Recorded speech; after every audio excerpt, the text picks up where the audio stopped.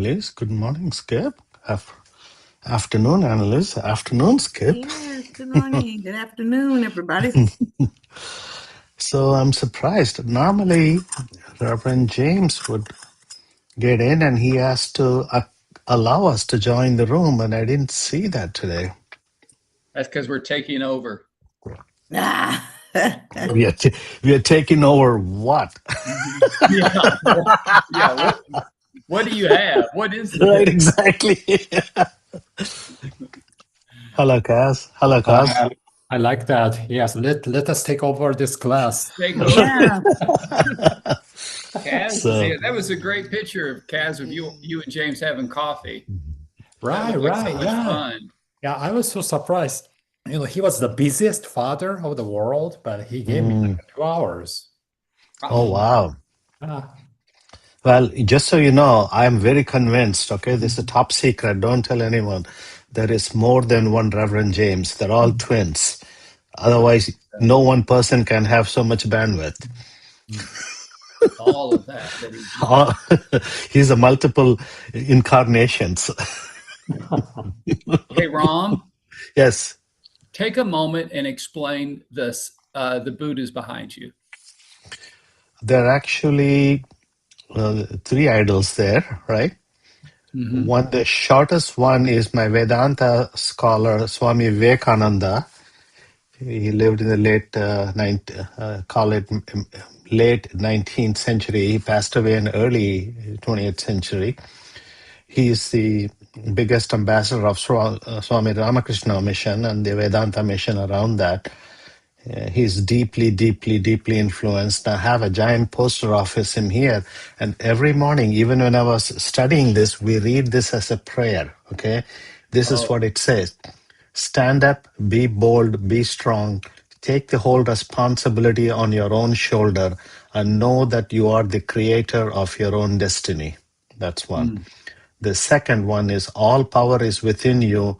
You can do anything and everything. Believe in that. Do not believe that you are weak. Stand up and express the divinity within you.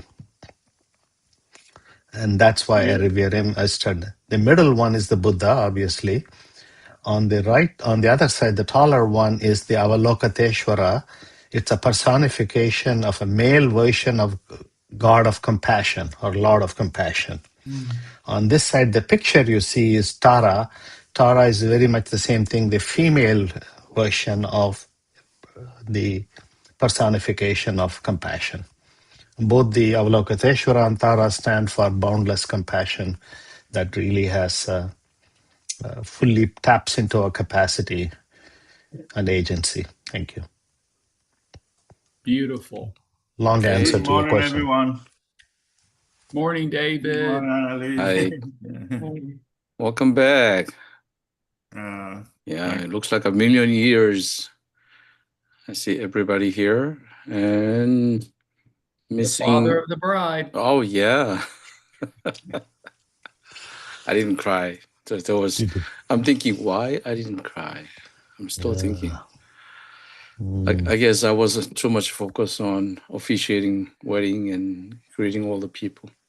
Anyway, let's have a moment of centering ourselves a little bit.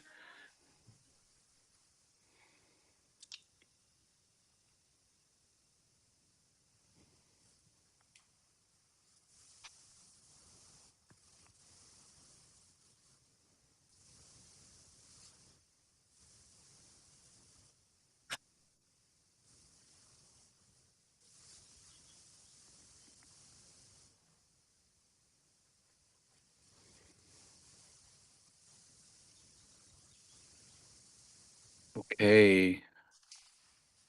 Now you feel you're here. Open your eyes.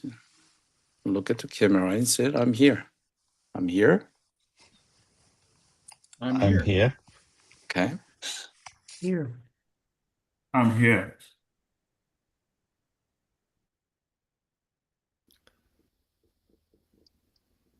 I'm here. Did everyone say here? Okay. All right. Let's checking and quick update. Anyone else?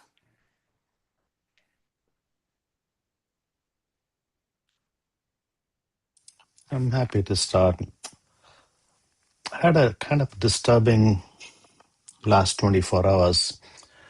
Disturbing was more internal to me. Yesterday at our staff meeting in the ministry, we had a challenging discussion about an inmate exposing himself to one of the female chaplains. And I didn't get angry, but I felt deeply sad, both for my colleague as well as for the inmate. I'm still carrying that through. I'm making space for it, and really, I gave my chaplain buddy a big hug, and these I don't want to use the word conflicts or anything like that. And these encounters are part of our caregiving situations as well. However, the recovery time from this, what I'm noticing, is lot longer than what I had anticipated. It's still lingering in me. I'm processing at its own pace without putting any pressure on it. Thank you.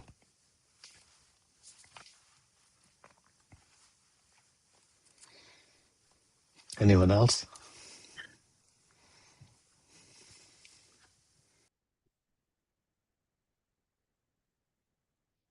Hi, Ram. Thank you for sharing. That is a tough thing to process. And I hear you saying that you are, it's taking longer than you expected.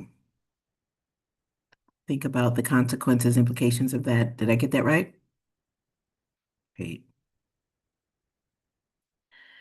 Well, I'm glad it's the last day. I need a break. Very tired and busy. This is also like final week of classes for me in my other world. Um, and I'm going to be going into a new phase of chaplaincy, different schedule. So I'm excited about that. It will also give me more flexibility, and which is good. I won't be teaching any longer at Cal Poly. Uh, after we have still a couple more weeks of finals and grading and stuff like that. But anyway, and then today I had something very um I had to fulfill part of it. I'm a substitute teacher from time to time, so I spent time with little people today, this morning, and they were wonderful. They were really good. They gave me a lot of hope today. I was very excited to be with fifth graders this morning. Oh my goodness, I really enjoyed them. I typically won't enjoy a fifth grade, but I had to take it today or lose some certification, so I needed to to do that. Anyway, so glad to be with you. Glad to come and wrap things up uh, and be moving to different, transitioning, and that's all I got to share. Anyone else? I can go. Annalise, it always amazes me how much you've got on your plate, and I can feel both the the joy you have in some of that, like with fifth graders today, and also that it's a tiring. So I heard a bit of both from you, but that you're happy to be here and also excited to wrap up. Did I get that right? You did. Thank you. Um, I have had not a great week. I was in the ER on Sunday all night because I have been throwing up and got to the point where I couldn't keep any water down. And then they just kept me and kept me. And I very narrowly avoided being admitted. So that was not fun. And just, just having to be patient. Um, I'm very glad to be here today. I'm feeling much better than I was the last few days. Um, but I'm also on multiple medications that make me a little bit sleepy. So I apologize if I'm a little sleepy here because I am. like mildly sedated. But I was so excited to see you guys and did not want to miss the last class. And so just grateful um, for modern medicine and um, hoping that hoping that things will slowly get better, but also trying to be patient. So that's me, and just happy to see you guys. So, anyone else? Oh, Caroline, I can go. We're so glad I am that you're feeling better. That's a lot to be in the ED and to avoid hospitalization and deal with those initial stages in the first trimester. But yet you're grateful to be with us, even though you're mildly sedated, which may be a recommendation for CPE. I don't know. I get that right? Great. I arrived expectant. This is an expectant season for me. One, soon to be a grandfather for my daughter, Caroline, 1st of July. That's expectant. Expecting what's new post CPE. And I love this season of spring. I love to get in the yard. That's one of the things I look forward to because in that you expect all these colors. So I think I've worked through the grief of the class ending, and now I'm expecting what's new and what's next, and excited about that, and glad to be with each of you, and just appreciate everyone so very much. Anyone else?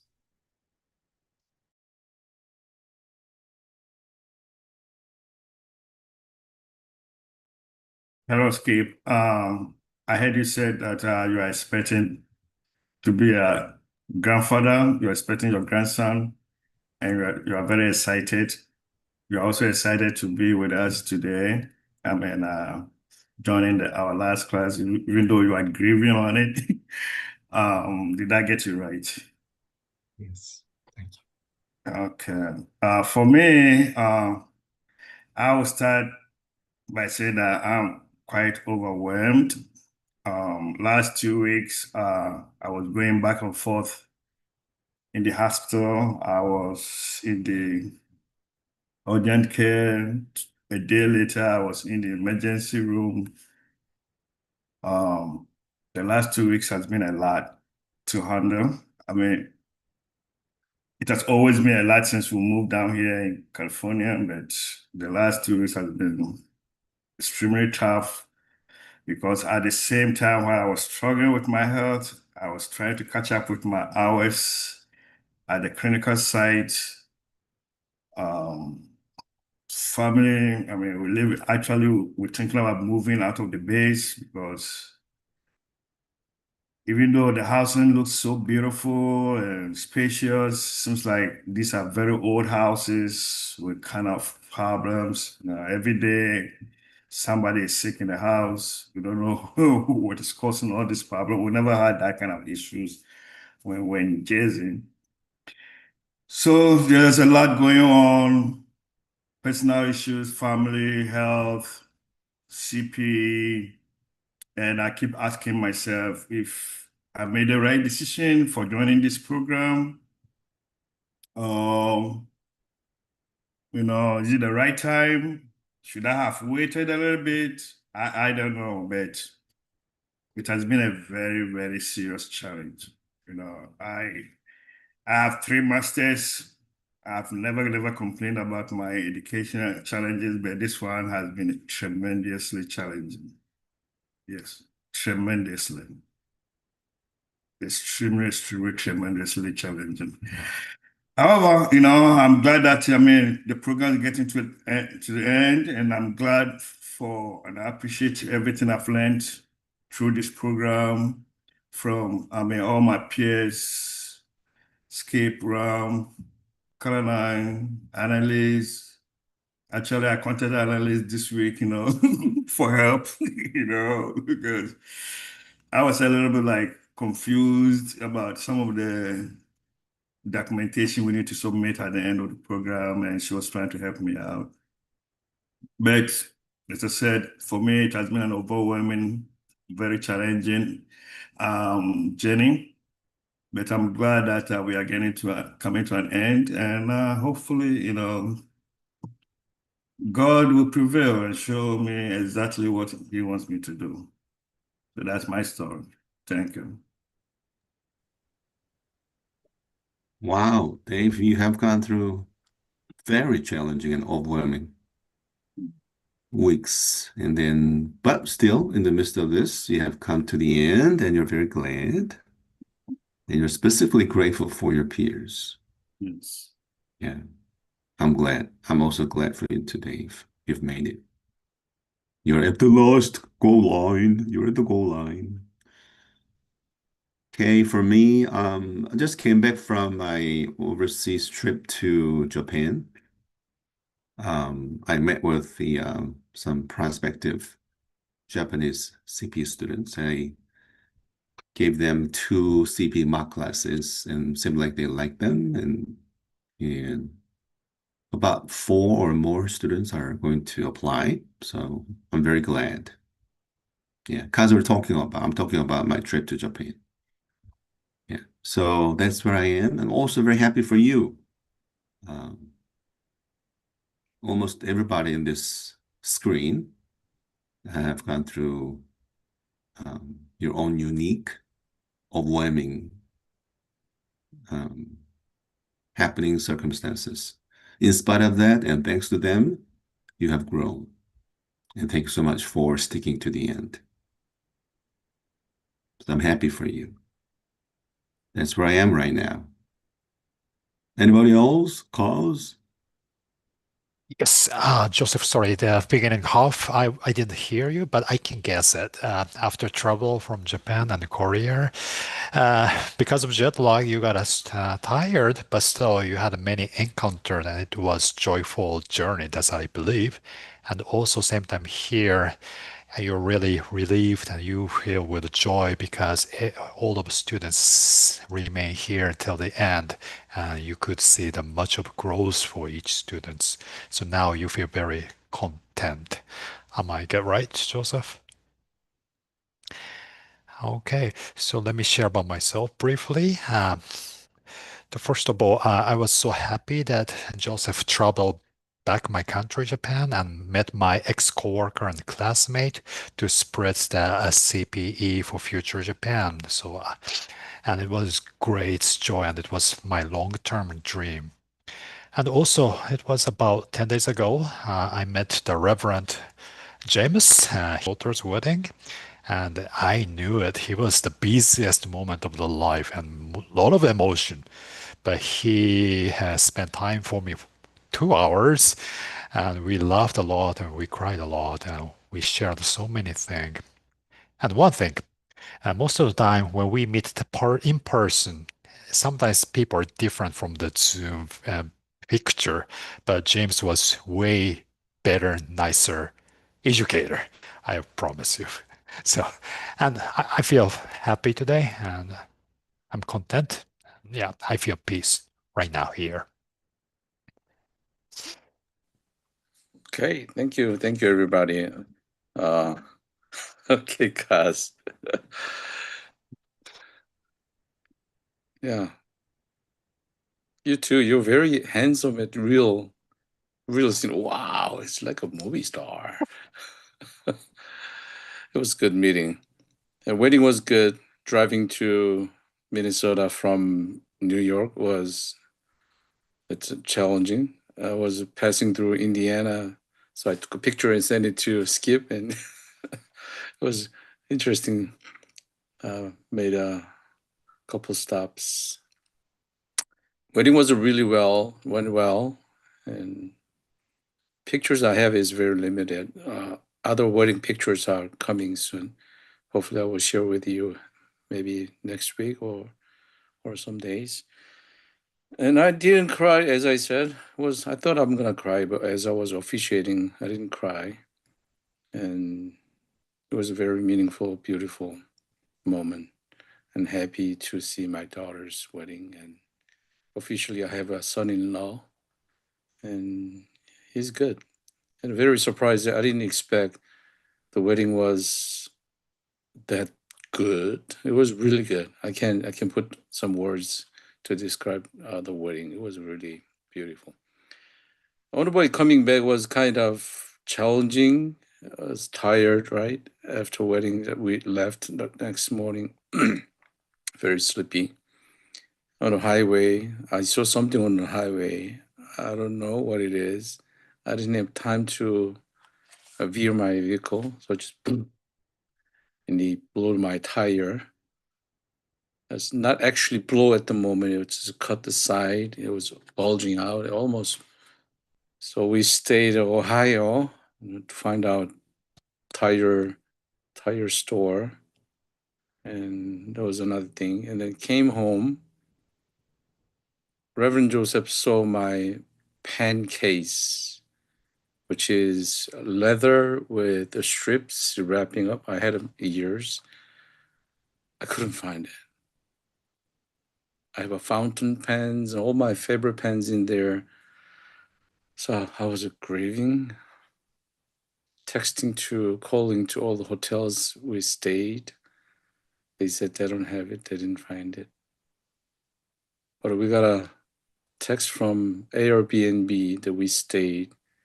They said they found it. So yeah, it's coming back. That's one thing. It's very eventful. Emabet is not here. Emabet called for her family needs, urgent needs. I asked her not to join, taking care of her family. So she will not be here today. Here, Emabet is here. You can say hi to her. We miss What? you, Emma. Yeah. Has been many, right? Sometimes Emabet, sometimes somebody. Okay, we have a 5 presentation today.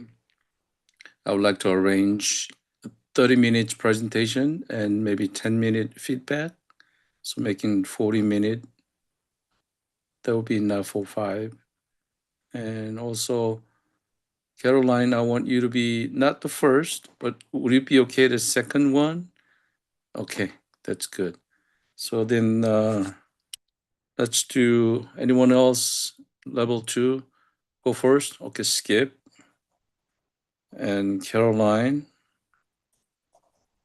And who wants the third?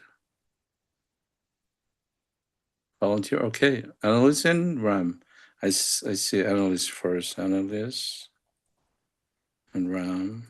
And David will be last. Would it be okay, David? Yeah, I'm fine with it. Or Yeah, you wanna do David. early? Yeah, David, I'm happy to go last if you'd rather go before me. Yeah. No, I'm fine. No, I'm okay. Okay. Yeah, Thank you. Are you sure? Okay. All right. Let's then, without break, let's go to Skip's first, and then we can take a break. How about that? Skip, are you ready? I am ready. Are you ready to share? Share. Okay, let me check the mute on my TV real quick. Okay, share advance. Share. Share. Okay, now let me attempt. Disabled share, it says. I changed to Okay. all participants. Now I'm ready to go.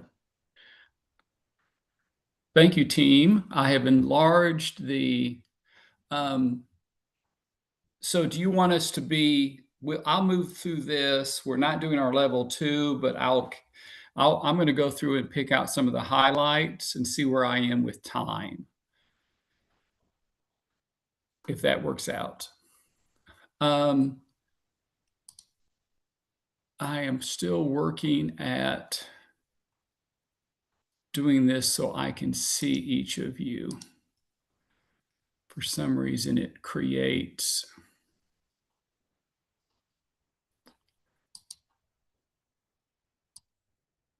I'm trying to view. Can each of you see the document? Yeah, we see the screen. CPE, CC, final evaluation. Okay, so I need to, for some reason, I see each of you, but I don't see evaluation. So let me work on this for one moment.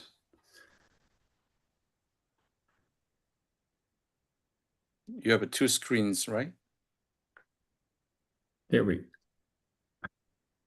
Okay. Okay. So there we go. I think I can do it this way. Is that I'm going to do 125%. And is that large enough for everyone to see? Very good. So I'm in a hospital that has a capacity of 400-ish beds. The heart hospital is next door with another 100. So we're probably one of the larger hospitals in Indianapolis, on the north side of Indianapolis. And so my symbol, here is my symbol. This building had an anniversary 40 years ago. Our retiring CEO, this is one of his achievements. And the chaplain office in this building passes by this every day, multiple times a day. You go back to your office and you check. And so I see it all the time for a year and a half. And this sculpture is called Human Soul. It's by a local artist, Samuel S. Bowen. He describes the artwork, the burning spirit within all of us to make our dreams become a reality. So sometimes you can pass by a piece and you see it so often you don't see it. But CPE has allowed me to walk by this piece and see it. The human soul, and he's a local artist on the north side of Indianapolis. He has a website. I went to it and saw some of his other work. Skip, can you scroll to the top of the page? I want to see the whole artwork. Yes. Oh, yeah. Wow, it's beautiful. Yeah, thank you. So 2 years ago, I began a journey imagining that I could leave secular work and if I could think about anything else I would do, instead of making money, it would be making an impact. And I just imagined, if I could do anything, what would I do? And I thought I would do chaplaincy full time, and I would nurture a small church that cannot afford a full-time pastor. If I could just dream, I could be excited for 15, 20 years of that. And CPE has made that possible. In less than 2 years, I was able to fulfill my calling. I am working as a full-time chaplain within the wonderful hospital system, full-time without all my 4 units, thankfully because of Joseph and James and so many others in the CPE community. So I'm full-time as a chaplain, and I'm pastor of a small church just outside of Indianapolis, of a people I've come to love and adore. In this 4th unit, I've experienced the affirmation of ministry, skills developed, and abilities confirmed. Truly, my soul burns with passion and excitement, and I thank our Creator for what CPE-CC has meant to me. I entered into 3 learning goals. The bold is updated. Remember Joseph saying, what would you say to a 4th grader? And I said I would put it down simple. What does it mean for me to be white, middle class in the Midwest? What does it look like? And then the measurement of the goal, be able in verbatims and weekly reflections to name and identify this awareness. So in my studies from behavioral science, sociology, I was able to identify some traits of being Midwest One is a phrase called Midwest nice.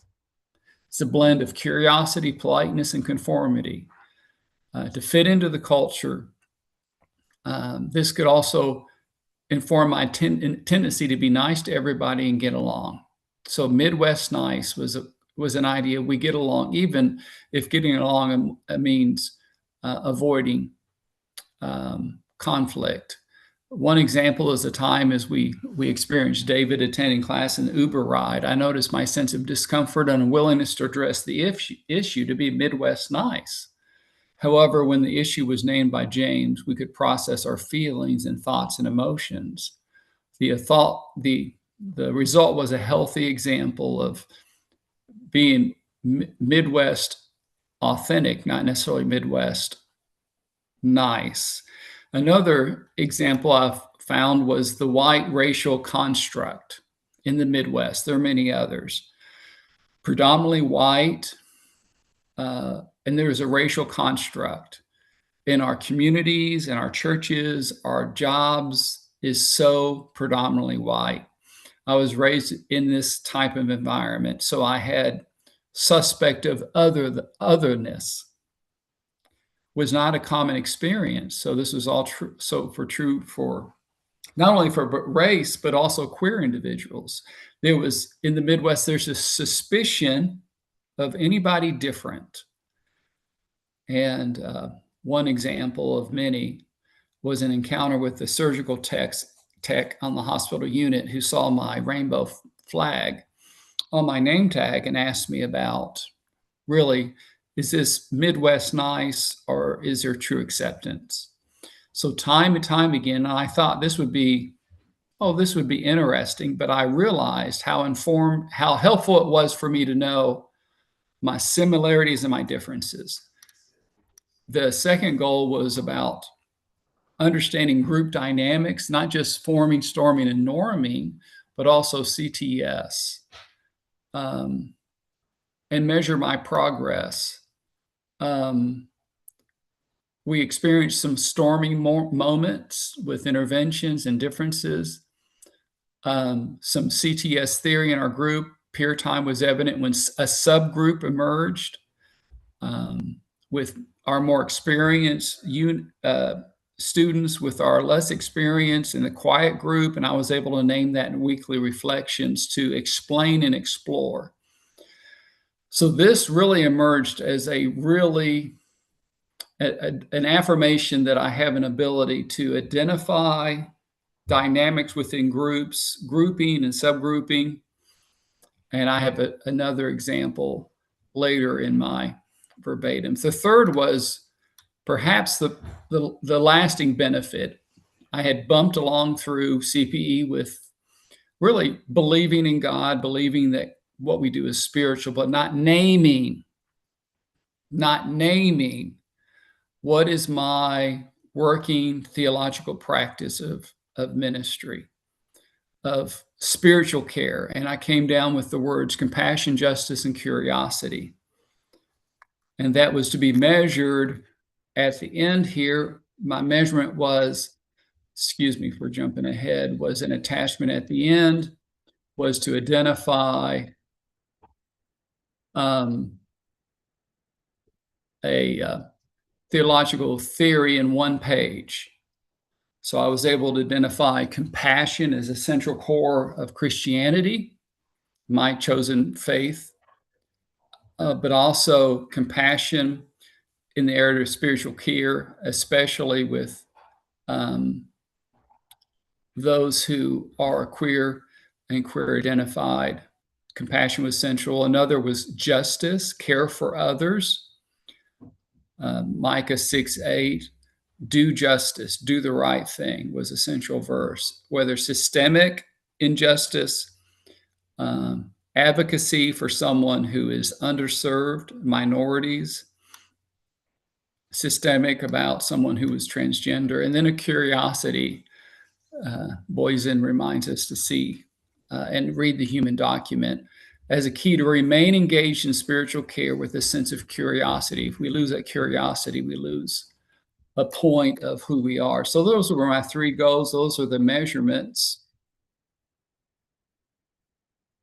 I'll pause there, see if there's any questions, comments.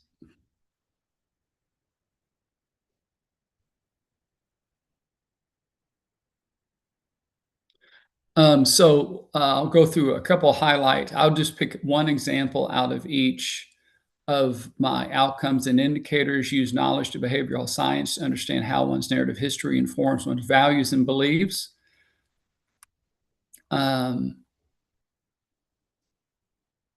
So I love this quote from countertransference is the therapist's unconscious, emotional, cognitive, and behavioral reaction to a patient rooted in one's therapist's own history or response to the patient's transference.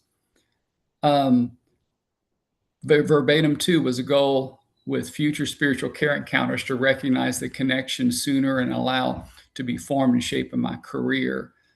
We learned that any emotional response is an indicator that there's countertransference. Indicator 2, one's social identity. I would identify this one, pick out one example, and articulate how one's social identity informs one's approach to spiritual care. Verbatim 1, a connection with a patient who was similar in social context to my sister and mother, and how that social identity connected with my spiritual care. I was able to identify, and later the group helped me understand why I was so hyperly connected to her. My social identity surprisingly informed so much of my approach. Demonstrating how one's social identity interacts with care receiver's social identity. There was an encounter with an ICU with a DKA, which is diabetes, an African-American family that gathered largely in the room. There was the smell of marijuana from the room, and I noticed the white rounding team created some looks and disparity about that. It was very awkward. And then I noticed I made the choice to be more included in the team of professionals than being an advocate for the family, because we stood outside and we looked in gawking with judgment, and that was embarrassing for me. So that was a great how my social identity was interacting in conflicted ways with those that I was trying to care for in my care team. Our orientating system, I mentioned her already. One experience with ICU discovered similarities of our shared experience in the Midwest of middle-class values, general belief in God, connected with a guy who was also gay, and how we connected with those Midwest values. But I noticed I needed to self-monitor my story to keep the focus on him and not on myself. And then this is my student comments there. Self-care. One important area for me, I'll just pick out one with these to move along. While serving on the ICU, about self-care, there are 2 tracks moving along. I'm in ICU. My daughter's pregnant. First trimester, second trimester, 28 weeks, 34 weeks. Every week is measured on viability of the fetus. This became such an issue for me that when I experienced someone who had given birth early, that the fetus may not be viable, and it was near my daughter's pregnancy, it became really an issue for me where I had to pull out, monitor myself, step away, talk with my supervisor, and monitor how self-care was important. so I could re-engage into the family. Did not see that coming at all. Social justice and wellness for others. An example, ICU, Jane Doe. I noticed systemically we tend to avoid people who were nameless, that didn't have advocacy, family resources, or insurance. This is Jane Doe. It became an internal conflict for me while on a vent and sedated. And I took time out of that in that week to sit with this person, just to sit with them as a human, knowing no family member would see it, other than just to take time to sit with him, because I saw that the system was punishing him inadvertently by the neglect of human touch. So that's an example of spending time. Intercultural,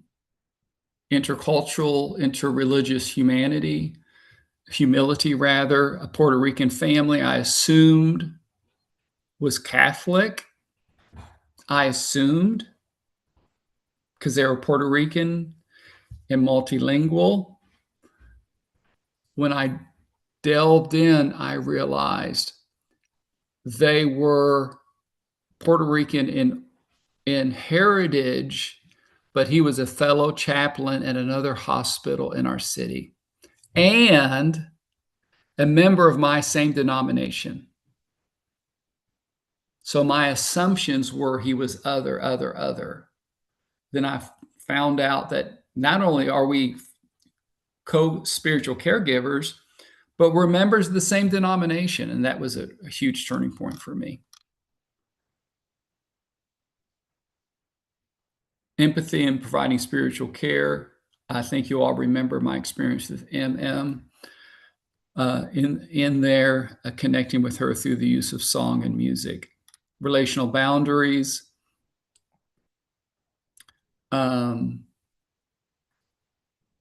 MT was watching his wife 3 years, who was 33 years old, struggle. She was 33, had just delivered twins, diagnosed with cancer at the end of her pregnancy, had never known pregnancy or being a mom without being cancer. He was a big burly guy.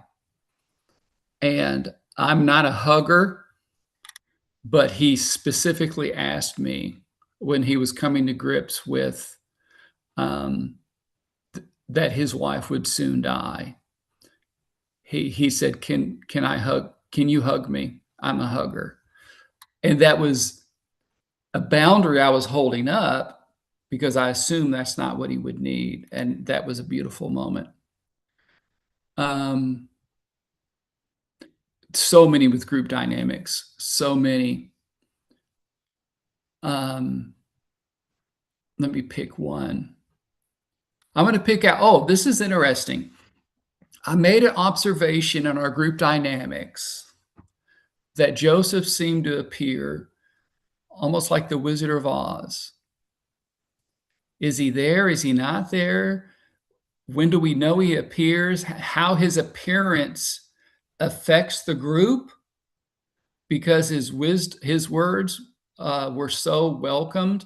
However, this metaphor breaks down because we all know that our dear leader is not an imposter. But that was just and this came about when James gave me freedom to really explore. What are you seeing?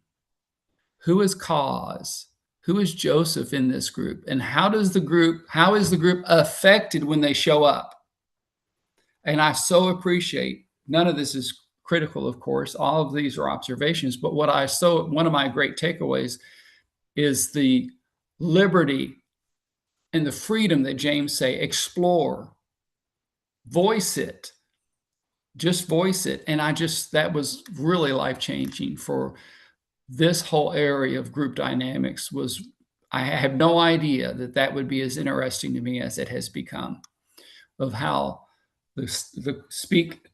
how Ram and I interacted with Annalise, and how the quiet group and the talkative group, the old ones experienced the new ones, and how that interacted was really, really rich. And then a group processing, how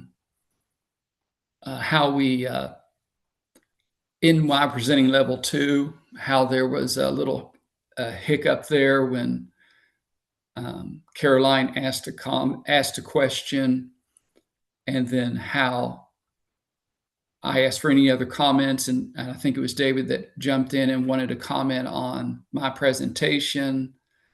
And you'll remember how I had to make the choice. What do we do with this? What's going on here? And how we held that space, returned back to Caroline. Ram made a wonderful comment that was helpful for the whole group. Very, very helpful. It was a key insight. Then we came back to David and said, now, David, what was your comment? And that was really, really how the group process that was powerful for me. I thought it was great when Annalise gave me the comment when I said I hate my body language in one of my verbatims, and how hate is a strong word. Using resources for Ash Wednesday, and then for those who are Muslim, having a conversation with a doctor. Let me move. The clinical method is rich.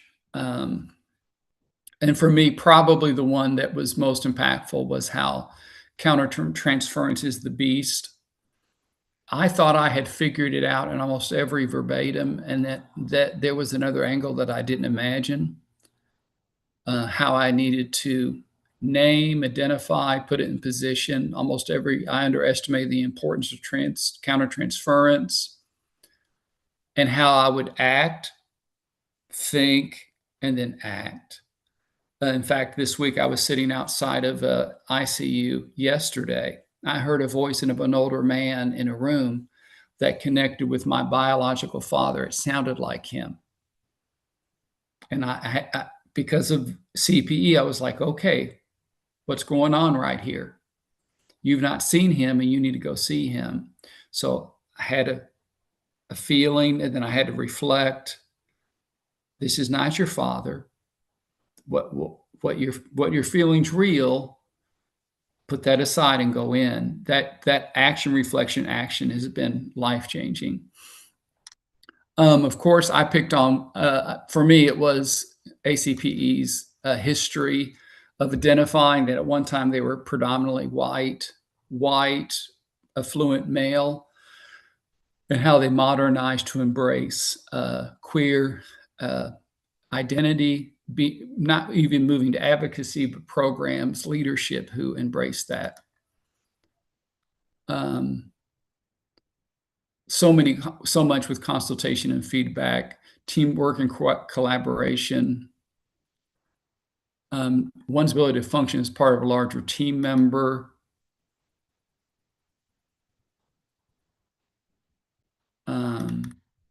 Those are some examples. I want to leave enough time. Do I need to leave enough time, James, for my group characteristics, or is that later? Yeah, you have time. Okay. You have until 3:30, so still have a time. Okay, good. So let me go back here. Oh, I mean, total 5 more minutes and then 10 minutes. Okay, all right, good. Question. Yeah. So let's do, okay, I'm going to go to the, I can email all of you my presentation. I really like the benefit of the research article that really helped me in level 2. Just because it's on the internet doesn't mean it's worth quoting. So my comments for each student and colleague. Ram, the teacher. This is my second unit with the CPE with Ram. He's become my friend and fellow traveler. At a time when most would be looking toward retirement and self-indulgence, he turned to considerable abilities to help others. His journey to the U.S. from India and his journey from faith to make him the person he is today. The sad death of his mother and distant relationship with father is transformed into being a loving parent and husband. His strength would be self-reflection and process, the teacher. He often would commend he needs time to reflect on the notes he's taken. Allows him to dive deeper into self-analysis and growth. The growing edge allows self-reflection and emphasis on process to keep him from action and work. One can reflect so long as it could be delayed. The philosopher can be the activist, and I think he is. By trusting instincts, sharp intellect, and spiritual centering, the next decade could be the most impactful in this once boardroom executive to prison chaplain. Caroline, the journalist, it was such a pleasure to see the growth within her in this unit. She allowed us into her life from the passing of her beloved family cat. She learned about grief and reminded us the importance of grief holds in the significant loss. And sharing the good news of her pregnancies, of which now I know too, Caroline. She brings courageous effort to spiritual care to the prison setting. She shared with us a willingness to meet the difficult client, to bring that experience in a verbatim. The journalist also became a chaplain who brings a mastery of language and curiosity of others and a drive to get to the point to all inform her spiritual care. Growing edge, to become too self-critical and overanalyze. Explore spiritual care, other avenues and settings. You have much to offer your responsibility as a mother, spouse, and daughter. Just remember that CPE and chaplaincy may be an important part in your future.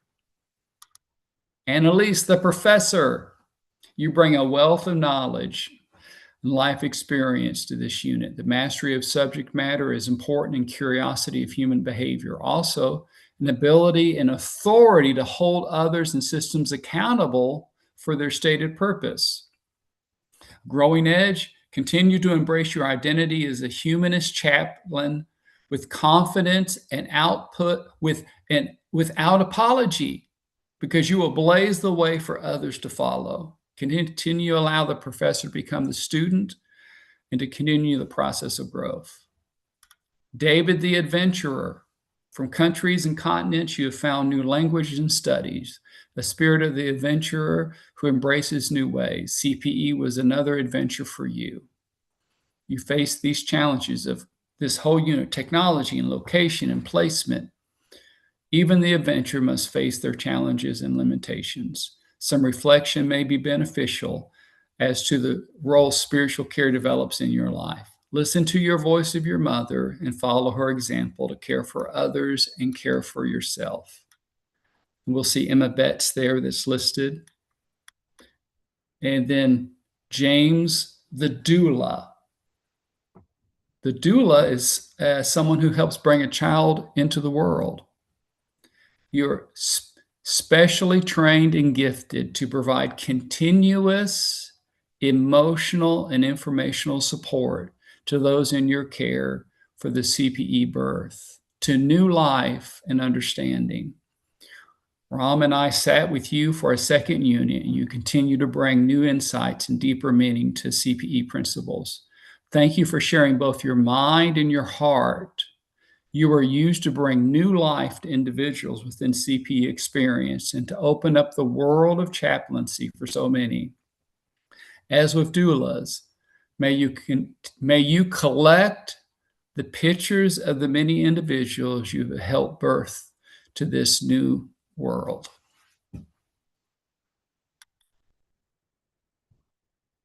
And I have 7 seconds.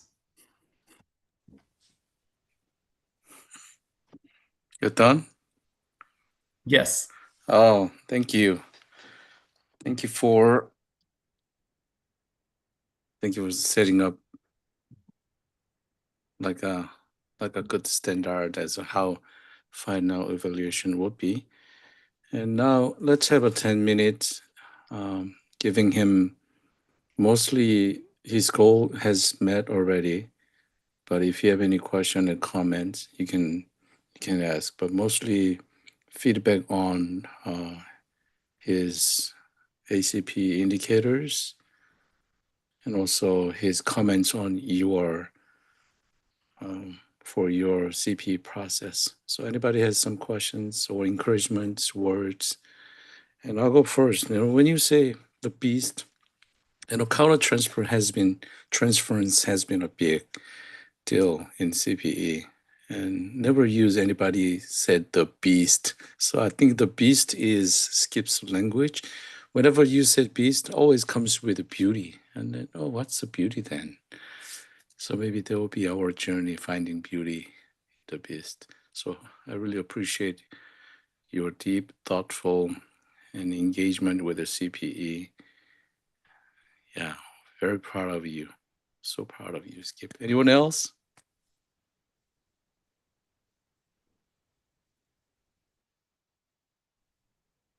Yes, hi, Skip. This is Annalise, and thank you so much. You've been such a great role model. I've learned from you and um, admired your work ethic. Very thorough, and your presentation was extremely thoughtful, comprehensive. Um, and that is also how I've experienced you throughout this course. It's just been a pleasure to get to know you, I mean, I have my own comments, so I'll share them when I share my own. But well done. Well done, my friend. I wish you all the success in the world. And, like the story of Job, or even outside of the biblical text, kind of I think of you and I think of that a little bit, shared your story. But I just hope that the latter part of your life will be greater than the former. That's one of my favorite stories. So thank you so much. Anything about his presentation, Annalise? Oh, yes. Well, that's what I mean. He was very thorough, comprehensive.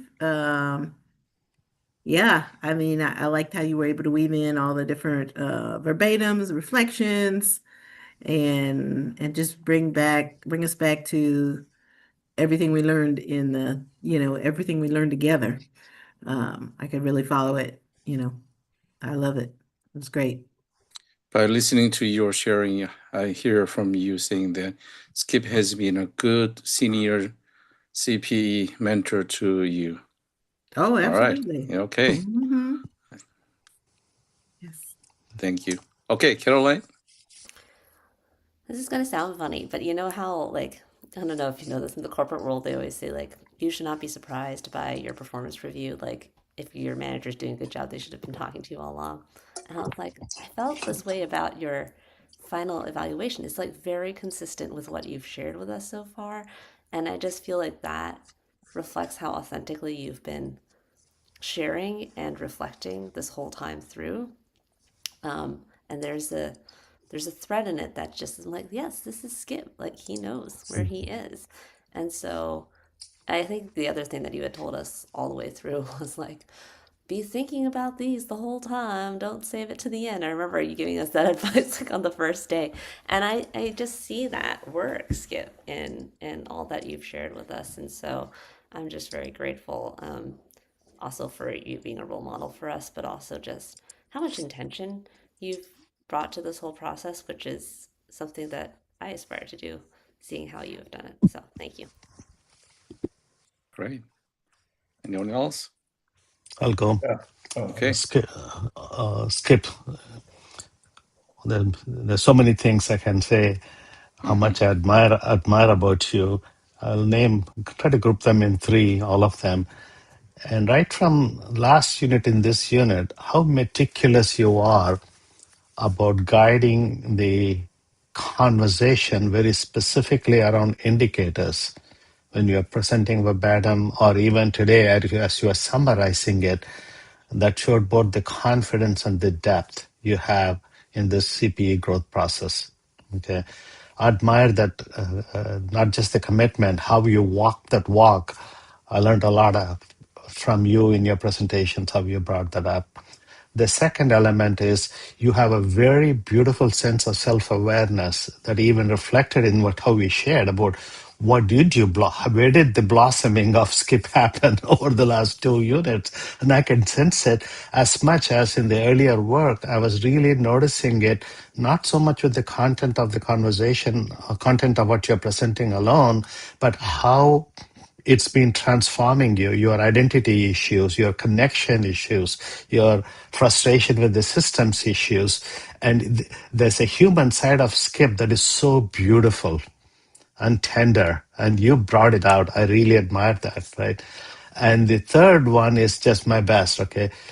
I Reverend James is great. Please don't take this personally, Reverend James. I got some of the best feedback from you on my presentation, right? You were direct and honest and impactful. That means a lot to me. Thank you so much. Yeah. That's great. Anyone else? Anyone else? Yeah. Yeah, hello, Skip. Thank you again for another insightful presentation. And I want to repeat what Annalise said. You are a great mentor to all of us, especially we, the beginners in this field. I keep learning a lot from you. I think I could have even learned a lot more if I was stable enough to follow to follow all the things that you've been showing us. But I mean, I appreciate, the depth of your knowledge and the willingness to share with it with your peers, especially with the junior ones.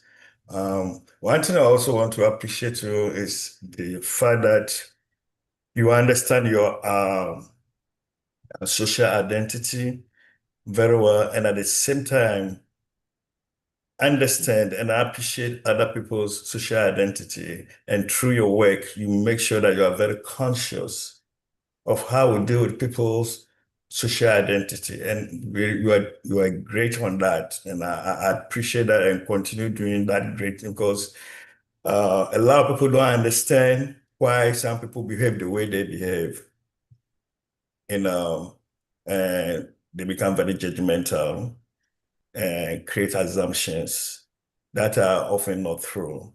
But you, with your background and with your in-depth understanding of social identity and injustice in the system, you know how to deal with people, when in their discomfort, and also in your discomfort, because yeah, it's two ways. Yeah, but man, you are great, and we thank you so much. We're gonna miss you. Reverend Joseph?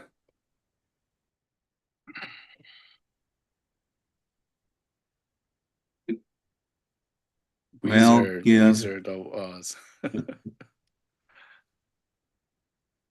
What can I say? I remember my first conversation with you on the phone.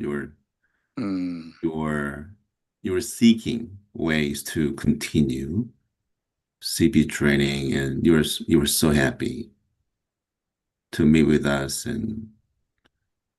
But you sounded, you seemed a little shaken when you contacted me. But today you look so confident. I wish I could show your peers a piece of Skip at the beginning of your journey, and Skip today is, wow, it's just marvelous contrast. At the beginning, you seemed shaken and also not quite sure about your value or identity, and you were in the box trying to peek out.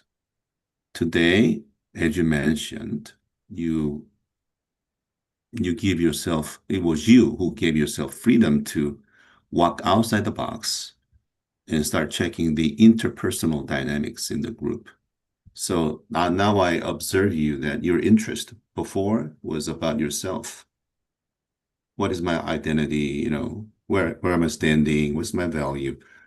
Now you have gone past that interest, and now your interest is in the bigger realm, interpersonal and group dynamics. And as you mentioned that, I admire your courage, and also I admire James to give you the freedom. Yeah, it's all about you, nobody else. Nobody stops you from exploring that space. So now you're in a different space, Skip. And also admire your level of trust in CP process. As Ram and other peers mentioned that you didn't even seem trying to follow the indicators, but you love to respond to each indicator. And it seems so natural. And it was good demonstration of your level of trust in this process, which ended up being very fruitful. My recommendation for you, Skip, is to stay in CPE world. Come back and complete the 4th unit for your sake and for others' sake. Because as James mentioned, before you referred to countertransfer as a beast. Now you refer to yourself as the trainer or the tamer of the countertransference. You feel so comfortable in responding and taming that beast as your pet. Now you know how to tame it and how to use it for your own sake, for your patient's sake. You're not scared anymore. It's your pet and resource. What a amazing growth. I hate to use the word proud, but I'm very proud of you.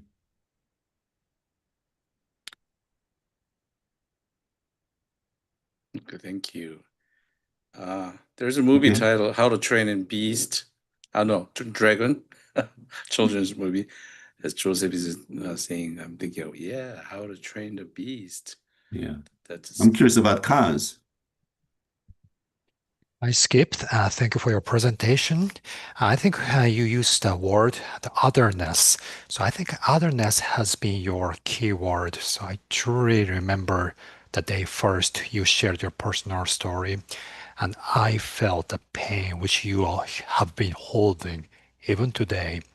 But through today's presentation, I was so amazed how many variety of patient family you visited. You visited Latino family, Black family, white family, LGBTQ family, individuals. Then I saw it, your otherness, and changed to the neighborhoodness. And that is my impression. And also, lastly, I really striking the first image which you showed in the object in your hospital. I saw it, I felt it from that object, the rainbow color. But the general rainbow flag is just made by 7 colors, a simple plain painting.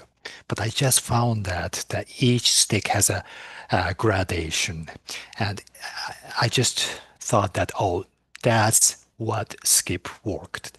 These sticks are the individuals whose Skip met through the CP unit. Each person have a gradation, and each person have vulnerable part and strengths and a great part. And I think you explored each person's heart, and also I believe you explored yourself as well. So I really learned from you a lot, and I just learned that gradation has the same meaning from graduation. So you said that the spring is best season for you, but I really enjoy the color of gradation, and I really want to celebrate your graduation as well. So thank you so much. Thank you, Kaz. Skip, your response? Well, thank you, everyone, for your comments. When you return to ministry to be active, the denomination says, are you thinking the right things about Scripture and God? They check your theology. That was nice. But without a doubt, without comparison, CPE has affirmed ministry in such deep, abiding ways. My heart is full. I am so glad that Chris Troy said, call Joseph Kim. It's been life-changing, life-affirming. For those who continue, and I will continue, I got to do BCC. Put your whole self into it. The more you put in your vulnerabilities, your humanity, your fears, and all of those. The more you put in, the more you will get back. And I thank each of you for your comments. I'm humbled and touched and have counted to be the fortunate one to have heard this and be with you. Thank each of you. Thank you. Thank you, Skip. I'm sure we have a lot of words to say to Skip, but this is a great moment. Yes, thank you for taking the first one. Let's take a 10-minute break and come back from Caroline's presentation. See you later. Thank you, Skip.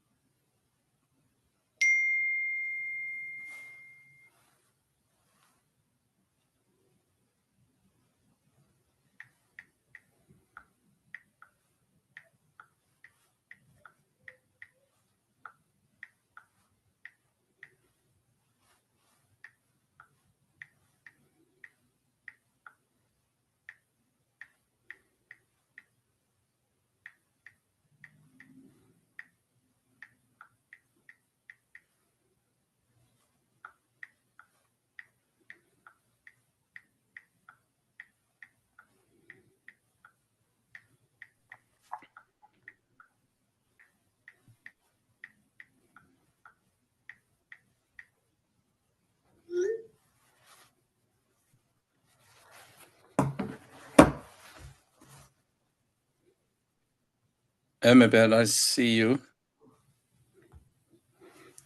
Yes, thank you. Thank you, Reverend. You back from hospital? Yes.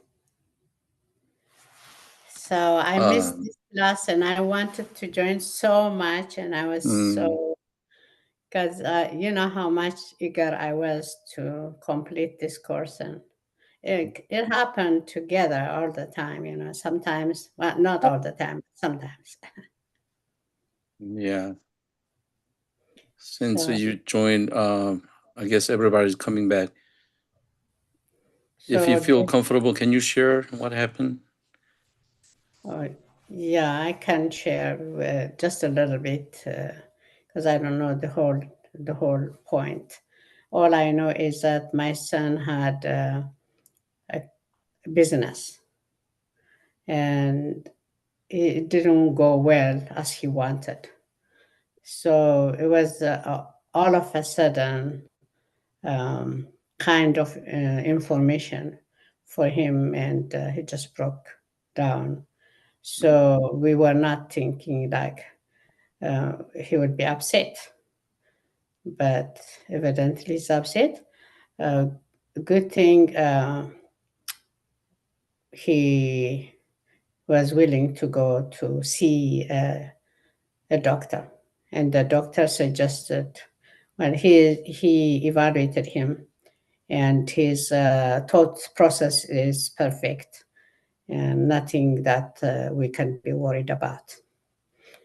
So in case he needs therapy, he would see a therapist very soon. But right now, he said, I'm okay.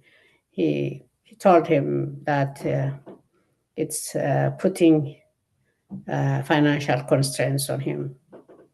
That's all. He shared the issue with the intake person, and he was worried a bit about his he's newly wed, so he doesn't want to put any stress on his wife too. Okay. All right. Looks like a lot happened. I think I misunderstood. It's not about your daughter-in-law? No. Okay. All right. So I was telling you, my daughter-in-law is also, I'm worried about her. I see. But she felt they are so perfect together, and she was saying, what is going on? Why are you worried? Why are you worried? And the more, why are you worried? And I'm worried.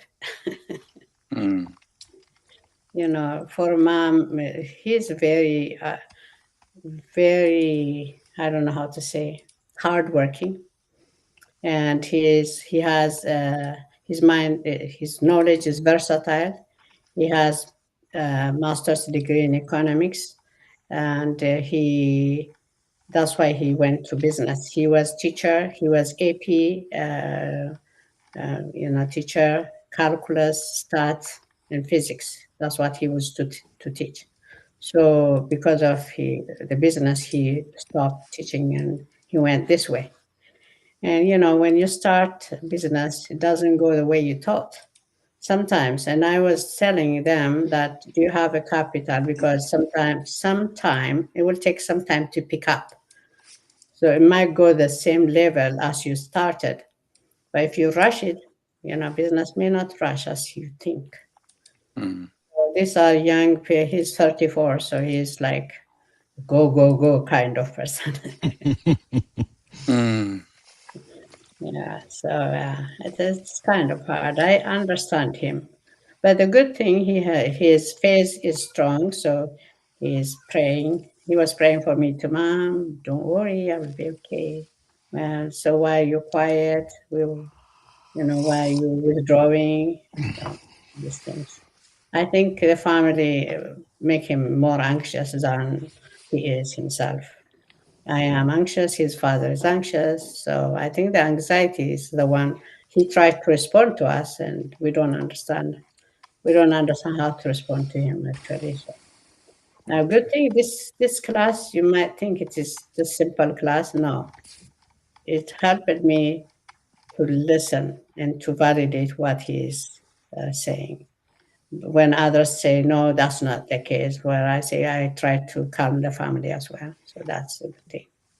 Good. Thank you for the update.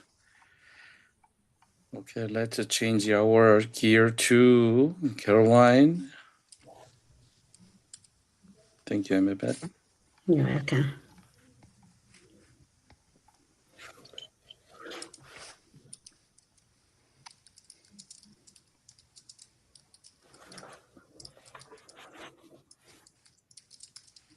Wait, can you hear me now? Yeah, I hear you. Okay, I see the great. And I can see screen. you. Okay, great. I was like, I can see my document and I can't see anybody else. Okay, but I see you guys now. All right. Thank you.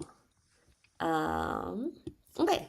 So Skip set a high bar, so I'm gonna do my best to follow in his footsteps. Caroline, I'm sorry. Can you make it bigger? Thank Yeah. you. Is that good? Yeah. Does it need to be bigger? Okay. Okay, half an hour. I'm gonna set a timer for myself so that I can keep track of time. Okay, so for my final evaluation, I guess start with the symbol. I said my symbol for this unit is a pair of cupped hands. They represent holding space. First, for my care recipients at the jail, something that I've really had impressed on me this unit is to hold space for their emotions without offering solutions, without trying to fix anything. Just offering a safe space in which they can share what is on their minds and hearts. And I think to me, the notion of open cupped hands is one that is not holding on too tightly. Partly that's for me to not take these things home with me and ruminate on them. But also that I'm not grasping at any solution for them. So this has been something to remind myself that I am making this safe space to receive, and then I can also let it go. And then I said, second, I've worked to hold space for myself. I talked a little bit about this last class. This one has been less natural to me, but has been critical to my ability to finish this unit, particularly these last few months. A couple months, I have struggled with serious physical challenges due to pregnancy, and just learning how to let myself have the space to take care of my needs, and to humble myself to ask for help and to let go of my own notions of whatever productivity means to me. And I said, the image of cupped hands is a gentle, warm, caring space. It is one that is as open to receiving help as much as it is to holding space for someone else. And I have had to check myself to ask, why am I extending these hands to other people but not to myself? So it's just been a good image reminder for me. For the learning contract, I had 3 goals, so I'll just go through them one by one. The first was, by the end of this unit, I will have identified a grounding exercise or spiritual ritual that works for me in a crowded environment and short time frame. This came about initially, I'm sure you guys remember, because I was intimidated by doing door-to-door check-ins on the 8th floor mental health unit at the jail, because it's noisy and it's hard to have a proper conversation with people when you're talking through the door. But also I knew I could not just tune out all the noise, because you kind of have to stay aware in case the person that the deputy is yelling at is you. So I did end up trying some different grounding exercises and finding that little breath prayers were helpful to me, both sort of in the moment, but also they have this really ridiculous elevator system at that jail.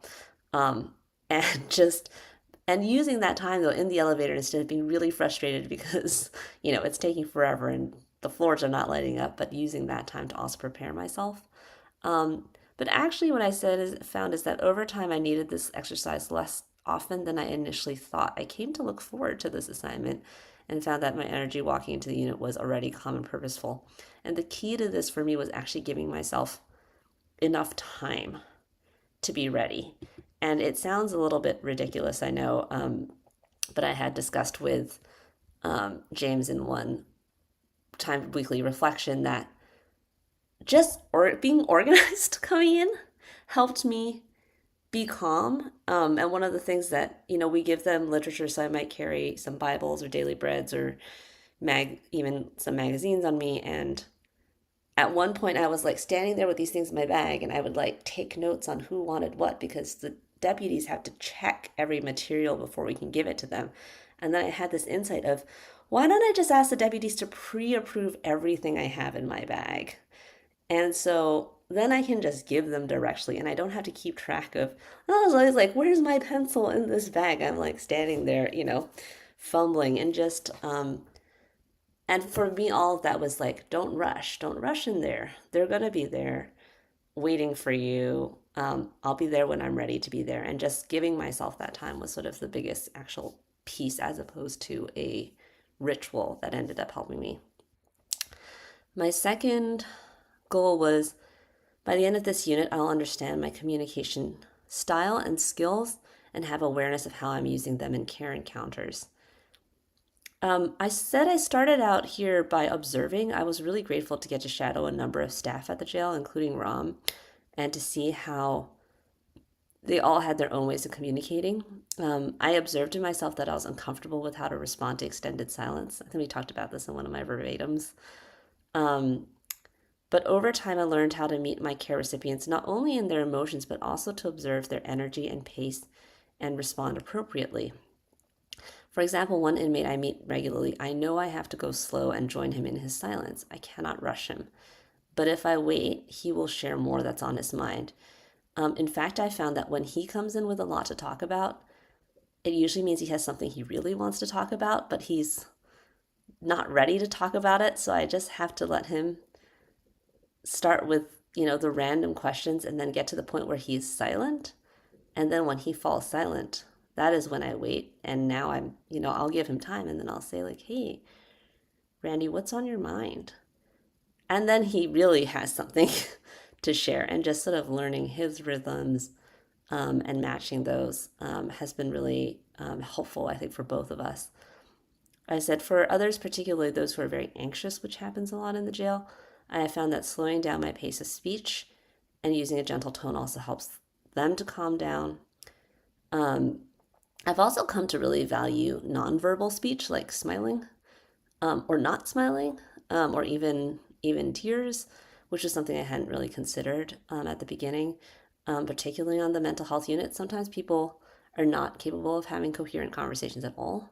And I really think in that moment, the only thing I have to offer is a friendly smile and my presence, and being patient and being like, I will be here, I will listen, even if you're talking to me about Santa Claus today, because that's what I'm here for.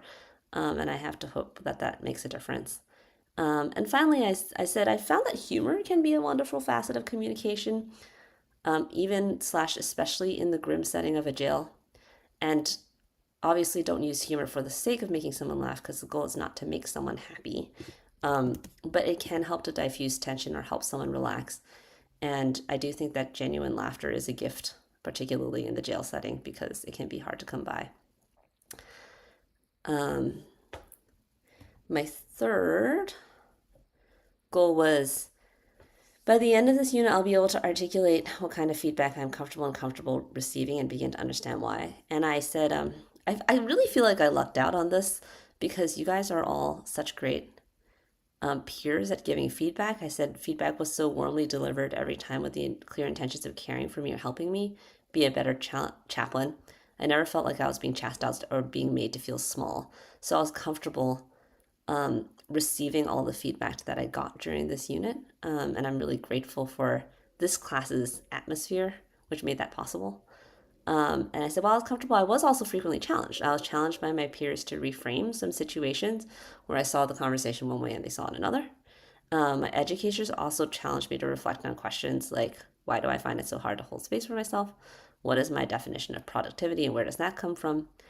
And so for me, what I realized is that I am open to receiving feedback, but then I need to do the work of reflecting and then integrating that feedback to really grow. And so again, I think there's a theme running through this, which for me is like time. I just need to give myself the time to integrate that feedback and sort of keep coming back to it, thinking about how I can incorporate that.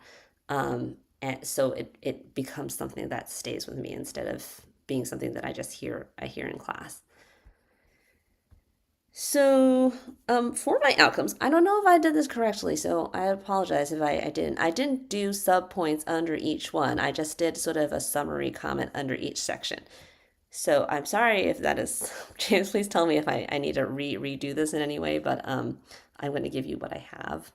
Um, so under category A, which is spiritual formation and integration, and I guess for those of you who are now in Unit 2, etc., these may be a little distant, but um, my my overall my overall comments. I said two major themes arose as I reflected upon my spiritual formation. First, I have come to see how my faith is shaped by my spiritual has shaped my spiritual care. I believe that the ground is level at the foot of the cross. That is, that I am no better in the eyes of God than any inmate who I visit, even though I've never been incarcerated. We are also all equally washed clean by Jesus' sacrifice, and God loves us all as his sons and daughter. Secondly, I believe that God loves us and is with us, that God is not a distant deity who does not want a relationship with his people, but rather wants to draw close to us individually. In jail, I've been asked many, many raw existential questions from inmates, including, can God forgive me? What's the point of going on when the world is going to lock me away? If even my mother didn't want me to be born, what is the point of my existence? I have a hole in my heart that needs divine love that won't leave me, and I just want to know that God will not forsake me. As a chaplain, I know that I am not there to provide answers, but I know that my beliefs shape the way I interact with the men and the women in my care, and I care about showing up consistently, listening without judgment, and showing them love. I've also come to learn more about how my physical presence shapes care encounters. This may seem a little bit naive, maybe, but I initially was like, I want to be like a neutral chaplain. I don't want like my social identity to affect the way I care for people, or I guess like to be like, I don't want to be seen as the Asian chaplain or whatever. But now I think I embrace it more. There was this very sweet moment when we were giving out Holy Communion for Easter in the jails, where one of the deputies came up to me and was like, "Can you talk to this guy, who's Vietnamese?" And I was like, "I don't speak Vietnamese." But then I remember that Vietnamese is actually really close to Cantonese. Surprisingly, and a lot of Vietnamese folks speak Cantonese. So I asked the guy, "Do you speak Cantonese?" And he like lit up. And he was so intrigued to see me there in the first place, I think, because I was there with a bunch of non-Asian chaplains. And then he just like told me his life story. And then after that, the deputy was like, "So what did he want?" And I was like, "He just wanted someone to listen to his story." And the deputy was like, "Oh, yeah, that makes sense." And I observed, I mean, I might have missed some people in the bunks, but I think he was the only Asian guy in that whole dorm.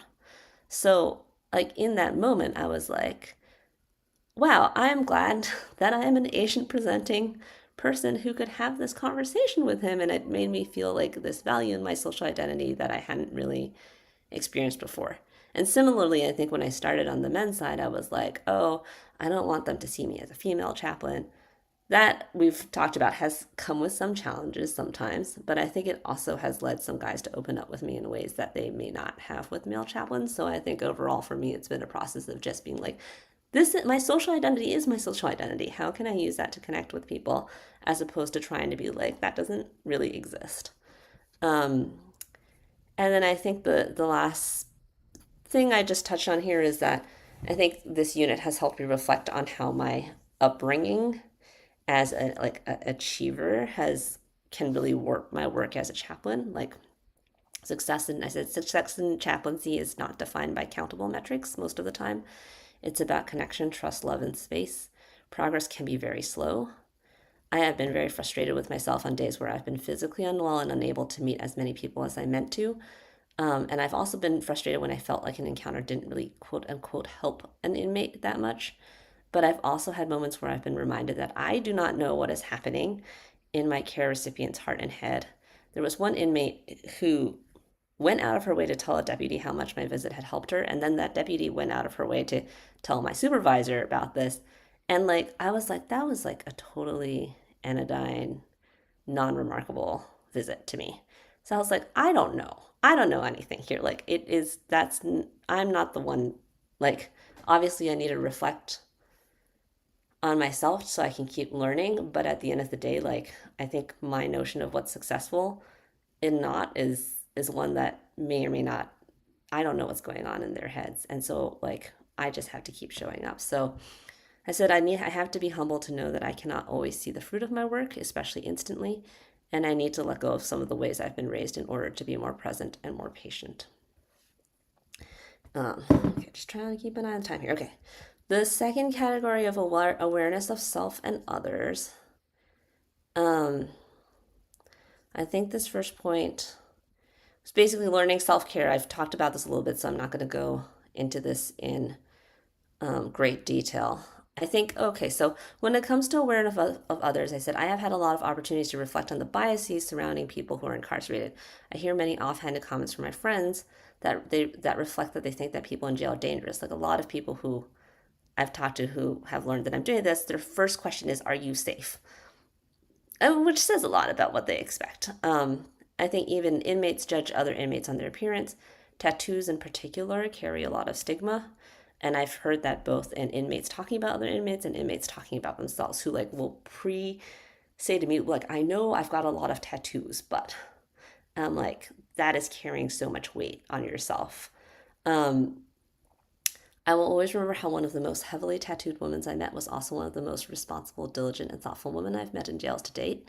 And I know that the world is heavily judging this population, and my goal has been to be sensitive to my own biases as well as the systemic and cultural biases that they live in so that I can get to know them as they are, as unique individuals. And then finally, with regards, this is to intercultural and interreligious humility. Jail has introduced me to a far broader set of faiths than I usually encounter in my daily life. For example, there are a lot of people who are not set in a faith or orienting system but are exploring, and a lot of people are curious about Wicca and Satanism and Santa Muerte, which are not faiths that I've had much experience with. And I think initially I was anxious that like I didn't know enough to be able to discuss these faiths with them. Like I would be like out of my depth. But I think what I found is my role is really to ask questions and listen to why people are interested in these faiths. And I think anytime I've really sincerely just been like, tell me why you're interested in Satanism, or why are you interested in Wicca? What about what you've read is resonating with you? Like I've learned so much about that person and what their needs are and what their wants are.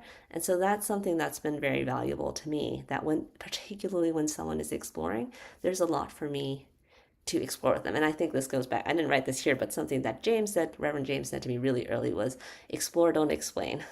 And just keeping that at the back of my head as a goal has been so helpful for me this unit.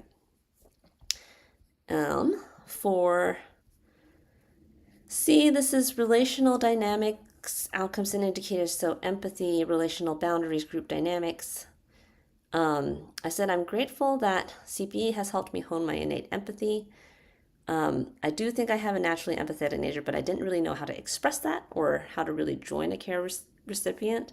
And so I think particularly through the verbatims, my own and seeing my peers, I've felt much more equipped to channel my empathy into words and to just join with the care recipient, knowing that sometimes the answer is not words. Sometimes it's just being there with them. One of the biggest learnings, we've talked about this one a little bit last week, but I said one of the biggest learnings of the unit came when I shared a verbatim with my class about an inmate who had creeped me out with suggestive language. I came to the class worried that my discomfort had made me give him subpar care because I kept changing the subject. And I was very surprised when the class unanimously responded that I was asking the wrong question and instead I should be thinking about setting a clear boundary. So that class helped open my eyes to the importance of boundaries in chaplaincy. And while I'm glad to say I haven't had quite a similar encounter since, it has encouraged me to really listen to my gut and not second guess my instincts. I said I need improvement in the area of group dynamics because I hadn't really had a lot of experience with group dynamics, particularly in the jail setting. All my work is basically one-on-one, though I have been grateful to get to observe group dynamics in this class and to learn from CPE class, and particularly actually from Skip, who has been focused on this and sharing some of the language and learnings that he's had. And I think, as I said, I have appreciated, there have been moments where there has been some tension, and I've learned from how Reverend James led us to name our discomfort and to discuss the restraining forces in the room to be able to move forward as a group. I've also appreciated how over time we have built up trust so that every individual has become more vulnerable than they were at the beginning. And that has been a beautiful process to witness and be part of. So, and I hope that I can learn how to foster that going forward, because that's not something I've had experience with yet. Okay, I have 10 minutes. Spiritual care interventions. This is category D. What did I say here? I've already talked a bit about communication styles because that was one of my goals, so I will skip that for now for time. I feel more confident about different types of spiritual resources and in trusting my instinct for what to bring to the table. For example, one inmate wanted to start studying the Bible, but I realized when we started reading that she was very intimidated by the text. So I switched gear and brought a children's Bible I have from home. And actually, initially, I was like, I want to be like, don't be offended. I'm not saying you're a child. But she loves it. She loves being able to read a whole story in one go and to be able to talk about it. And she remembers really well. And we talk about things that we have read prior. And so I was really glad. I know that that would not work for everybody, but I was really glad to be able to find a tool to help her. I said, I come back again and again to the question that Reverend Joseph shared with us in orientation, which is, what does the person need? And sometimes I found that what the person says they need is different from what they say they want. Conversely, another inmate had asked me for Bible study, but I found that what he really craves is just a conversation about his feelings and his questions about God. So I had actually tried to, because he was like, I really want to do this serious study. And I had actually tried to go find a good resource for him and was preparing that. And then I was like, you don't really, he was getting so much about he had so much to share from his heart in the first place that in our limited time, I was like, this is not the best use of our time for what you actually need and want right now. And so we've just set that aside for the moment. And I've just been following what he needs to talk about every time we meet. And sometimes we'll refer to scripture and sometimes we'll look into it together and sometimes we don't. And I think that has been more meeting his actual need than if we were to do an actual serious study, which is what he had originally wanted. The last category is professional development. Let's see. I said, in the area of professional development, I think my strongest outcome is in consultation and feedback. I am usually eager to receive and engage with feedback, particularly knowing that I'm brand new to this field. And I have been blessed to have thoughtful supervisors, educators, and peers who have given me feedback with much kindness, even when they're challenging me. So I've felt very encouraged by feedback, particularly when they've helped me to figure out my next step forward. I've covered a little bit of this in the group dynamics, so I won't go over that. I said, in the category of ethical practice and professionalism, I was not seriously challenged at any point in this unit to figure out how to act with integrity and professionalism. However, I do reflect that it's important for me to have a clear understanding of who I am as a chaplain, what my role is and isn't, and what are my guiding principles, so that when sticky situations do come up, I am able to see clearly and act appropriately. In particular, I have redefined for myself the notion of being a non-anxious presence. When I first heard this term in CPE, I felt like it indicated detachment, like I was to be buffered from. It's not like being non-anxious means I disconnected in some way, but now I see it differently. I'm not absorbing and taking on people's emotions, but I can still join with their feelings while being a stable, non-anxious base for them to share. And remembering this helps me to conduct myself appropriately even when emotions are running very high in an encounter. And specifically, this one came about because there was one guy who I've met who's usually very mellow who came in swearing a blue streak. And he was just so angry one day. Not at me, just angry, swearing. And I have an inbuilt flinch response to people swearing, which comes from my childhood. And my desire is just to escape, even when I know it has nothing to do with me. And I just had to say to myself then, what does it mean for me to be a non-anxious presence in this room right now for this guy, and to be able to join and validate his anger, but be the calmer one in the room, to join him without enhancing in a way. So I think that was the moment that led me to really sort of rethink what it means to me to be a non-anxious present. And then finally, I said, I think I still need improvement for research-based care because I did not get much opportunity to conduct research this unit, but I have been very grateful to observe how the research done by my peers, Ram and Skip, in their Unit 2 projects have been able to give them and us, all of us, practical insights and tools for being better chaplains. And I'm looking forward to being able to dig deeper into topics of interest for future units myself.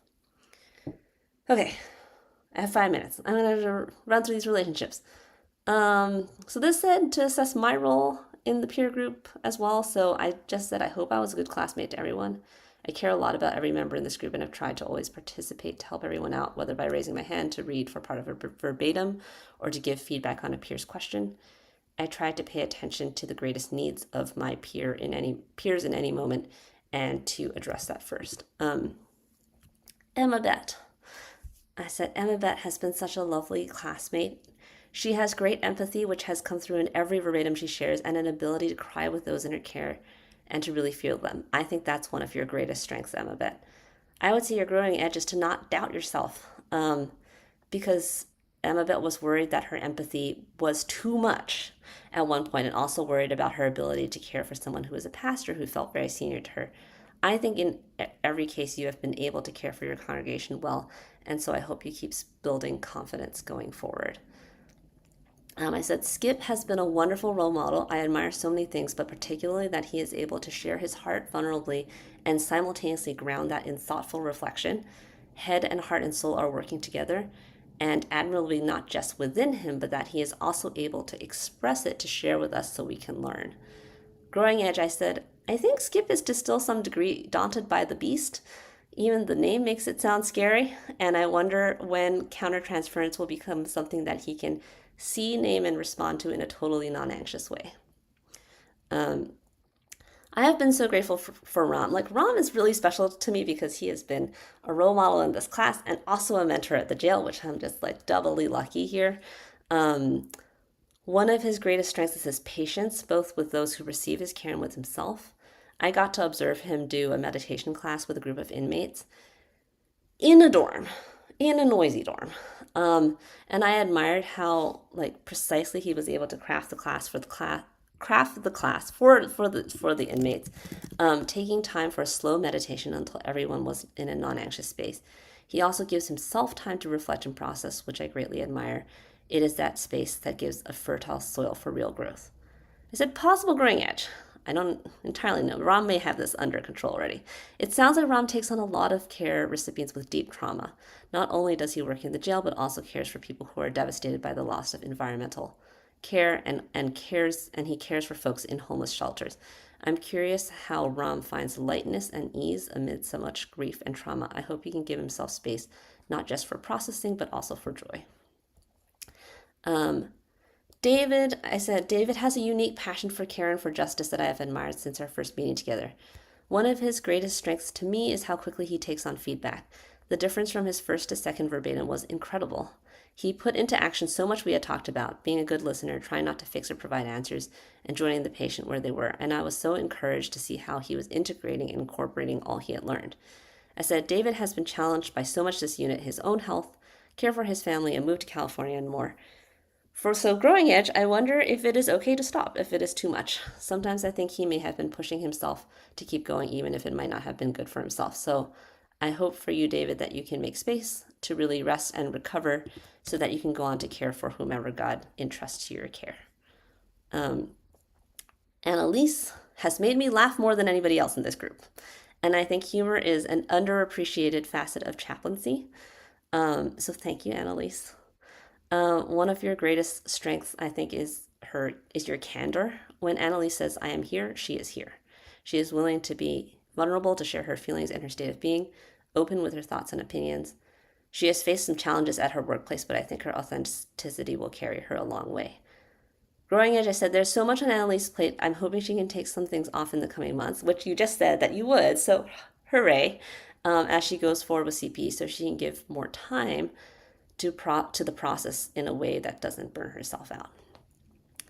And finally, for Reverend James, I said, I'm so grateful for Reverend James. He has been a tremendous encouragement to me Even when I doubted myself, he has gently challenged me, helped me reflect, and always cheered me on. It feels like he is in my corner. What more could I ask for? I have been touched by how much he has helped me learn to make space for myself. I think he is protective, maybe sometimes even overprotective of his students, and I will always be grateful that he was my first CPE educator. Um, and I have 1 minute left, and I'm done.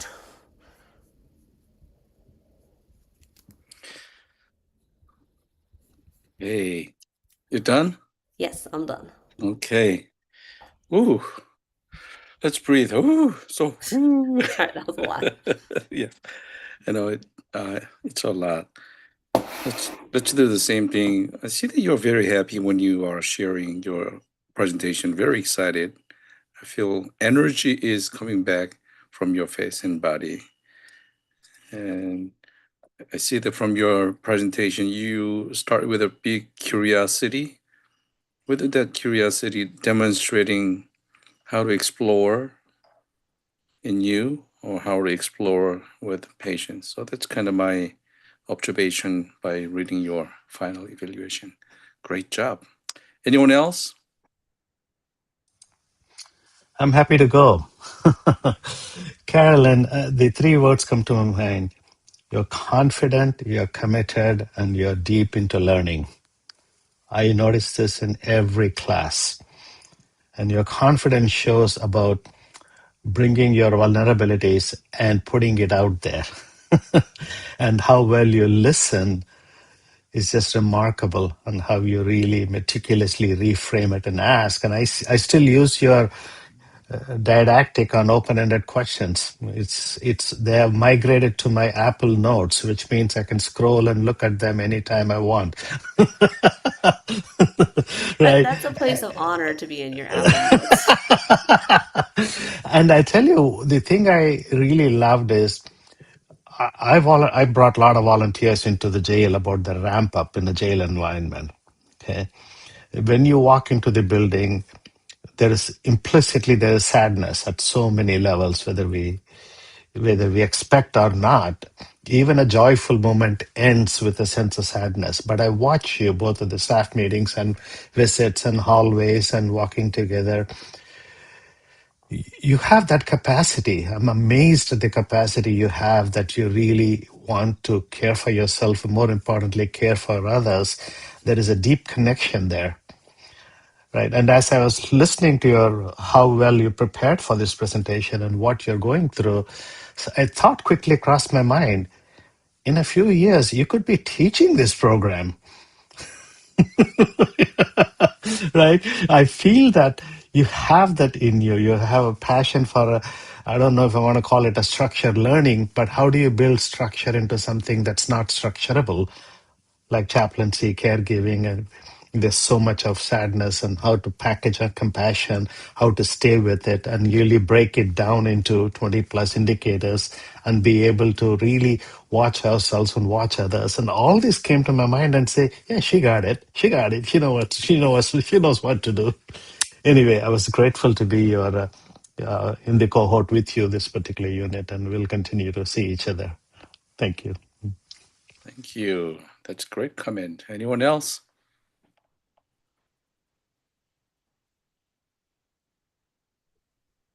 Oh, Yeah. Caroline. Ooh, go ahead, David. Okay, Michelle. No, you go first, please. All Go. right. Um, well, Caroline, it's been a real treat to be in this group with you, and um I I hope that you don't feel like you have to apologize any for your eval, because what I learned from Reverend James was, each of us is going to have a different like rhythm to that. And I think yours reflects where you are right now. And that's okay. And I mean, you're right where you need to be. Um, I, you know, I've never had children. But I would think that carrying a whole new life inside of you, is not very easy. And writing, isn't easy when you have something else moving inside of you. So thank you for bringing all of that here. And thank you for, I like the way that you put together all the different movements of your outcomes and indicators and your goals. I appreciate it. everything you had to offer this semester, including your beautiful laugh and smile. So thank you so much. Anyone else? Thank you, Annalise. Hello, Caroline. Thank you once again for this wonderful presentation. You have always shown how brave you are, and your attitude actually help encourage somebody like me, who's going through so much and sometimes feels a little bit, well, discouraged or intimidated in some ways, not sure what is going on.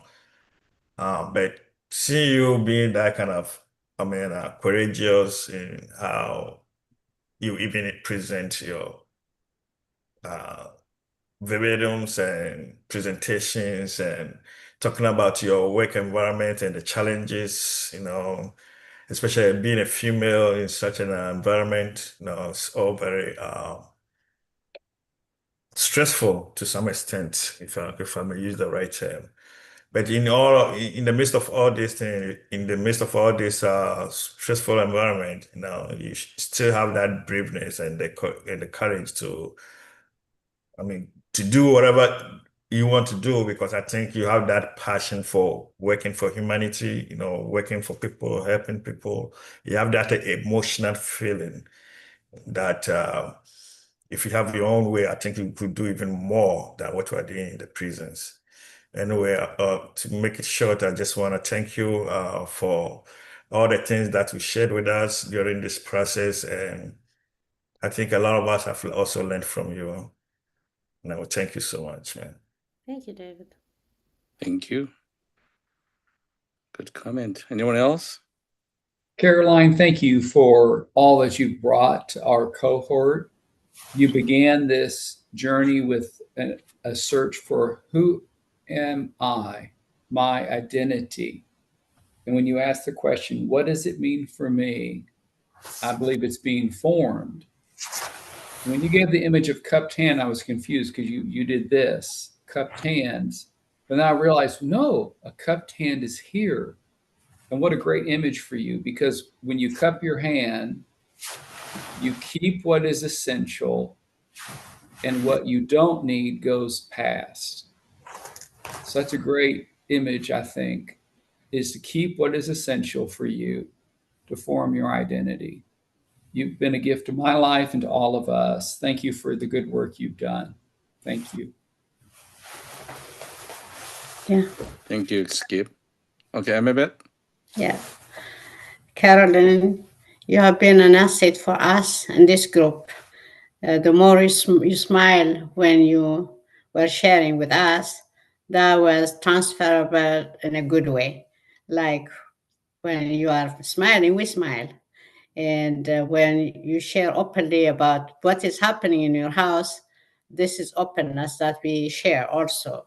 When your cat died, you are open to say that, you have a hard time losing her. And when we see another cat, we are happy that you'll be comforted. Now, more than anything else, you are expecting a baby. So this is not just you sharing with us, you are sharing your family, your thoughts, your happenings, and that was really good. And in the jail setting, you taught us what is going on and how you could handle. And one time I remember when you were praying, the guy was extending his hand, and we were like, oh, please, no. But I wish that there would be somebody to protect you. But you are already protected. First of all, you believe in God. Secondly, you are providing the care that you believe in. And you have a mentor with you. So every points and the care that you gave was a lesson to me. And thank you. And today's presentation is wonderful. You explained all your comments. That is also explanatory for us and how you achieved your your goal. Thank you for sharing. Thanks, some of it.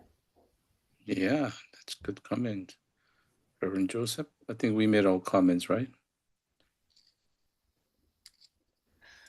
Caroline, thank you again for showing up today. I cannot imagine how much energy and courage it took you to decide to come today and show up. And then I really appreciate that. It tells me how much you love this group and this process. Yeah. It is on your face. And also want to celebrate with you that you have grown a lot, many ways. But first of all, I just have to start by mentioning your very high level of understanding others' hearts. You're such a good listener. There's a lot of your peers mentioned. I was amazed. How could she listen that well? You listen so well. You're a living example of active listener. Each time when you repeat what other peers said, just to go and put them back to them, and there's, Caroline just not only remembered what they said, understood what they talked about. You're such a great listener. And you have such a great heart to help others, and you're so willing to walk with them, not just extra mile, but extra 10 mile, extra 100 miles. You're so willing. And based on that tendency, I have observed you, that you kind of tended to provide more care, provide better care, make it more successful at the beginning of this unit. Now, as you also recognized, you have developed a new pattern, which is just to stay there where the needs are. I was so glad to read you, to listen to you as you recognized it. I was so happy. I was so glad. For your next unit, my recommendation for you is to imagine, how does it feel that you do the same thing for yourself? Tell yourself that it's okay, Caroline, to slow down. It's okay for you to stay there where your needs are. And how does it feel? It goes back to your initial questions, as Skip remembers. Who am I? What does it mean for me to be here?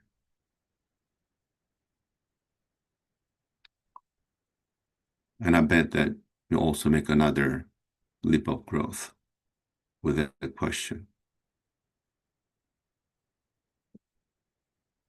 Celebration, Caroline. Thank you. Yeah. How about Kaz? Hi, Caroline. Thank you for your presentation. I was really stricken that you named that your struggle, that your progress was so slow because you're an achiever.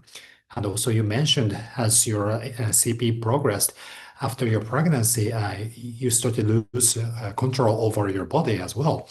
But at the same time, you said that the more you lose control, you realize the value of smile and presence. So I really felt that, oh, you are achiever, but I think you are achieving in different, deeper level. And also, I really love the story. You met the Vietnamese inmate and you start talking with Cantonese, and it's happened to me. And I don't like to be asked where you're from. I don't want to see from others. I'm from the international person. So, but I think that is part of your great value. And I also love the cupped hand. Cupped hand cannot scoop the water perfectly. Sometimes it got leak, but the leaking water is the most beautiful portion. So I have one favor, if it's okay. I was so stricken the first phrase you told us that in first word Veda, every individual is deserved to receive spiritual care. If it's okay, can you say that in Cantonese? Because I want to hear that. Oh, okay. 每一個人都需要接受聖靈嘅關懷。Thank you. Thank you, Caroline. I was not That was a good understanding, but challenge. yeah, but it's hit my heart. Thank you. Beautiful. How was this process to you, Caroline? Your comments? I'm so grateful for this class. Just, oh, you guys are such uplifters. And I think that's how we grow. Like, I'm grateful to get to um I don't know, I'm just thinking about like a vine climbing a trellis, like we're the trellis for each other. Mm. And I'm just very grateful for that. I'm glad to be done. I'm tired now, but I'm grateful for this opportunity, and thank you all for your feedback. Thank you. Just make sure if you feel tired, it's okay. You can leave. I can send you a video. You can watch it later. All right, thank you. Yeah. We'll see how it goes. How it goes.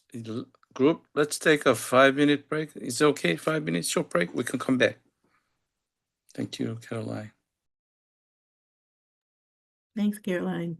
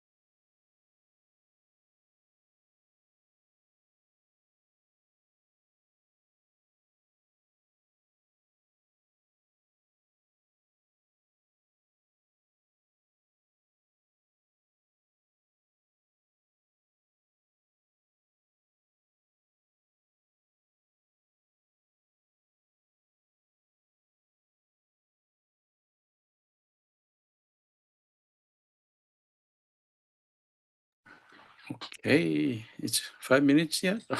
So fast.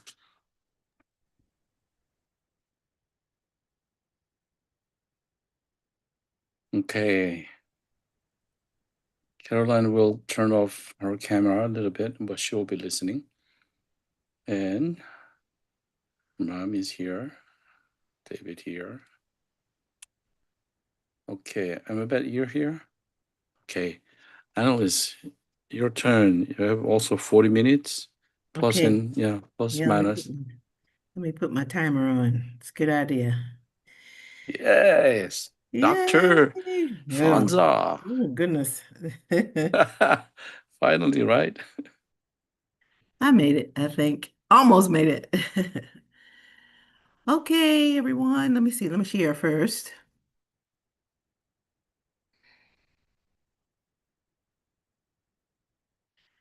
Okay. That, let's go. There we go.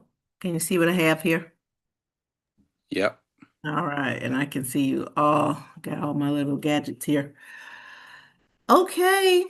Um, and I couldn't, I had some issues with the spacing. There's some tabs up here, y'all, by the way, but I'm still working on getting that together. Reverend James. Of course, It's okay. constant typo queen. So, the symbol that I have is a tea bag. This is a tea bag. You probably heard me mention this in class before, and it kind of stuck with me. That does really represent what, for the CPE unit. I mean, there are many things about me that I could have said, but in terms of this unit, it really captured what I've experienced with at Children's Mercy for the last 6.5 months. As it is with like the brewing of tea, the the real strength of or the value of tea comes out as things get hotter and hotter. And that's kind of what I've experienced in this unit and also with my work at the hospital. Because at first, when I started, my experience as a chaplain there was pretty straightforward. But over time, my interactions became very, very complicated, and they still are. But the best tea, I think, is always a tea that has been allowed to simmer and release the full flavor. And also, I've had tea that has been um, simmered like too long. So, trying to find that balance is also emblematic of what I've had here. And this unit of CPA has provided me with a safe space to explore the challenge of being a humanist chaplain at Children's Mercy. And most people, I mean, probably this would be the challenge anywhere because I actually did have someone, and I think I talked about it in another section, who told me I couldn't come back to her room. This happened just the other day. A patient said, or a patient's mother, and the patient was just 2 days old, but the patient's mother said, "Oh no, you got to be a believer to be in here with me." And I said, "Okay." I was very gracious. It actually didn't offend me, but I will get that, and I do get that. People ask me what I believe or who I am all the time, and I think I've shared before that has come up for me, and that did come up for me when I was a pastor. They asked me things like, how long you've been ordained, because they don't really believe me. They don't believe it. Anyhow, so I'm very grateful for this opportunity. And this tea bag image really represents this journey, at least at this part. Okay, so my learning contract. I've set the first goal for myself that I would do the following under category B to articulate how I use intercultural and interreligious humility when providing spiritual care. And I had several bullet points with that. Increase collaboration with staff, make uses of resources and show respect, create presentations that are informative. I said those things. And with that goal, I think I made great progress. I have the opportunity to collaborate with my colleagues in the spiritual services department, and that includes bereavement coordinators. And we do that frequently because 3 days out of the 4 that I am there. I work alongside staff chaplains, but the staff chaplains are assigned to specific units, and I am not. So whenever I'm working, I'm assigned to the entire hospital, whether I'm working alongside of my staff chaplains or the staff chaplains or not. I think I would prefer to be assigned to a unit, but nevertheless, when we're all on site, we sit together. We have an open cubicle area. We are very dialogical, very collaborative. Most of us are fond of coffee. We have a lot of fun making coffee. We do like pour over contests and stuff. And so it's kind of like a water cooler atmosphere, and we really get to know each other. Um, the team that I work with is very easygoing. We spend a lot of time together. We eat lunch together. We are busy at the task of charting in the same area. The only time that we are not in a collaborative environment really is when we are responding alone to codes, pages, or just visiting patients, just rounding. This spatial workplace arrangement gives us the opportunity to build. We can share approaches, and for me, it's been like being in a mini CPE class. I often have the chance to debrief with my colleagues and ask burning questions. Um, now that I'm full-time, I attend a biweekly staff meeting. Early on in Children's Mercy, I was trained as a designated requester, and that means that I could approach a family about organ tissue donation at near or at the time of death.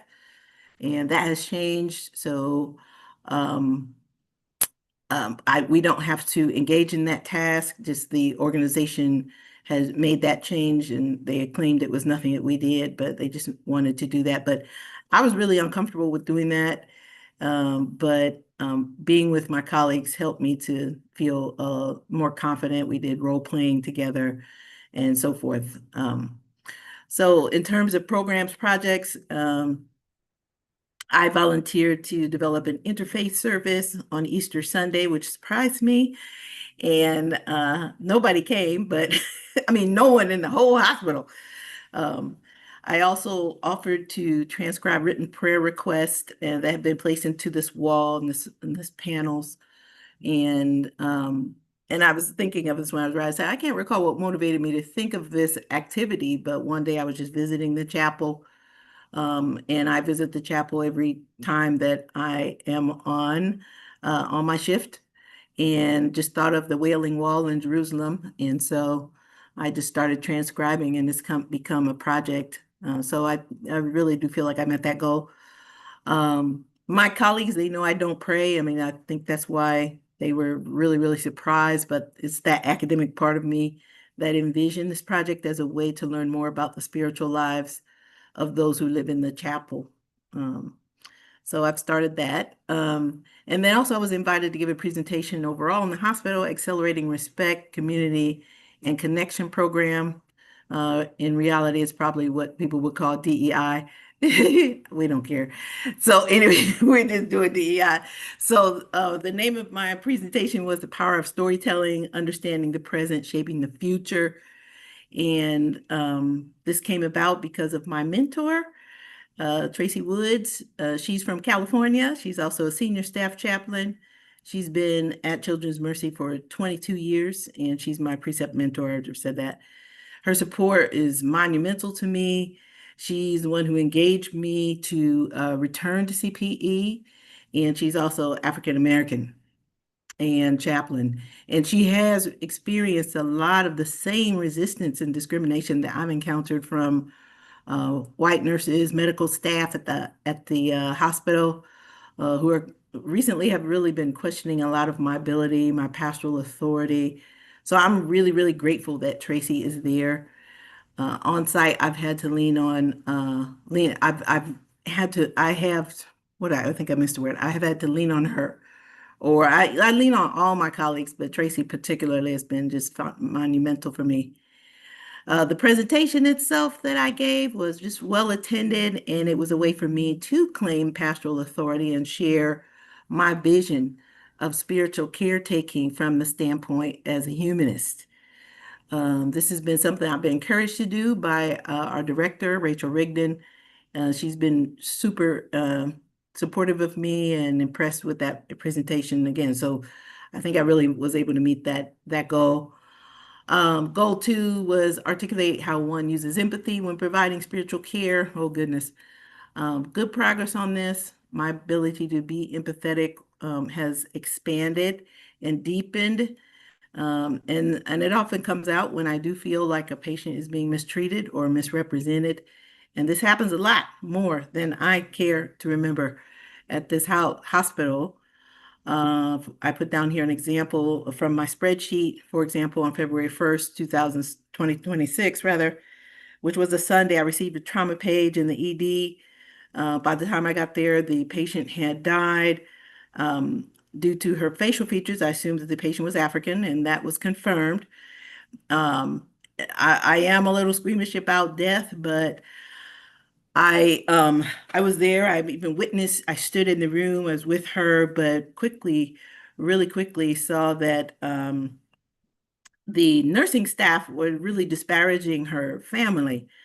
Um, anyway, and also, um, what I put down, generally, I'm not that excited about witnessing death. I'm not sure what to think about it.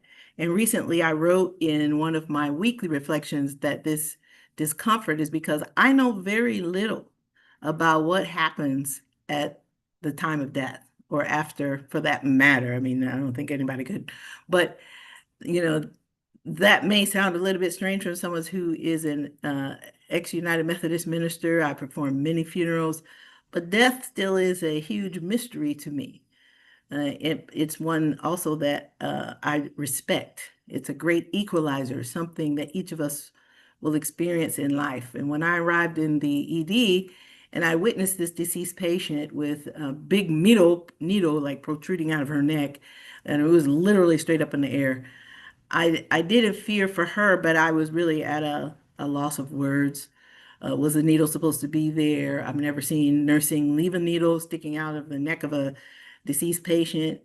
It seemed very disrespectful to me. What purpose did it serve? And her family wasn't there at the time, but they did arrive later, and it was later when between nursing staff and the social work really, still were painting them as unmanageable or they couldn't work with them. Um, and so that really bothered me. So that's an incident where the actions of nursing and medical staff seem racially discriminate.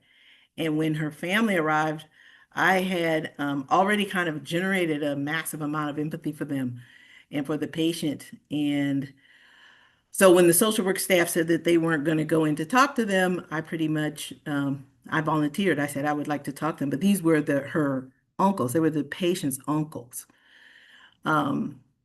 This was very grievous to me, and I said I would like to try to go in and be with them, and they said, "Hey, go for it," and I did. So I was truly able to be with these patients' uncles, but because we didn't have consent from the parents, and even though I used the Marti translator to talk with them, but we didn't have consent, and I just pretty much shared that with them that right now we have to wait. The patient was going to be transferred, or we had to wait to hear from the medical examiner on what had to happen. I was kind of shortened some of this, but what did happen was the patient was transferred to the ME, but she was transferred to the ME at the behest of the nursing staff and the medical staff. I mean, they insisted. And that's where it got really kind of sticky. So, anyway, the next day, the family did return to the hospital. And my colleague Tracy got the initial notification from guest services. Tracy was like, "Do you know what's going on here?" And I said, "Yes, I do." I went down to talk with them, and I was able to help this family kind of work through what needed to happen and, just say, "Hey, listen, we're going to have consent from the parent, which was the brother's sister, and she spoke no English. She spoke Swahili. They were from Tanzania. They were from a country in Africa. And so they were able to do that. And basically, I was able to help them kind of work out the information that they need. I facilitated that information for them because their whole thing was, we want to bury our niece in a certain amount of time, and that was according to their religious traditions and customs. Um, so the next day, I was able to confirm that her body would be transported, assisted them with being in contact with the ME, and in the end, I was able to help that family move on with next steps. So on the one hand, I was really honored to help this family. On the other, the treatment they received to me was very discriminate. And the fact that their deceased niece had to endure what turned out to be a very unnecessary autopsy was super grievous to me, right? So, um, let's see, that after they left, about an hour later, I received a call from palliative care, and the person I spoke with was deeply concerned that an injustice had occurred. Following that call, I collaborated with our bereavement coordinators to schedule an immediate briefing or debriefing with our new director. And really looking back on that, I should have reported this as an event. And that means yeah, I could have reported to the hospital when the hospital fell short, but thankfully palliative care already did it. In the meantime, I was able to, be with that family, show them empathy, provide them with spiritual and emotional caregiving despite this, and I felt was just really awful treatment that they endured. I mean, basically, their niece had an autopsy that she did not have to have. So anywho, so that's why I think, I've been doing pretty good when it comes to developing that empathy. Goal statement 3 was to articulate an understanding of power dynamics and one's authority. This is a work in progress because pastoral authority has become like central for me. The power dynamics that I've encountered at Children's Mercy have been very burdensome to me. I love being there, don't get me wrong, but the power dynamics are really tough. My director even recently asked me how I managed to face that every Sunday, face that feeling. And that I said here that, frankly, it's very hard. There have been moments when I wanted to say enough, but when I think of the patients, I think that patients will encounter this as well, not just me. Um, I felt um, I felt that my being there also would help them to navigate those issues in the hospital. So advocacy has become my greatest asset in the hospital. It's quite possible that it will become a part of the legacy that I build at the hospital. Maybe not, I don't know. It's very exhausting and emblematic, I think, of the greater social and political climate that has emerged in the last 2 years. Many forces that are really trying to roll back the gains of civil rights movements and democratic process that has been bought and paid for by those who've gone before me. Let's see, what's the section? Recently, I met with Tracy, my precept mentor. I've also discussed other events like this. For example, I've had run-ins with the ED about how many visitors can be in the hospital. And even right now, and I won't read this all verbatim, but right now we're looking at elevating another meeting because we've have where Black patients and families will come to the ED, and the Black patient's family will be actually asked to leave the hospital, that only two adults can come back, to be with the child. And which, if that were the case, and that'd be fine if it were applied equally to everybody. But I had a situation last Sunday when a young 7-year-old white boy came in, and he was hurt in an all-terrain vehicle motor accident. His two parents came, and then their pastors arrived, and their pastors were allowed to remain in the ED.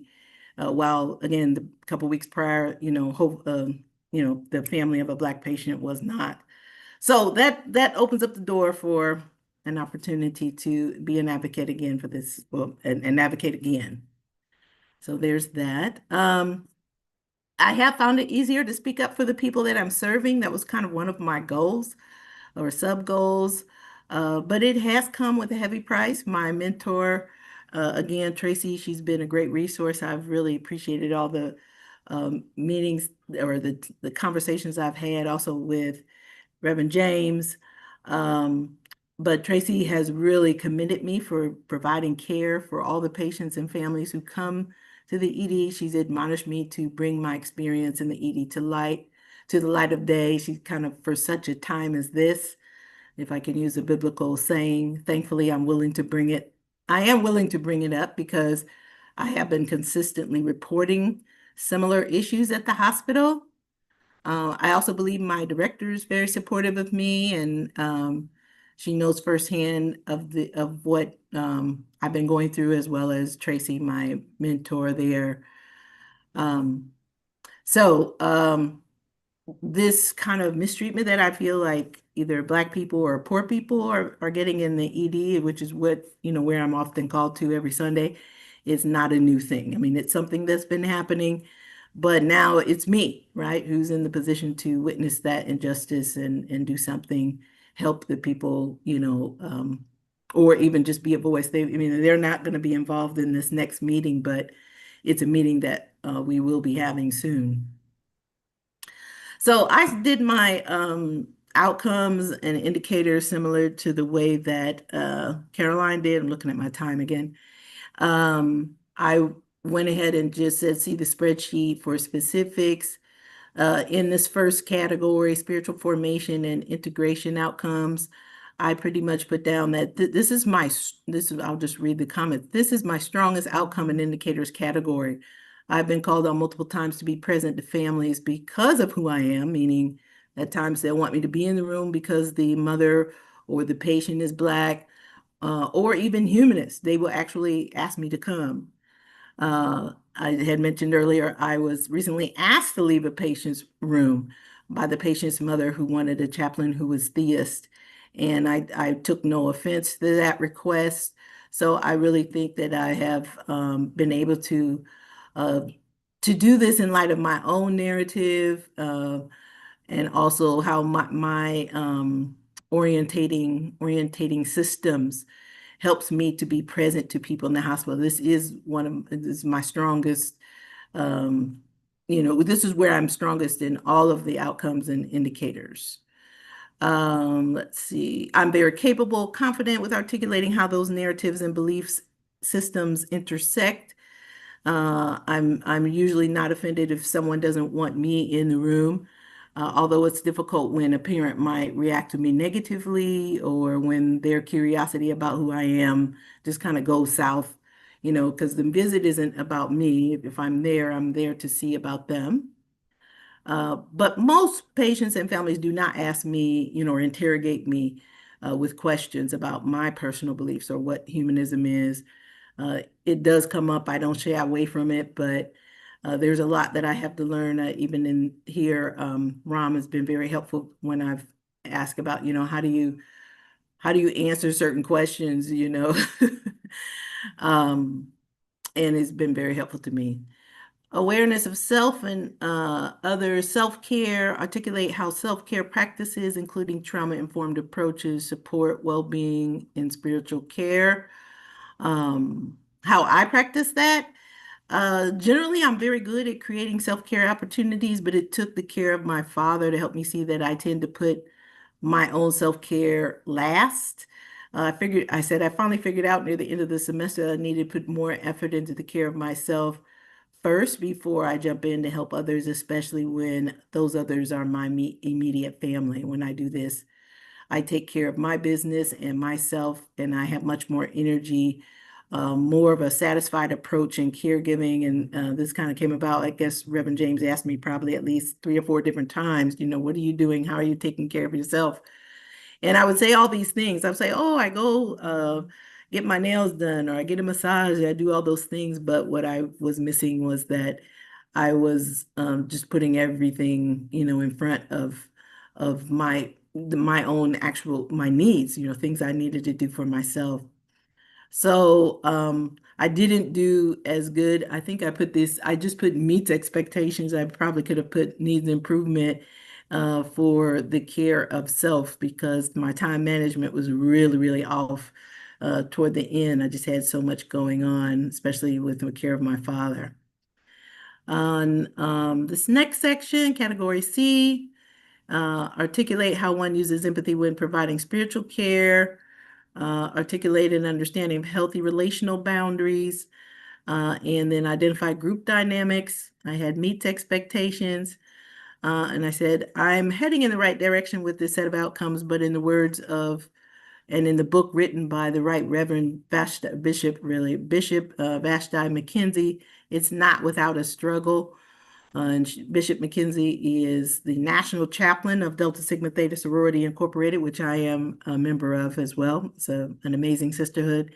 She's also president and general secretary of the National Council of Churches in Christ in the USA. And I put down here, in the US, no one knows like African American women what it's like to stand up for justice and for those who are at los de abajo, or at the bottom of society, according to my urban planning colleague, Dr. Alvaro Puerta. Since the rise of the 19th century, abolitionist movement, there's always been a small percentage of African American women who have made huge sacrifices to make this American society more equitable place for all. For example, one of my greatest sheroes is Harriet Tubman.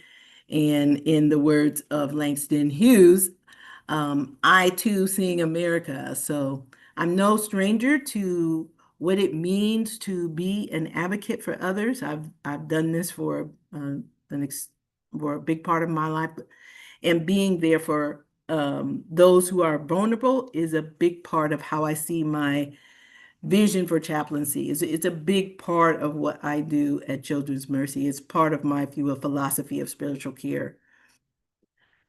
Okay, category D, articulate an understanding of power dynamics, one's authority.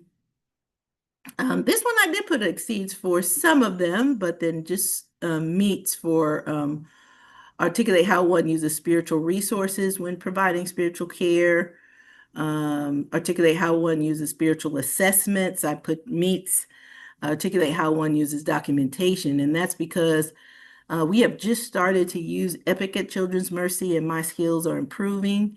But this is a new system for me, and it has it's challenging. I mean, I get good feedback from my colleagues, and I've also been assigned to a super user, and that helps me to stay on track.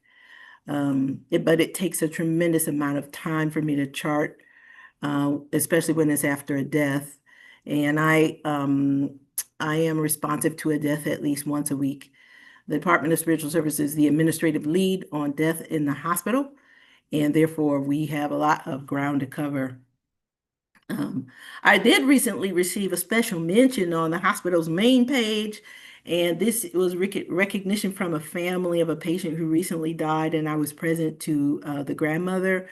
Our encounter happened on a night when I was covering for a staff chaplain who was away on vacation, so it was well worth it for me to be there for my colleague. I mean, it was really an important thing to be mentioned there. As for my own communication style, I can be hands-on or I can be really laid back. And in that particular encounter with that grandmother, I was really, really present to her and hands-on. It was really a beautiful time. We must have spent at least an hour talking together. Professional development, I put meets all the way down, and that is because, let's see, this category of outcomes and indicators is just beginning to make sense for me. I've been in this position for a little over 6 months, and I feel I'm learning about the ups and downs of being a chaplain at Children's Mercy still. I'm just getting them straight in my head. I'm beginning to learn who is who, and I'm owning my own power when needed. Of course, there's always those who may disagree with my approach or what's happening with me, but thus far I believe it's apparent that I'm committed to being there. So I put meets, but the professional development is that area where I'm really still working on developing my ability to, use to make assessments and to chart those effectively as required, even by our department.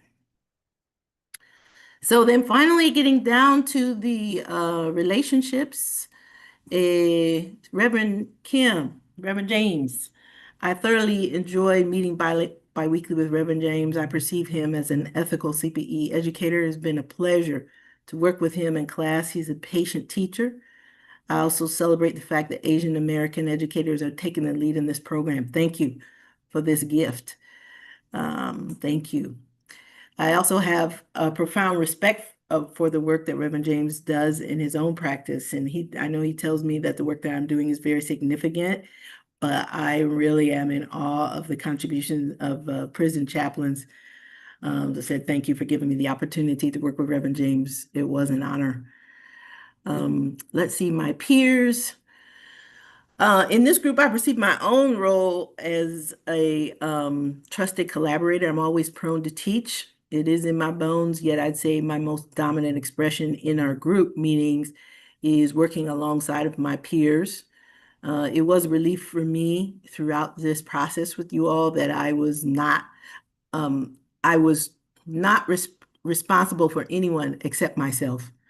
And I did have that feeling, so that's good. I mean, I know I've taken on a whole lot of responsibility outside of CPE, but I did realize I'm only responsible for myself in this group, and that was great. So here are my thoughts about each of my peers. Caroline, I said steady, smart. I always look forward to her comments. She's someone I would trust. Whoops, got a typo. To be on my team or for us to work together at any time, really. Trust. So gonna fix that. Immabet, unique. I see Immabet as unique and earthy. I'm intrigued by her and the power of her vision. I believe you have just great vision, straight shooter. And I believe that you are a truth teller. David, I said, vulnerable and busy. I was busy, but I perceived David as ready to burst for better or worse most of the time. At times, I felt that David was almost too busy to gain the fullness of CPE, but I'm glad to have experienced CPE with him as a fellow traveler. There's that word again. Ram, deep and mindful. Ram was my go-to most of the time behind the scenes and in class. I'm so glad to know him. I would work with him any day. Skip, resilience in action. When I teach my students about resilience, I have defined it as the courage to come back. And this is how I see you, Skip. You could be my chaplain any day because I believe you are the epitome of resilience. And then finally, I had my assessment. So due to personal obligations, I had significant challenges with my time management, but I was able to at least make it to the end without causing anyone too much trouble, I think, including me. Because of those challenges, I made some critical decisions that will free up the time I have for the next unit. I'm looking forward to what is coming. I am going on to the second unit, hopefully. My greatest growing edges are with the formulating of assessments of patients or the professional development section.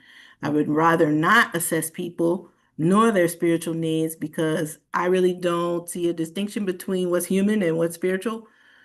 Those things go together for me. You know, they're one and the same. I know the importance of being able to reflect thematically after a visit, however. I would also like to do more reading of those who have helped shape this profession. I was intrigued with the Anton Boysen information, but I am also very interested in those who can sit with those who are experiencing pain and to help them to answer their deepest thoughts or questions. Overall, this is what I see myself doing every time I enter a hospital room. I help people to connect with their innermost thoughts and drawing meaning from those thoughts. And that is it. Woohoo! Yeah. Ooh, You did it. did it. Yeah, I appreciate you showing your authority, pastoral authority, even your presentations. I really appreciate that. Even your hospital. Thank you. And you started with a full plate, everything on your plate, and slowly just leaving things out of it and focusing on chaplaincy and humanist chaplaincy. I clearly see from your presentation. So I truly appreciate you. Good. I appreciate you. So other comments, group. Annalise, thank you, thank you, thank you, thank you. As one who returned to CPE later in life, we share lots in common. A quote from James Baldwin, not everything that is faced can be changed, but nothing can be changed until it is faced. The dilemma, you're an activist. How does the activist care for themselves? We share a commonality that when we walk in the room, they assume things about us. Our work is to find out who we are. So you're the tea bag. Let CPE cook and brew and work in you. Your work is to find out about yourself, not what you're against, but yourself. You're going to be a great asset to any group you encounter, any person that sits across. Thank you, my sister and friend. Thank you. Can you close the window so we can see sure. each one's face? There we go. How about that? Anyone else? Hello, Annalise. What a great presentation. Yeah, I think you are expecting this kind of area where you present such an insightful, very moving, thoughtful ideas and sharing your knowledge and experience in so many areas of life, not just, chaplaincy, but all the kind of experiences that you've gone through in life as an African American female. But I'm saying that, continue doing what you're doing. You can never separate chaplaincy from social justice, even though, there's a line, there's a line in between them. But, with our background, I know that that line is very, very blurred. I remember one time when you were talking about when you were happy in one of your encounter with a patient, you mentioned something about nursing and trying to encourage. I mean, you went beyond your duties and responsibility to talk about nursing school and why, and I remember in my reflection paper, I talked about that because you at that point you realize that you have a 1 second opportunity to mentor somebody during that encounter. And I believe that knowing our background and knowing the lack of leadership and mentorship and role models, people like me and you who are so concerned about what is going on in our communities, will do everything to mentor somebody, even if it takes only 1 second of our time. And I will never forget that encounter that we spoke about. Using that particular moment at a very critical time, but realizing that, you could use that opportunity to mentor somebody to go back to school and complete her nursing. It's a blessing. And I appreciate all what you are doing. You are a great person.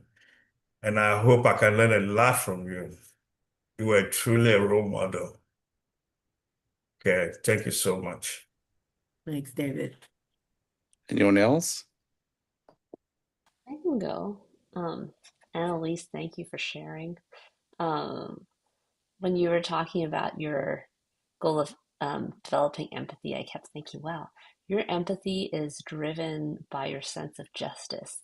But then I also thought, maybe it's the other way around. I think your empathy and your ability to empathize feeds your sense of justice because you're able to walk with folks in their shoes. And so maybe these are just hand in hand traits, but I think that they're so powerful in you and are just guiding forces for you. And I just appreciate so much how you've shown that to us. And I think it just serves your patients so well to have both of those hand in hand. So thank you. Thank you, Carolyn. Also, I would enjoy being on your team any day. Okay, next. I'll go. This is beautiful, Annalise. Thank you so much for sharing. What I learned from you is, of course, you're a fantastic communicator, but also you have the brevity that I admire so much. You get to the point in such a succinct way, which is so challenging for me. You know? And that was such a beautifully done in terms of going through your goals and how you're really when you are presenting what I saw was not so much with the status, but it's really the roadmap of how far you have come. Right, the systemic issues, the conflicts in the hospital, and the thing that touched me most is the line that you mentioned at least 2 times about facing death every week. Right, I can't imagine that. Right, I took a year-long course as a part of Buddhist development called a 1 Day to Live. This is about death contemplation course, right? So we are in a hypothetical simulated situations and case studies. Even that was daunting. Now, for you to experience this, gosh, I'm amazed at your inner strength. And last thing I want to mention is, I think you summarized this nicely. I think Reverend James also influenced me last unit quite a bit. It's not so much with activism, but as chaplains, we do have a role of advocacy for the people who we care. Okay, I can say, particularly in the minority communities in the jail and others, they simply don't have the voice, or they don't even know that they have a voice in the forum. And oftentimes I run into those issues. Instead of just praying, saying a prayer and walking away, I always felt I can do more about that situation. And you have been really staying on top of that particular chaplaincy skill very clearly. Every verbatim and every meeting and every comment that you're passing on, that certainly is an inspiration to me. Thank you. Thank you. Yeah. Okay. I can go. Yeah. Yeah, Annalise, I've learned a lot from you as a peer group. You do what you said because you always mention about justice, about being activist, and also being caring for your patients. When it comes to caring and providing care, you are so down to earth that you even knelt with a mother when she has trouble, when you shared last time about that. You also have your own personal things like caring for your father and passing also the situation of your um, spouse, let me say. You didn't lose ground. So one of the things that I appreciate is, even if there are problems like being pushed when you give care, being pushed by circumstances, you don't lose ground. You are a very good example. I know you are a teacher, you mentioned so many times, but when it comes to chaplaincy, you showed us how to experience chaplaincy in a very focused way, and I appreciate that. And you also shared so many documents with that, which I have my notes. Every time you share your verbatim or your presentation, you mention something that will be used for us as a resource.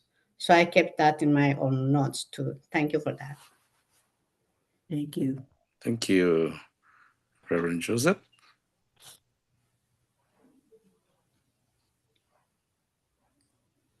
Annalise, I want to celebrate your growth in many ways. One of them is I see you are much more relaxed in claiming your authority. Yeah, you're very confident, relaxed in claiming your authority. So it sounds like, as I was listening to your presentation, it sounded like, so this is who I am, so what? This is me. So I was so happy to hear that. And something that I was hoping to see that you would like to recognize as your own is that, remember my comment on your both end, being academic and caregiving, and then you're happy to accept that. Another way of describing your both end is you're very effective chaplain and very meticulously detailed chaplain. I remember on your verbatim that you were asking them for their not only about their emotional circumstance and then condition, but also you asked them about do you need water? So for their physical condition, you also checked on their family dynamic. So in your mind, it seemed like you're so organized care plan to cover every corner of their needs. So it was very detailed for me. So you're not just effective, but you're very meticulously detail oriented, trying to cover all corners. So even though this presentation sounded like focusing a lot on efficacy, but I hope that next time, I hope you can recognize those areas too, because this is just part of your wonderful chaplaincy. I hope you can claim many other, for lack of better terms, other shining areas. You have so many more shining areas, not just advocacy. You're really good at this, but also I hope you can recognize all these many other areas. One recommendation for you for your next unit is that now that you're moving up to level 2, and especially level 2A is about, mostly about, not all about, but as you remember this, what Skip said one day, I don't know what to do with this beast. So one of the main distinction to be a 2A CP student is to be able to figure out the counter transfers at almost all visits. So jump in right into that and enjoy. Great job, Annalise. Thank you.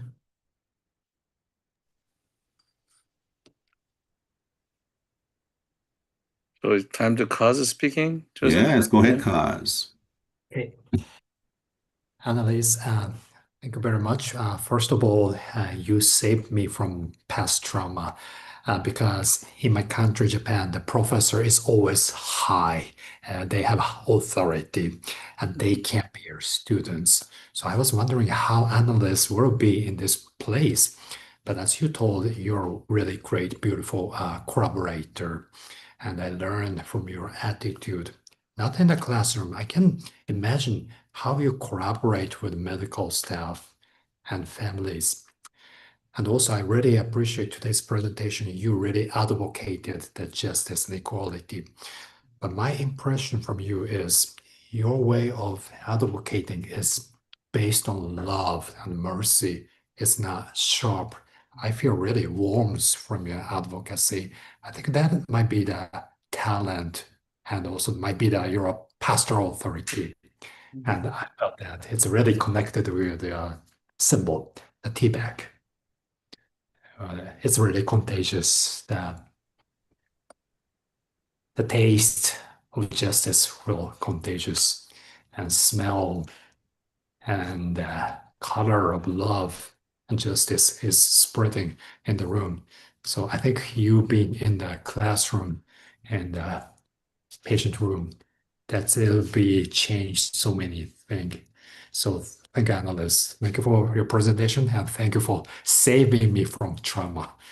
Thank you so much. Thank you. Thank you, Kaz. So how was this to you, your final evaluation? It was good. As I was writing this, I was like, okay, so I'm writing this and answering more of how I met these goals, right? And I said, Skip, you nailed it. I said less about myself as in feelings. And I felt that when I was writing it, but I felt like I also had to say how I met the goal. So I was a little torn when I was writing because I did really want to articulate that I how I, what that was like for me to feel that. And ever since I've been very, very small, there's always been so many multiple lanes that I could occupy. So, when I write about advocacy, and I did want to really talk about the burdensomeness of being at this hospital, and the feeling that I need to speak up for people, right? Because that's such a huge part of what I'm doing at Children's Mercy. I wish it weren't so, but that is the heart of what's happening there for me, and it's actually quite painful. I wish I didn't have to do that. I just feel compelled to do that. Years ago, somebody would say, "Oh, you're an activist," and I really resisted that. I can't stand that term, because I I see I've even explained this in other academic sense. Um, this is just a term that we use now. People use to say this when you are willing to be a voice for those who are vulnerable. We call ourselves an activist, but it's a big part of how not only happening at Children's Mercy, but it's a big part of how I've had to live my life.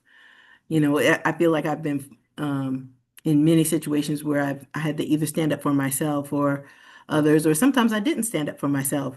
But anyway, I appreciate the feedback, and I appreciate the challenge to make it more about myself in what 2A. But I also wanted to get across that this is what it is for me, and hopefully, I mean, that'll do some good. I mean, Tracy, my mentor at the hospital, said, "Annalise, you might be the one to help us rethink the visitor policy in the ED." But and it hasn't been rewritten since 2024. So anyway, so if that happens, then great. So anyway, I feel like this has been a good process. I appreciate you you all your feedback. Good to hear that. All right. Now, we have 3 more presentation. Now we are approximately, if everybody minutes, the 40 minutes as we did, but actually we spend more time.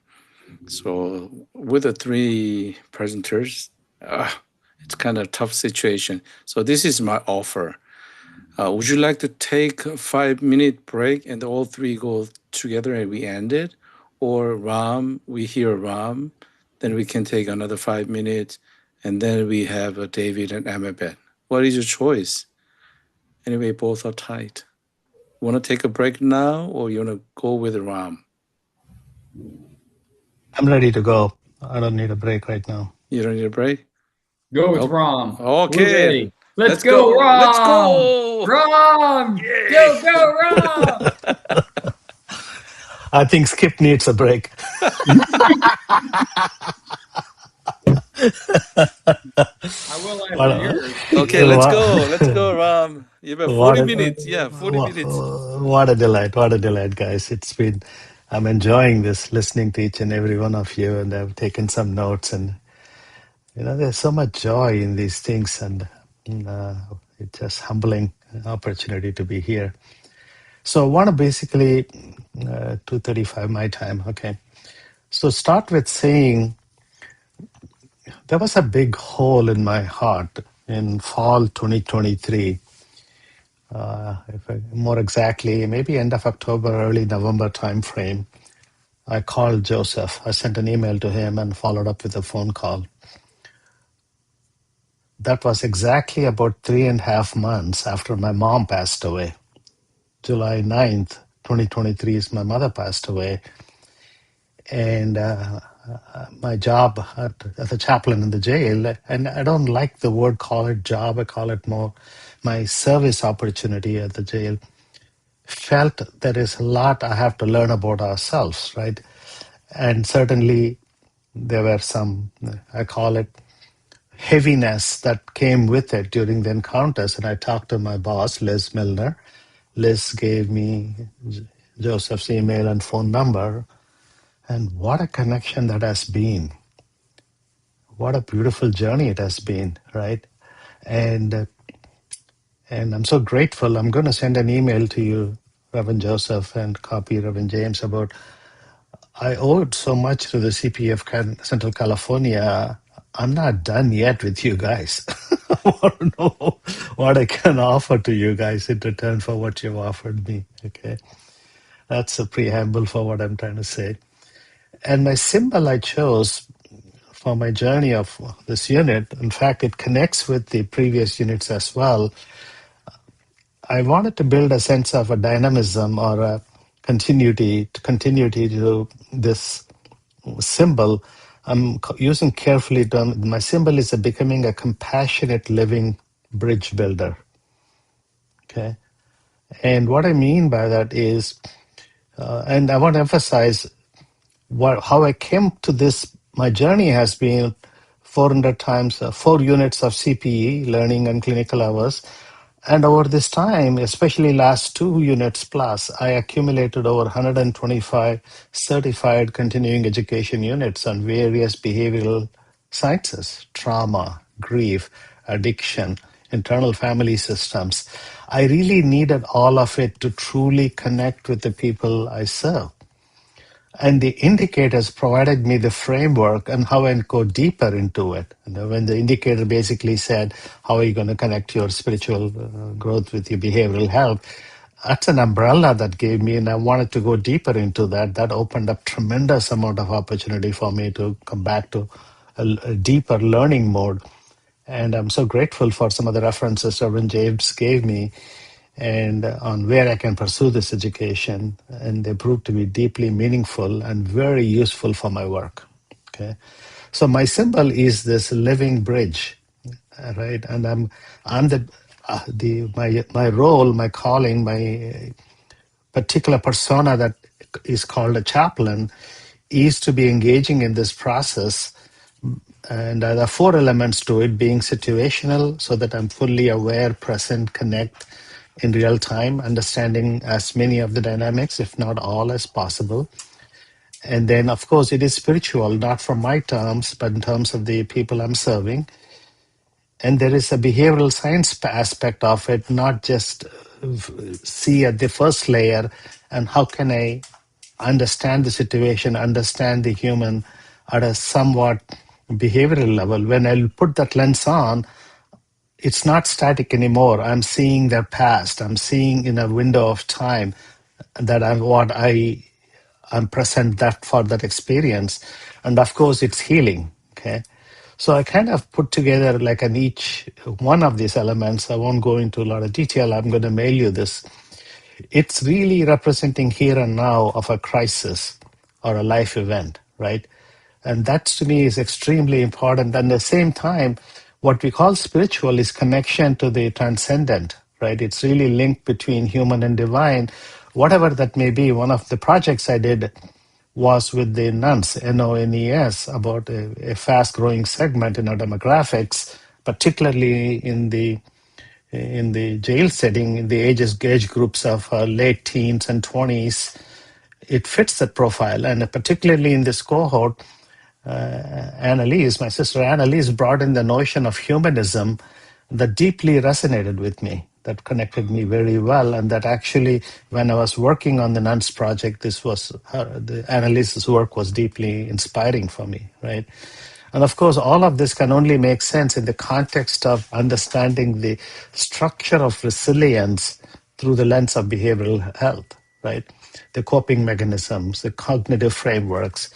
And of course, all this should direct towards a healing process, moving towards wholeness. We are not looking at one part of the person, we are trying to connect with all parts of the person. And that's where the integrity and the presence comes in. And this has been my profound journey. I learned it in my 65th and 66th year of my life. Let that settle down. Right? And that's why my gratitude is so deep for all of this, right? So I started this particular unit wanting to look not so much with necessarily, I don't deeper. People use the term. I'm not really a big fan. I wanted to understand the context of connection much better, right? So it's all qualitative in terms of that context of connection. So I started to put 4 specific goals, and Reverend James and I had a wonderful discussion, and we kind of brought them in a bit more coherence, and particularly how it can contribute to my learning and growth. And what we did was I started this with the 2B1, evaluate one's integration of knowledge of behavioral science informs one's practice of spiritual care, right? But we want to make sure it is in the context of spiritual interventions. So there is another category D, 2B12, and we wanted to integrate them together from a context and the goal, right? So the goal statement changed to, during this unit, I will evaluate my spiritual care practice by examining how my understanding of behavioral science and their personal narrative history shape my spiritual assessment, pastoral interventions, and care plans, using reflection and feedback to strengthen clinical appropriateness, self-awareness, and effectiveness. So it's wordy, but really what it translates to is the CPE gave me the framework. There are 2 indicators that I can purely connect to them from a context perspective, and I put together a goal that can be tangible and measurable, right? What really gave me an opportunity and week by week supervision with Reverend James is almost every meeting I had an aha moment with Reverend James, every one of the IS, individual super session. And that is critical for me to keep coming back to these goals and, now I know why I made this goal. I didn't think of it at the time. Now it makes more sense. So although I put the goal up front, it continues to unfold for me, right? I consistently integrate the framework, understand the meaningful, what my narrative is, history is no longer something sitting in a file, in a folder, in my computer, but it is real time in my head. Okay, that made a huge difference so that I don't get caught up in the conversation or it doesn't let me drag down. And I added these elements in my verbatims and my caregiving on a regular basis, right? And the thing that I want to stress, it happened more in the second half of the unit more than in the first half, is a true sense of being a continuous self-awareness, or I use the word real time, but I more think about it, the correct term is continuous self-awareness, so that I'm always cognizant not just of my presence, but my ability to assess the person as they are. I don't like the word vigilance, but I am really collecting the data in real time of that situation and not let my instincts control me, which were like urges to over-identify myself or intervene quickly, reactive tendencies. I was able to minimize significantly as I got to the second half of the unit. Okay. This awareness kept me grounded in an inmate-centered care, and this really is a testament to my the program itself and how I crafted the goal, right? And there is always the process here would not have been this goal success without having the feedback from Reverend James and how my verbatims were processed by my peers and gave me some meaningful feedback, right? And there is a lot, I took notes in each one of those feedbacks so that I can really bring it back to my checklist as I walk into the jail and prepare my mindset as I going in, right? Overall experience, the biggest metric for me is I'm a lot more confident than I was beginning of the unit, that I can really bring these learnings in real time, connect with people with the biggest heart I can possibly have with compassion and care. The second one is a bit of what I call in the Western society, particularly, there's a lot of talk about boundaries and self-care. In Eastern element, those 2 words are never spoken. If I tell my mom, I'm going to have boundaries, what the heck is a boundary? If I raised you with boundaries, you wouldn't have been alive today. Right. and I felt there's something about that. I don't want to enforce boundaries for the sake of boundaries, but I want it to be available when I really needed care. Okay. And there is one element in the caregiving situation, also in the jail element, there is so many processes and the processes required working with the rehabilitation officers, the deputies, the broad set of volunteers, the staff, the programs, the other teachers, so on and so forth. And I really wanted to understand and that situation. And more I played analysis to that, I noticed I was cringing at many of these places. Can't they understand my job is very important? In my first and second unit, I used to constantly get the thought, I'm a chaplain. Isn't my job more important than what they're trying to do? I used to have them of the thoughts, right? So I crafted a goal statement, particularly keeping all this in mind. I will evaluate my effectiveness as a spiritual care provider by maintaining healthy relationship boundaries in pastoral encounters and offering a consistent spiritual care presence for the interdisciplinary team. So they're no longer a nuisance or impediments, but they're integrated into caregiving thing. And that perspective really helped me a lot. So I started to, this particular goal, I had a lot more inclusion of this in my indicator tracking than in the verbatims.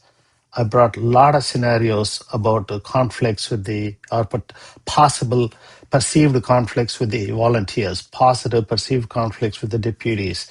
And a classic example was we got a call, there was a death notification, we got to go involved, tell the inmate that so their loved one is passed away. It took us 1.5 days to communicate that to the inmate. Right? This really brought up the advocacy issues and a lot of other factors. And I didn't want to lose my mind over deputies and other challenges that they were facing at the same time. And it was managing that whole, what could have been frustrating experience with compassion and love for the entire team allowed me to be present, not helpless, but present and be able to navigate through and work with the people and eventually build a rapport with the inmate, with the loved one who's lost, and also be able to take him through days, weeks, and subsequently the grief cycle. I'm still following up with the person and accompanying him in his own grieving process. And that all weighed into this particular goal for me as an example. Okay. So I'm grateful actually these deepened not only my interconnections across the indicators, but I also brought me about I call it, there's a gap, there's a significant gap coming from knowing to learning, but learning to realizing.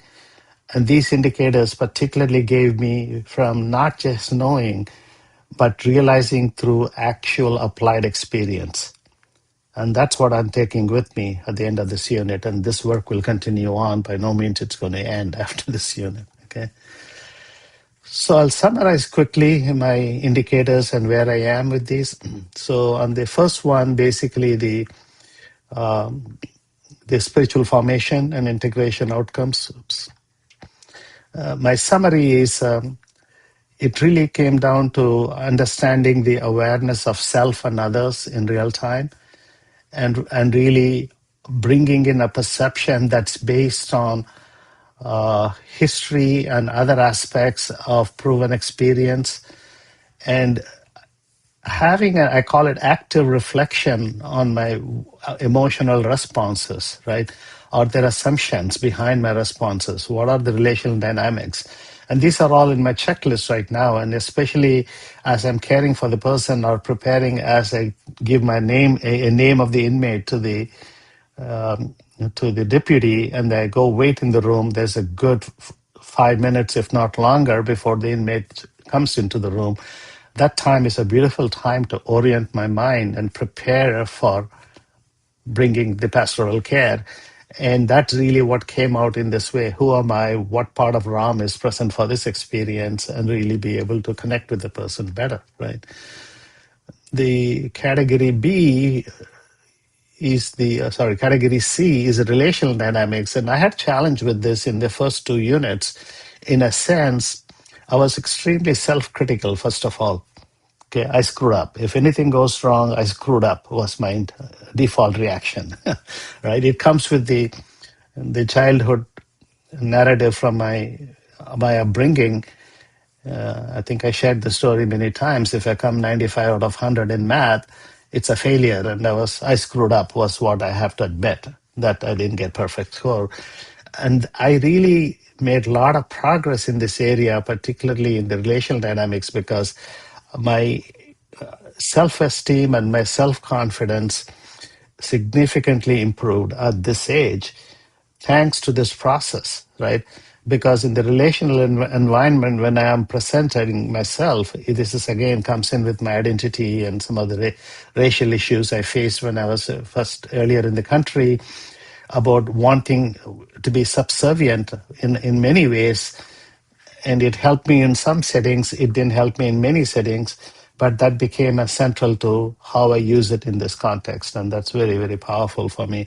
So where my improvement came in is maintaining the relationship with the inmate, but at the same time remaining professional, right? So it's not like I'm catering to the every women fancy and are really fulfilling every need. I know there was a lot of manipulation going on from inmates to chaplains. They exploit, and to some extent it's human nature. It becomes more of a sadness for me than anger, but I certainly was able to see through myself as a caregiver, not get affected by it, but it actually improved my presence. And really, I call it acting professionally and respectfully and responsibly in those situations is where the summary of category C is. Of course, the spiritual care interventions, the category D, is a big deal for me in the sense it started in the third unit and continued on. Right to every orientation, we go through some spiritual assessment models. I felt very, very comfortable building my own spiritual assessment models over time, mainly because I'm seeing the inmate for 20, 30, 40 times before they're moving on to the prison or moving or being released. So I really did not rely on the standard models. After a point, I needed to have some kind of a continuity of spiritual assessment from previous visits to the present visit.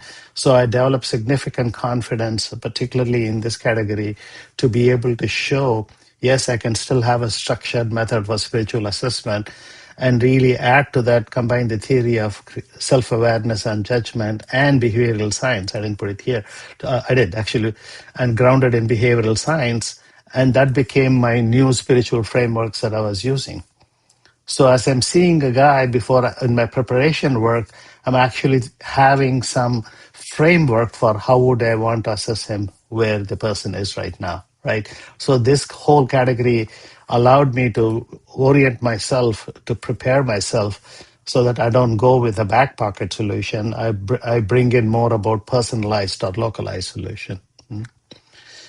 Of course, the last one I give a lot of credit to again to Reverend James about the I call it the lateral development of so many other things that I can learn and grow in the depths of CPE, I call it, and understanding the notion of death. And I never heard this word until Reverend James used the word called thanatology. What the heck is thanatology? And then I read some articles about it, and I really fit well as I was taking the course on grief and grief counseling and grief follow-up in incarcerated setting, and what rituals make sense and how do we really hold the space and take them through the process. And a lot of my time I spent in the professional development is growing myself both spiritually and also skill building at the same time to be able to be more effective in the caregiving process. Okay? So that's a summary what I learned, right? And in terms of the whole group itself, what a rich experience this has been. Every group, I treasure it. I'm in touch with my group 1, group 2 people. Now this group is very, very special for me. And one of the things, every meeting I remember is when Annalise or Emma or Caroline or David are presenting, it's completely relatable for me because I am that beginner just as they are, right? And suddenly I hear a voice saying, okay, 2B guys or level 2 guys or your experienced guys. And those words never stick with me, right? There's a beautiful Buddhist book. It's called Zen Mind, a Beginner's Mind. And the crux of the book is our most important growth and learning happened between maybe 8 months and 2 years. right? That's when we tried to learn to walk and we fell down a lot. We never paid attention to the falling part. We continue to persevere to learn to walk. Okay. And that mindset is what is always available to us.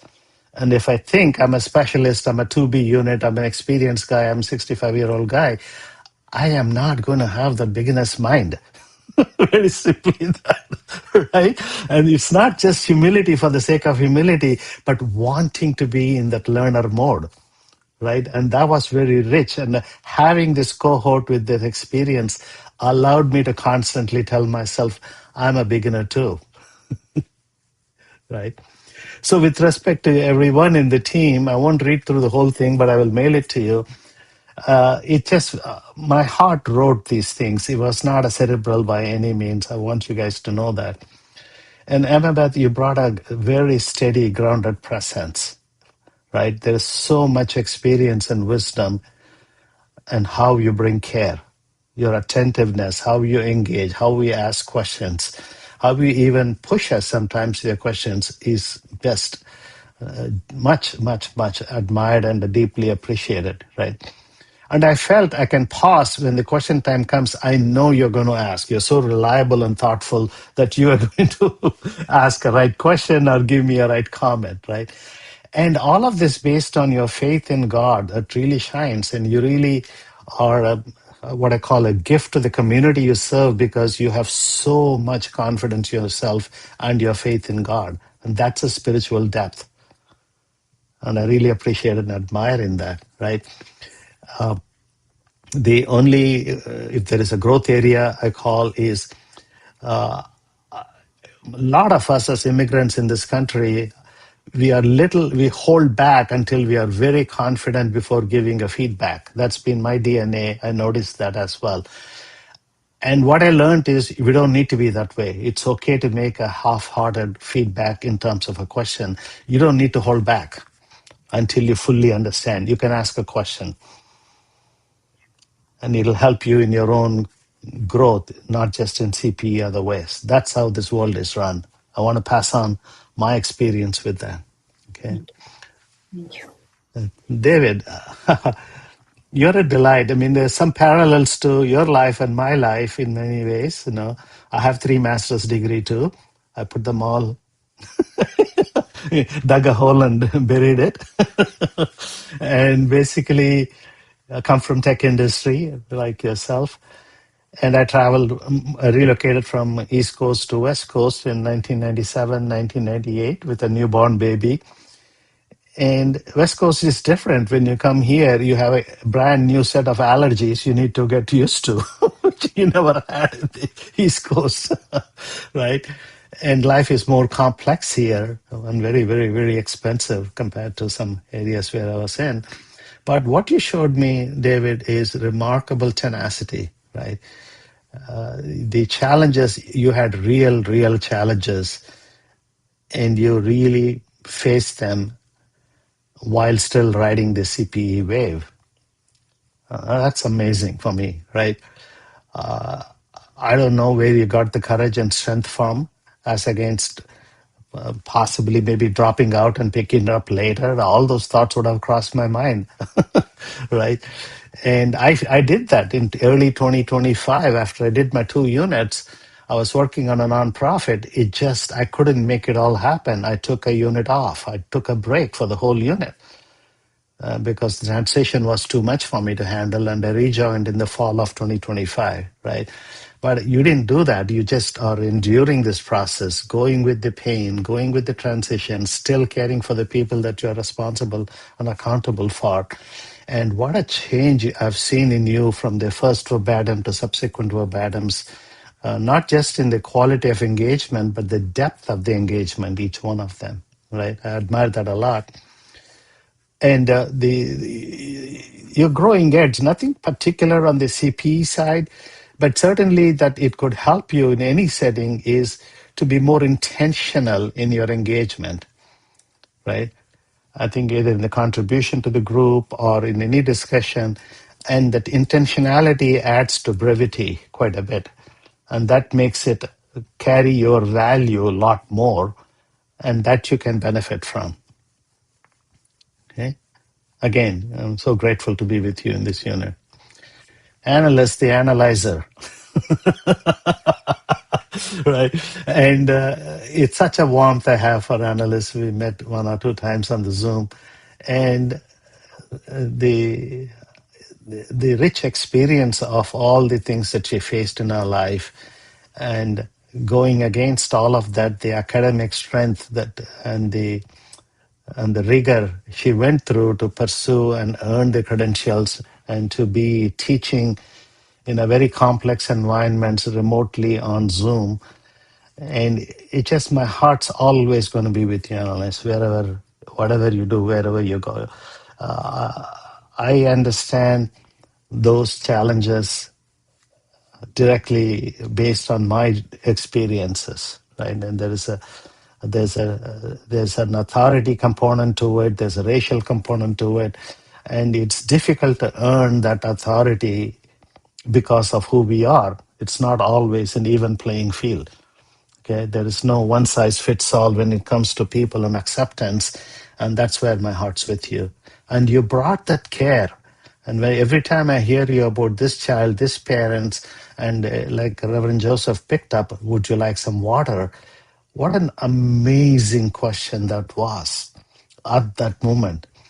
That question at that time was the oasis for the parents that they were looking for, right? I mean, and that's what makes our work so meaningful, right? And even you're dealing with issues facing mortality.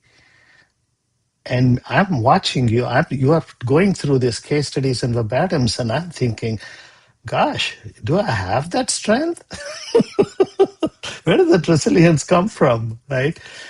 And the thing that I wanted to give you, your strengths are, needless to say, in maintaining composure and effectiveness, even in intense situation. You know how to smile and laugh and have a perspective that connects with the people who are suffering, right? And one thing personally that I learned from you, don't take it as a growing edge or a criticism, is I'd love to understand more of your spiritual significance internally. What is that drives your own spirituality? Okay, and what is that? No, right? It's okay to put that out. It may not align with many people's. That's okay. It doesn't have to have the word God in it. But having more forthcoming on your spirituality would be a deep gift for all of us. Anyway, again, thank you for being a member of this cohort. And our relationship has a beginning and no end. Just so you know. And Caroline, I have quite a bit of an experience. I have a luxury privilege in being with Caroline both in the cohort and at my work. And the words that come to my mind is enthusiasm and eagerness for an intern and the very first unit of CPE. As I mentioned in the comment earlier, I bring a lot of volunteers on board, and almost all of them have a tentativeness, second thoughts, is this right for me, thinking even months into that role, whereas Carolyn had none of that, right? And your standout quality is your confidence, openness to feedback, and how quickly and effectively you're ready to make changes, right? And you're calm. You bring a steady presence in a very challenging jail environment. Sometimes there is hostility there, right? And sometimes it goes out of me. It's part of my countertransference, like thinking about my daughters and all this stuff. Is Carolyn going to be safe in this environment? I'm concerned about your safety all the time, right? And in a meaningful area for you to grow is more natural in expressiveness of the inside. There is nothing you need to hold back in sharing, which is my way of saying we don't need to dress our wordings in terms of expressing our vulnerability. Let it out.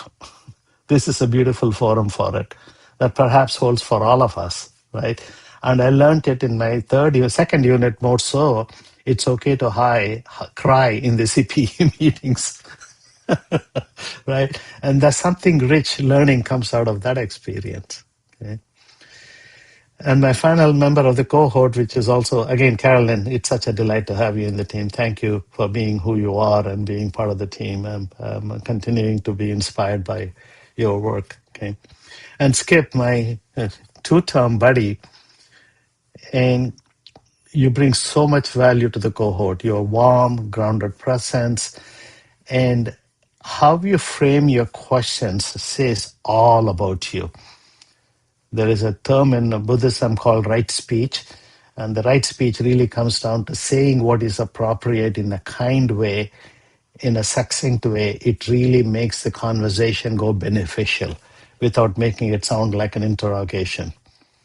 And that's how the quality of your feedbacks are for me. Quality of how you bring up the best in me, quality of how you want me to learn, how you want me to think something I haven't thought about. And I really admire that on you. It's really something innately built into you. And your own sensitivity comes from how you were treated at various settings, as you shared. I tenderly felt it in my heart. But you didn't react to that. You didn't take it as I need to get even to this way how I'm treated, but you used that vulnerability and you responded that with even deeper kindness. And you are ready to bring that vulnerability. And one of the last projects you presented on is a textbook case for what an ideal chaplain would be, who can be vulnerable, sensitive, a wounded healer. All the phrases you can think about came through in that presentation for me when you did that. All right. And you have deeply reflective thing. There's not much I could say in terms of a growing edge. What I'm asking is, you can use this feedback more often than you give. More from Skip is good, right? You don't need to make it very profound in making the feedback. Even small comments will benefit the whole cohort. Okay. And over the last 9 months, I want to come to Reverend James, first of all. Whether he likes it or not, he's going to be my lifelong buddy. So he's in my address book. I have a deep gratitude for what Reverend James brought for me. Such a positive impact for me as not just as an educator. His orientation to spirituality, particularly in caregiving, is perfect 360 degrees. And I wrote something here. Maybe it's in the next paragraph. I'll come to that in a second. What I admire most about Reverend James is even during individual supervisions, I come with a list of no more than 2 things what I want to accomplish in the meeting. He's even on top of that. He's specific about guiding me on what makes my growth more meaningful. And he doesn't tell me as this is where you need to grow. And he will say, you may want to think about this. That's all I wanted to hear. Right? And there's an element here is in Buddhist teachings, they use 2 words. One is word karuna for compassion. It's purely a noun, whereas another word Buddha uses called anukampa. It is a verb in a sense. So what Buddha told when he was teaching is, I'm not teaching just out of compassion. I'm teaching so that you don't just learn things, you get enlightened. I committed to you until you are enlightened. And that's where the word anukampa is used. And that's how I felt I got out of what I got of Reverend James. He's not done teaching me. He's making sure I grow as a caregiver. And I'm so grateful for what he brought. Thank you. Okay. Woo. Okay. Thank you. Good job. Good job. All right. Well, I guess I'm giving you all of you a little bit push of time boundary. And as expected, Ram, extremely well organized. Sometimes I feel, wow. And then deep, and especially your goal and examples. And even I'm thinking about listening, reading your material, and think, oh, Ram is CPE Bank. I'm just curious how much you deposit in your bank account. Yeah. Thank you. That's kind of my comment. Anyone else? I know we have a Ram, time thank you. boundary. Oh, go ahead. Go, Caroline. Go. Oh, I was going to say, I know we have time boundaries. I'll keep this short, but just intention comes to mind, Ram. Like how much intention you bring to everything when you are using that, I'm like, when I am waiting for an inmate to come chat for 5 minutes, am I going through my mental checklist? Just, it's inspiring to me. And just, you see that in the way you prepare everything that you've brought to class. And um, it's intention that is driven from your desire to be that bridge, and I've loved seeing your images evolve. So thank you for sharing all that with us. And thank you for Thank being you. a role model for us. Next. I wrote a whole page, but I I'll keep it know. short. Make it short. Very, very wrong. Yeah. Very Very wrong. You are a compassionate learner. Compassionate learner. And your best image, we've been together for many, many hours, the living bridge. I love that you captured it, living and growing. And there's two walking. And many people will walk on that bridge. But when I see that bridge, I see me with my brother, you, walking and learning. Yeah. Thank you. I love you. Thank you for all you've done. Thank you. Appreciate that so much. You. Yeah. Next. I can say, Ram, you have been a real role model, I could say. And you are resourceful whenever you're present. And the one thing I will never forget and have it like a resource is the nuns. And it led me to do a research. And that was really a good source for us as a chaplain to consider and see how many are people like that.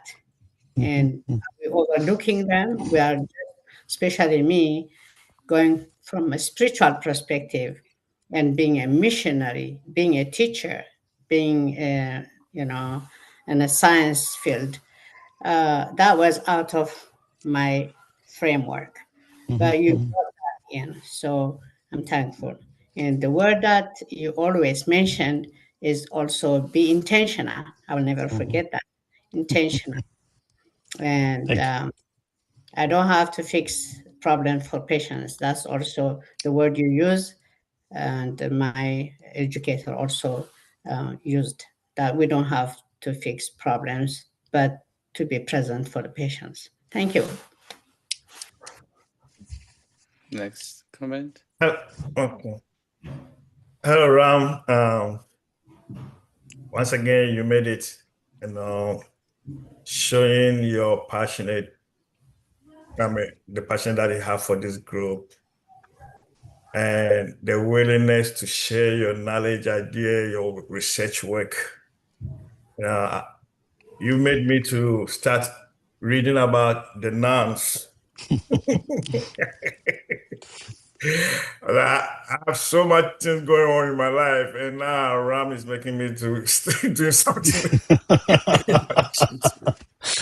Yeah, but there's something about you that is very special. I see that kind of like I don't know, but I see like a senior brother that you can learn so much from in terms of maturity and stuff like that.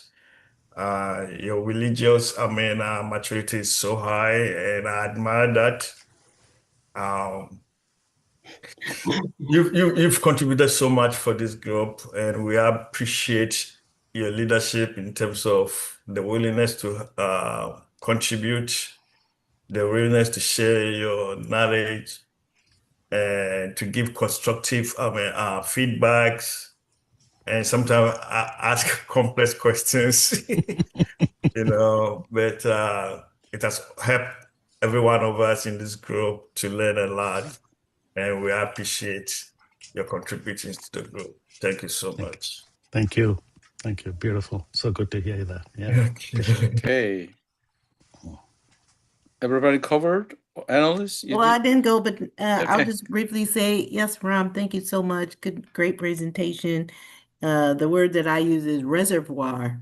You are like a reservoir. Bank. Yeah, not a bank, but yeah, I've learned so much for you and from you and a lot of the way we see things, believe it or not, are really similar.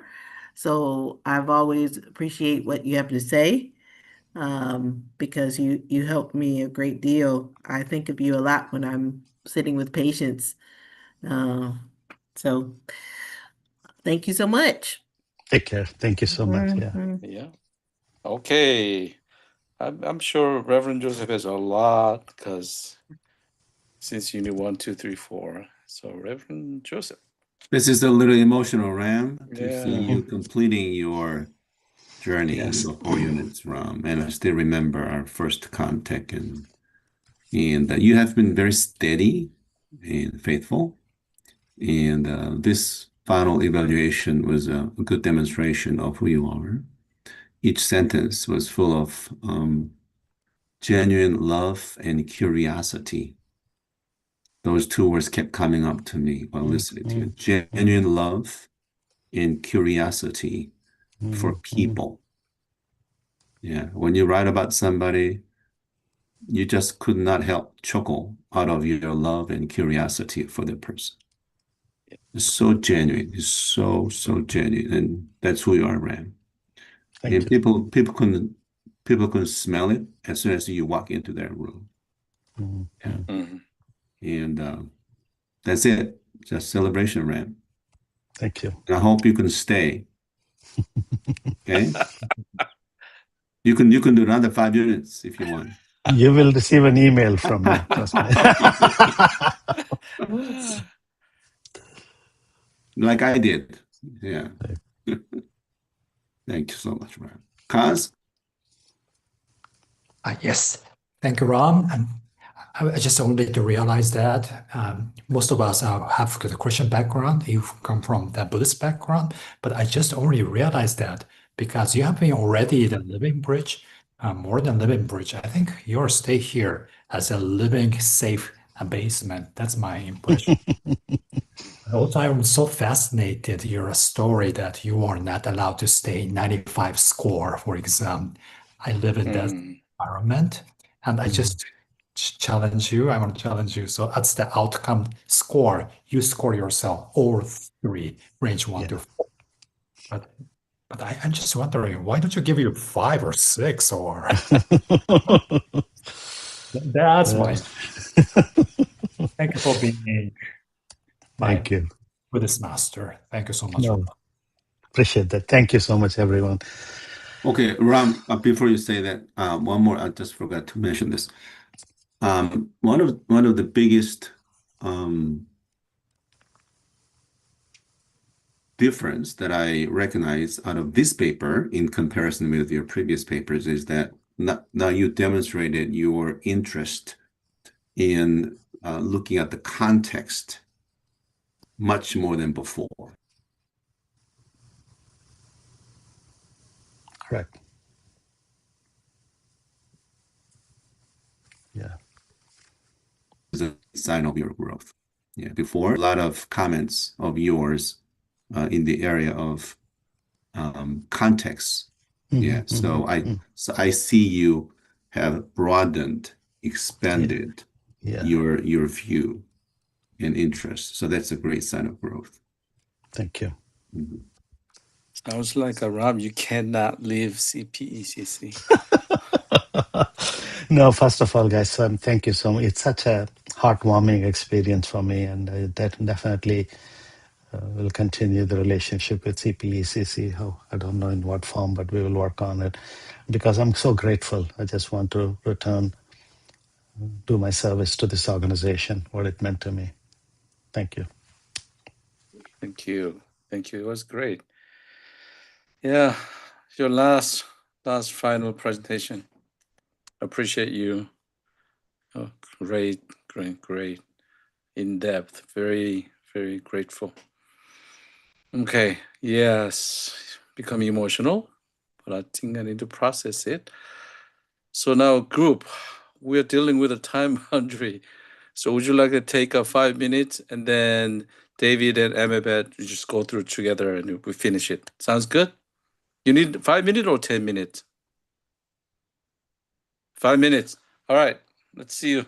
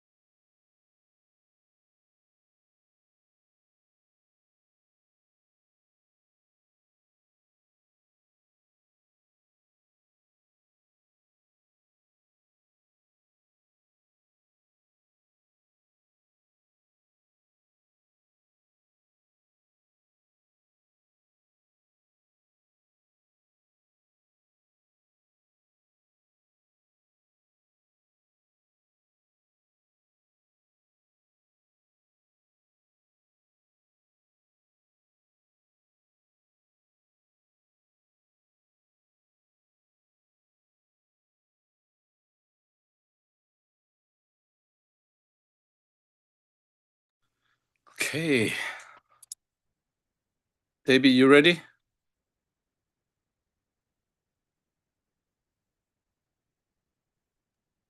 Yes, I'm ready. All right, let's go. All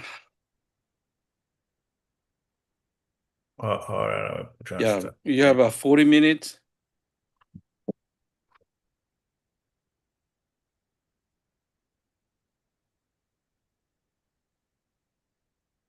Okay. Thank you, Piers, for giving me an audience this afternoon.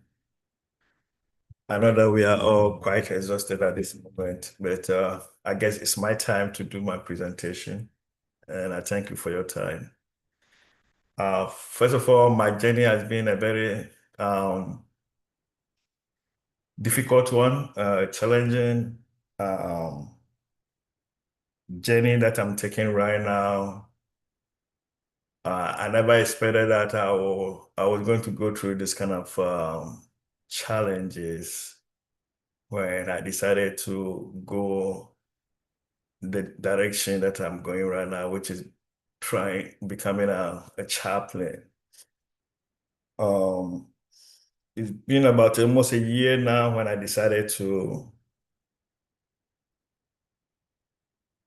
incorporate chaplaincy into my ministry work. I realized that something was missing in my ministry job, and I started looking for what was missing, So chaplaincy was one of the things that came after I did some research. And then in New Jersey, I had an opportunity maybe of working with St. Barnabas Hospital in New Jersey. But unfortunately, around the same time, my wife was posted here at Lemont, California, and the whole family has to move. I was a little bit hesitant in the beginning, but I had to put my family first. My children are too young. So for me, family is very important. They are all boys. I want to make sure that wherever the parents are, they are also there. So we made that decision to come down here, and I knew very well we were going to face challenges like any new move, but this became extraordinary, overwhelming. So many things that we never thought about until we came here. However, I didn't lose my desire to continue the CPE program, the chaplaincy program. So I started doing a couple of researches, and fortunately, I came across Reverend Joseph, contacted Reverend Joseph, who eventually we spoke a couple of times and eventually gave me the opportunity to join this program. So I was very, very excited. Um, and my wife also supported me fully. Actually, even he actually affirmed my my decision to go into chaplaincy, because while I was contemplating about being a chaplain, I didn't tell her much about my plans. She knew I might be interested in that, but she wasn't. But one day we were just doing something and said, "Oh, David, why don't you go into chaplaincy?" And I said, "Why are you saying that?" So yeah, but you are always helping people. So why don't you just take that path and make it your ministry? So my wife has always been supportive. So when I told him that I've spoken to Reverend Joseph and he has given me this wonderful opportunity, we were all excited. Like, okay. And now I feel like, okay, because now I can stay in California, because at least I have something that will keep me going. Never did I anticipate that the struggle had just begun, and we're still going through so many things. I mean, family sickness, health problems, so many things going on. Anyway, but this is my journey, and I will always appreciate Mr. Reverend Joseph for the opportunity given me. I mean, I've looked at so many options, and I always tell myself, you know what, I want to maintain the integrity. I want to maintain the trust that Reverend Joseph saw in me. And so I, even when I make decisions like, you know what, I think this is not the time for me to continue this program, I will always go back and say, you know what, I'm gonna do this because somebody saw me and gave me that opportunity to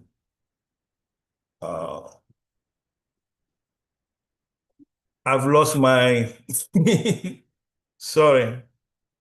Did I do anything wrong or my presentation just disappeared?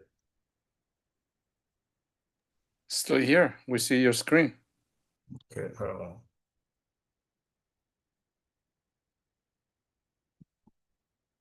Cool.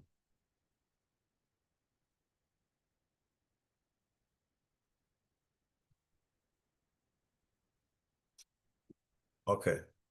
Yes, so for me, my symbol has not changed since our previous presentation. My symbol is still fog. Fog represents my journey through this program. It represents a space of uncertainty, vulnerability, challenges, and struggles. As I continue to hope for a gradual clarity. At times I feel disoriented, unsure of my vision to be a spiritual caregiver. My responses and my struggles and even my own internal reactions in this new endeavor is very, very challenging and heartbroken. Like walking through dense fog, I could not always see what was ahead. And I never saw that what I'm seeing right now. And I had to learn to move forward without full visibility or control. Yet within the fog, I've discovered something essential, the importance of being self-aware, self-care, internal presence over uncertainty, and overcoming the emotional edge to be a problem solver.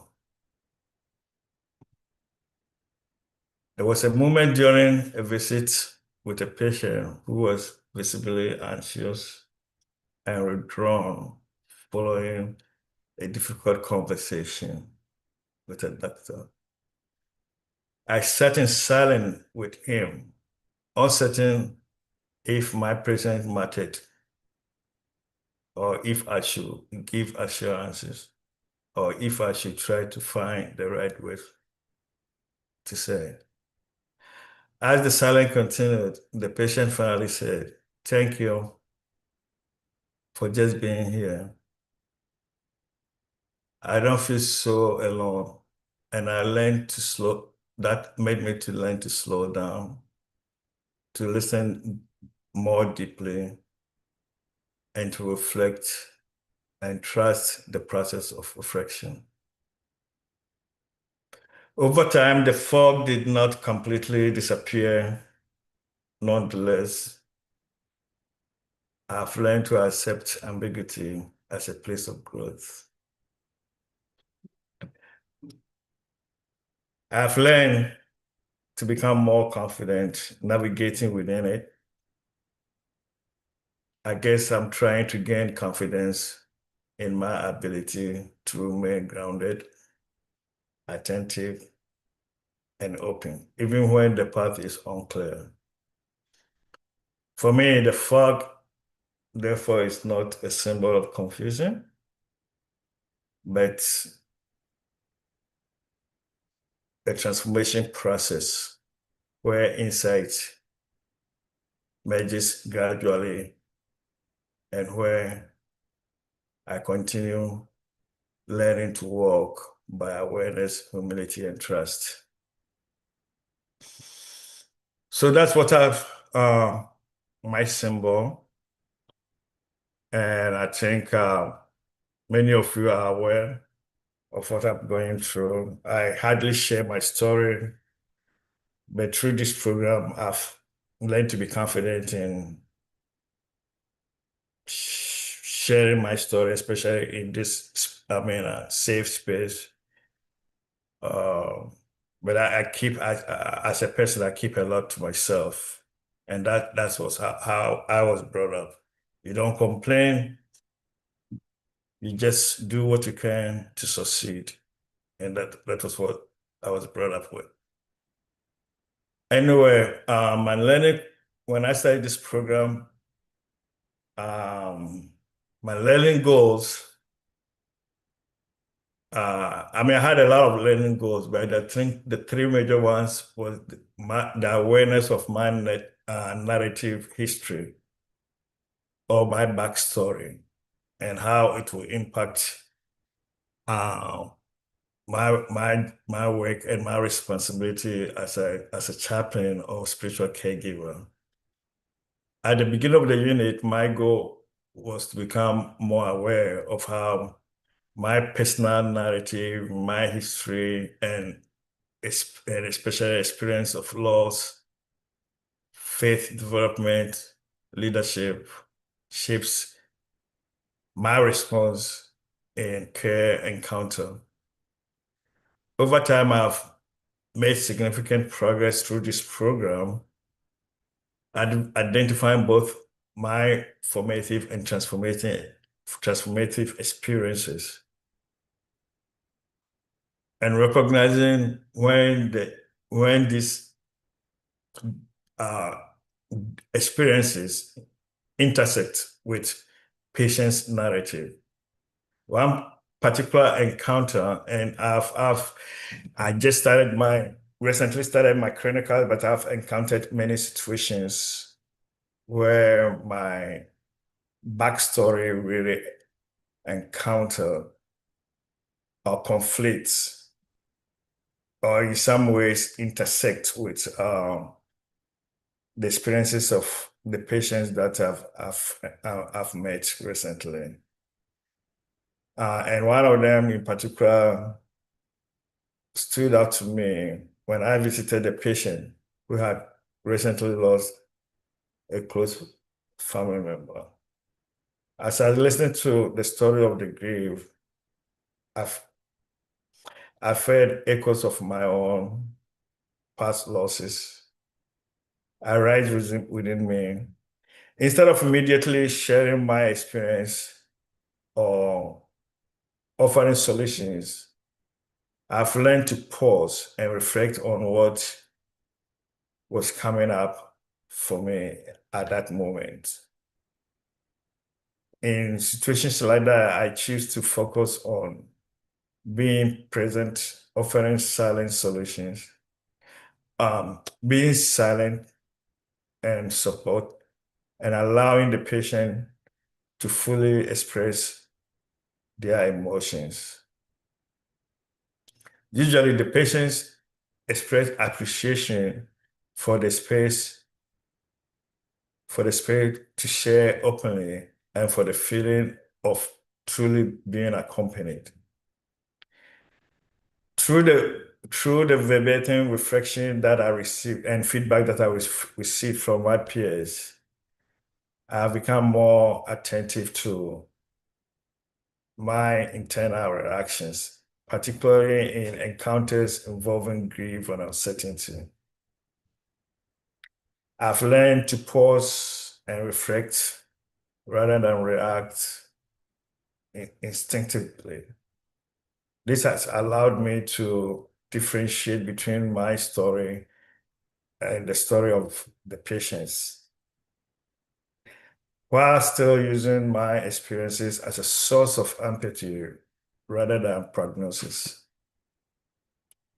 I feel more grounded in my ability to remain present without over-identifying over-identifying, and that has strengthened my pastoral effectiveness.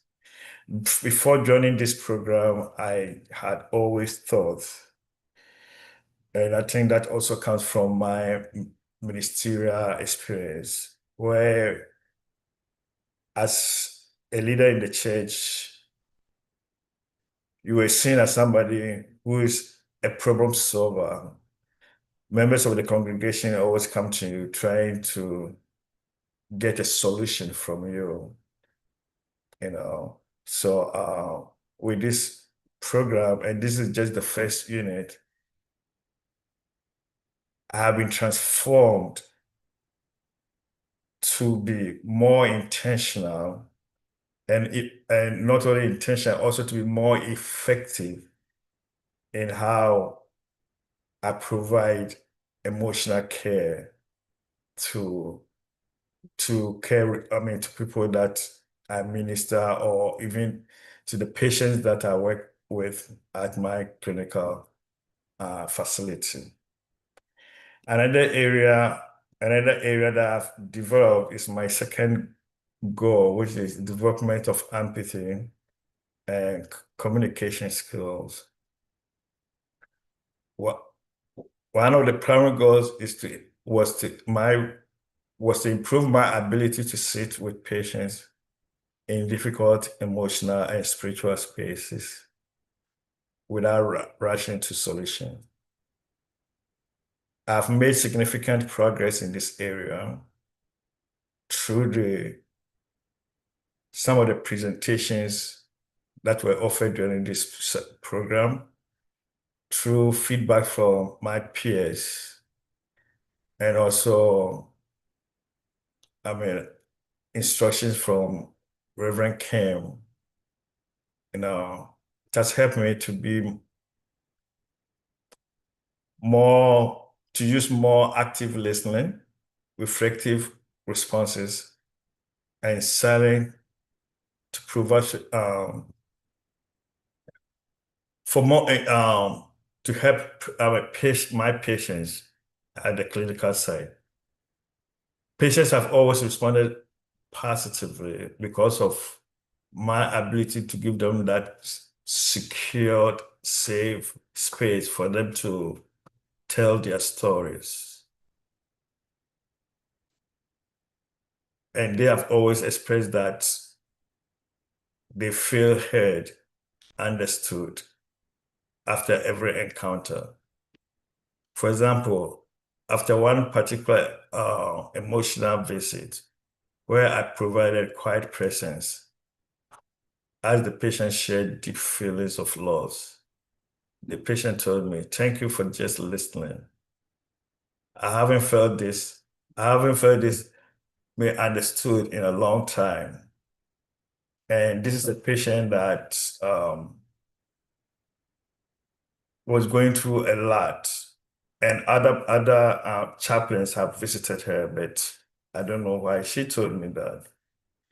This direct feedback affirmed that my new approach has helped create a safe space for the patient to process her emotions.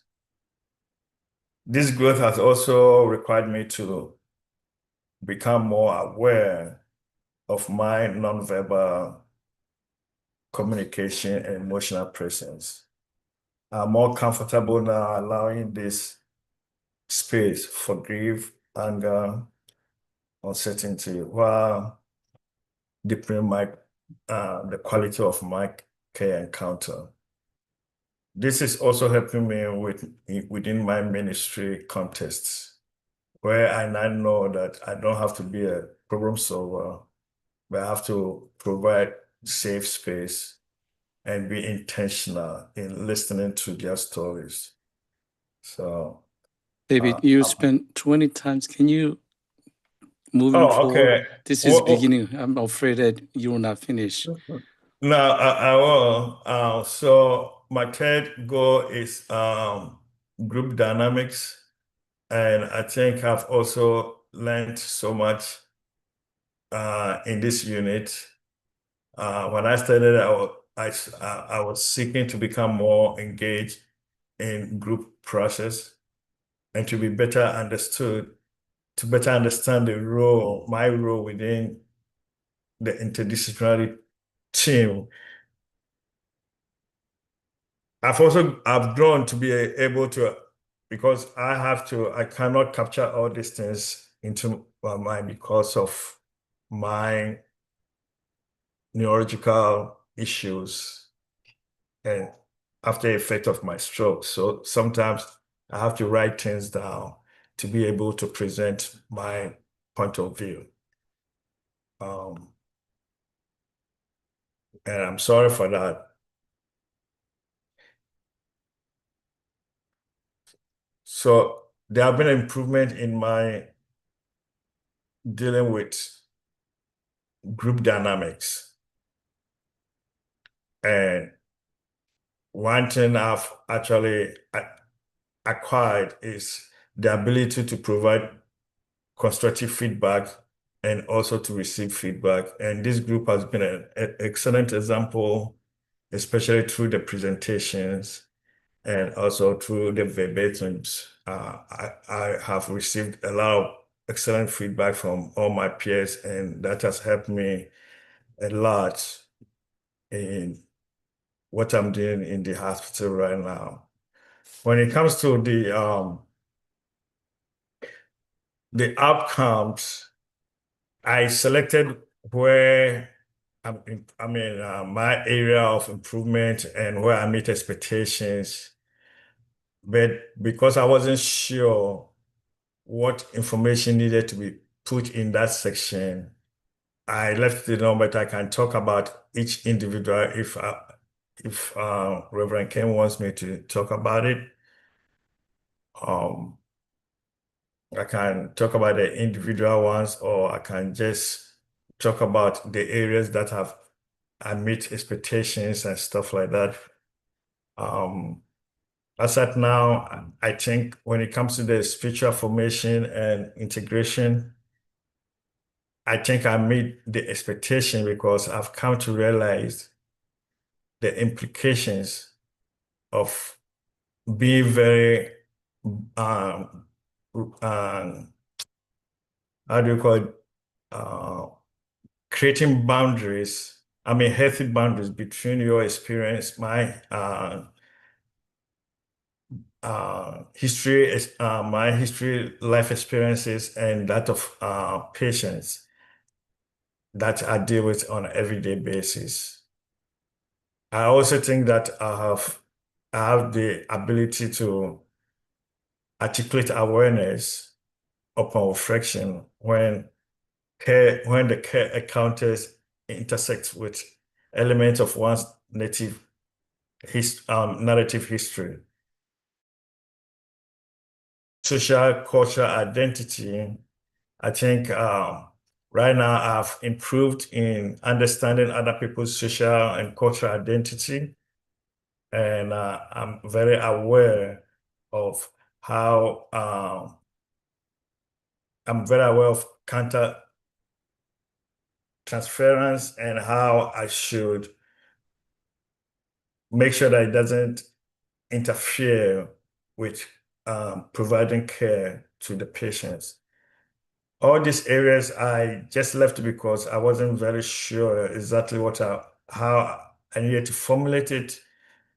So Reverend Ken, we can talk about it. If you want me, I can skip all those areas and go to the portion where we have to talk about our relationship within our group dynamics. I can do that if that is appropriate with you. Well, this is your presentation. Also, you need to make a time boundary. So if Okay. you want to mention anything about your outcomes indicator, it looks like there's no your comment recorded here. But if you want to say something, please mention it so that you'll get a feedback from the group. Okay. One area that I'm still I need improvement, and I need to talk a little bit about that. Hold on a second. It's spiritual value-based orienting system. Describe how one's values and beliefs about spiritual care are part of one's own. Okay, here I know very well that I need improvement because there have been a couple of instances where either I try to uh, redirect the conversation with the patient, or I try to uh, solve their problems. If my peers can remember my second verbatim, there was this patient who mentioned that she believed God was punishing her because through the sickness, and I offered an alternative, like, why don't you look at God in a different way? Why don't you look at God being the kind of God who will not punish and things like that? And the feedback I got from my peers was that I shouldn't have done it this way. I remember very well, Karuna, Sandra, David, in your previous presentation, you mentioned that you don't want to fix problems. So why are you now trying to fix somebody's problem? Why don't you allow the patient to, to go through the whatever she believes in, instead of you giving, an alternative, way of thinking, an alternative spiritual, way of thinking. Apart from that, I also encountered just last week another instance where the patient was going through serious crisis and also mentioned that he thinks God is punishing him. This time it was a young boy, 29 years old, weighing about 500 pounds. And his situation was very, very bad. And my supervisor told me to go and visit him. I was with him. He was feeling very, very stressed. And we spoke for a while, and he talked about his, life experience as a teenager. And he told me, Chaplain, I used to do a lot of bad stuff when I was a teenager. And he thinks that he's being punished. At that particular moment, I was feeling something in my body that I couldn't handle. I think I was feeling kind of discomfort. And at that particular moment, I told him, you know what, why don't you stop and let's pray? But after that encounter, I knew that, this thing has happened before. We did discuss it in class. And once again, it seems like I'm repeating the same stuff. So I went back to my how many minutes do I have, Reverend Kim? So far you spent 30 minutes. Oh, really? Yeah. Okay, so I have 10 more minutes or less. Yeah, something like that. Okay, so I went back to the office, had a reflection conversation with my supervisor, and he repeated the same feedback that I got from my peers, that I could have done better by allowing the patient to continue his story instead of breaking it. And now I couldn't get any more information from the guy anymore. Anyway, so outcomes, I can put everything, if I know exactly what I need to do, I have all the information, but I didn't know how to put it, so I can put that back. In terms of our reflection and relationship with peers, I will just run through, but I know that this group has served as a mirror, helping me to see aspects of my life, of myself, and things that I couldn't have realized within myself without this reflection from our team members. In terms of how I see my peers, I'm starting with my instructor, Reverend Kim.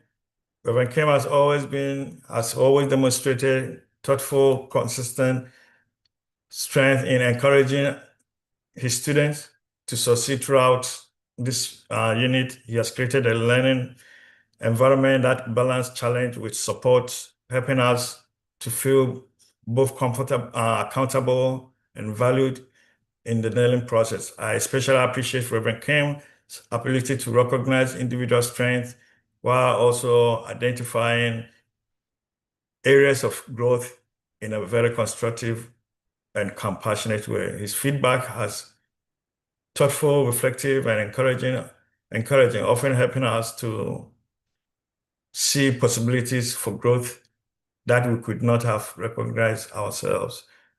I will just leave here. Let me go to Annalise. Annalise has demonstrated particular strength in empathy and pastoral presence throughout this learning process.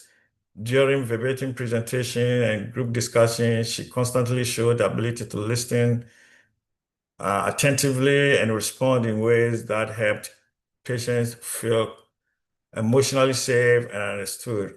Rather than rushing to offer advice or solutions, she allowed space for silence, reflection, and emotional expression while reflecting on social justice implications of her encounters. Amabet, wonderful, great person, demonstrated a strong sense of authenticity throughout this program. Amabet consistently showed honesty, openness in both group discussion and verbatim presentation. She's willing to acknowledge personal struggles, uncertainties, and emotional reactions without becoming defensive or guarded. Observing her helped me to recognize the importance of bringing one's genuine self into pastoral relationship rather than trying to appear overly confident, emotionally detached. Experience reminds me that authentic presence can create deeper connection with both patients and peers. Caroline, wonderful personality. She constantly demonstrated strong commitment to growth throughout this program. Caroline approached feedbacks and group reflection with openness and humility and courage. She always showed willingness to reflect deeply and apply new insight in class. I especially have learned a lot from her in terms of her intentional courage and effort to improve her pastoral presence over the course of this program. In her verbatims, it was evident that she had thoughtfully integrated feedback from other peers. Her dedication to learning and self-reflection contributed positively to the group and encouraged a culture of continuous growth. Kip demonstrated strong confidence in his role as a peer leader. I always see him as peer leader, even though we don't have a leader in this group except our instructor, but I always saw him like that way. And Skip constantly contributed thoughtfully during presentation, verbatim group discussions, and helped create a structure and focus within the learning environment. He's able to balance confidence with respect, encouraging other peers while remaining open to different perspectives. I especially appreciate his ability to offer constructive feedback in a calm and supportive manner. Mr. Ram always demonstrated a particular strength in providing excellent and constructive feedback throughout this program. He constantly offered observations that were thoughtful, respectful, and growth-oriented. His contributions and feedback were balanced and acknowledged both strength and area of improvement in a way that encouraged reflection for peers. I especially appreciate his ability to provide insightful knowledge that helps deepen self-awareness and clinical reflection. His approach created a supportive learning environment and encouraged honest dialogue within our group. So that's what I have for our individual. Sorry for taking more time than I was expected to, but that is what I have. If there's any comments or feedback, I appreciate it.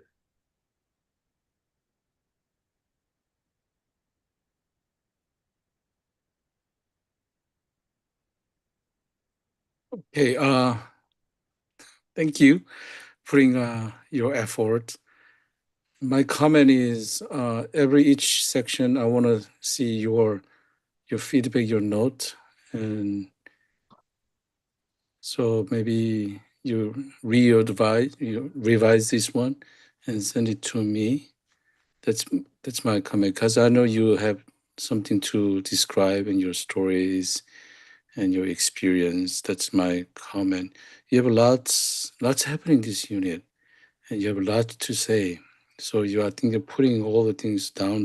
Just dig it out, putting in more here. That's kind of my comment. I want to hear more in your each category of some stories. Anyone Yeah. else? Anyway, actually I have more. It's all documented, but as I said, I wasn't very sure what was the proper way of doing it. I even contacted an analyst. She was trying to help me, but she never got me because I was with other, engagement. But I have all the documentation to insert if I knew exactly what needs to be done. Sounds like a plan. Anyone else?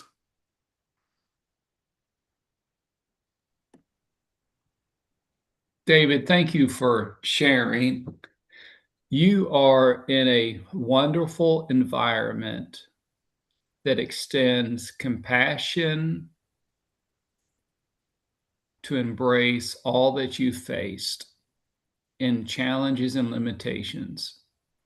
I'm so glad you're in CPE for all that you have faced and wanting to accomplish. I want to extend compassion and thank you for the work you've put together, but also to acknowledge for myself and the group that there's work yet to do. And in feeling that tension, I'm glad you're in CPE because you have a community that will be supportive of you to accomplish that. So thank you for what you've done, and trust those who are around you to stay engaged in the process. Thank you. Thank you. Anyone else? I can go. Dave, this is a bit random, but I feel like I have some cred to say this. You are a beautiful writer. And I think for all that you were saying you're not confident to present without things written, I just want to say you're a beautiful writer, and that is a gift. Um, and I think that this image of the fog is really apt and correct for you in this moment in time. And I know it is so hard to be in the fog right now, but I also feel like that's going to give you an extra dose of empathy for those who you care for, because I think oftentimes those who are in crisis are in a fog where they don't know what's going to come next. And so I hope you get out of the fog soon, and I hope you also retain that understanding of what it's like to be in it. And my last thing is like, it's just to say, in the time that you've shared your little interactions with patients, I love for you that you've gotten the feedback that you've gotten, that it is enough to be there.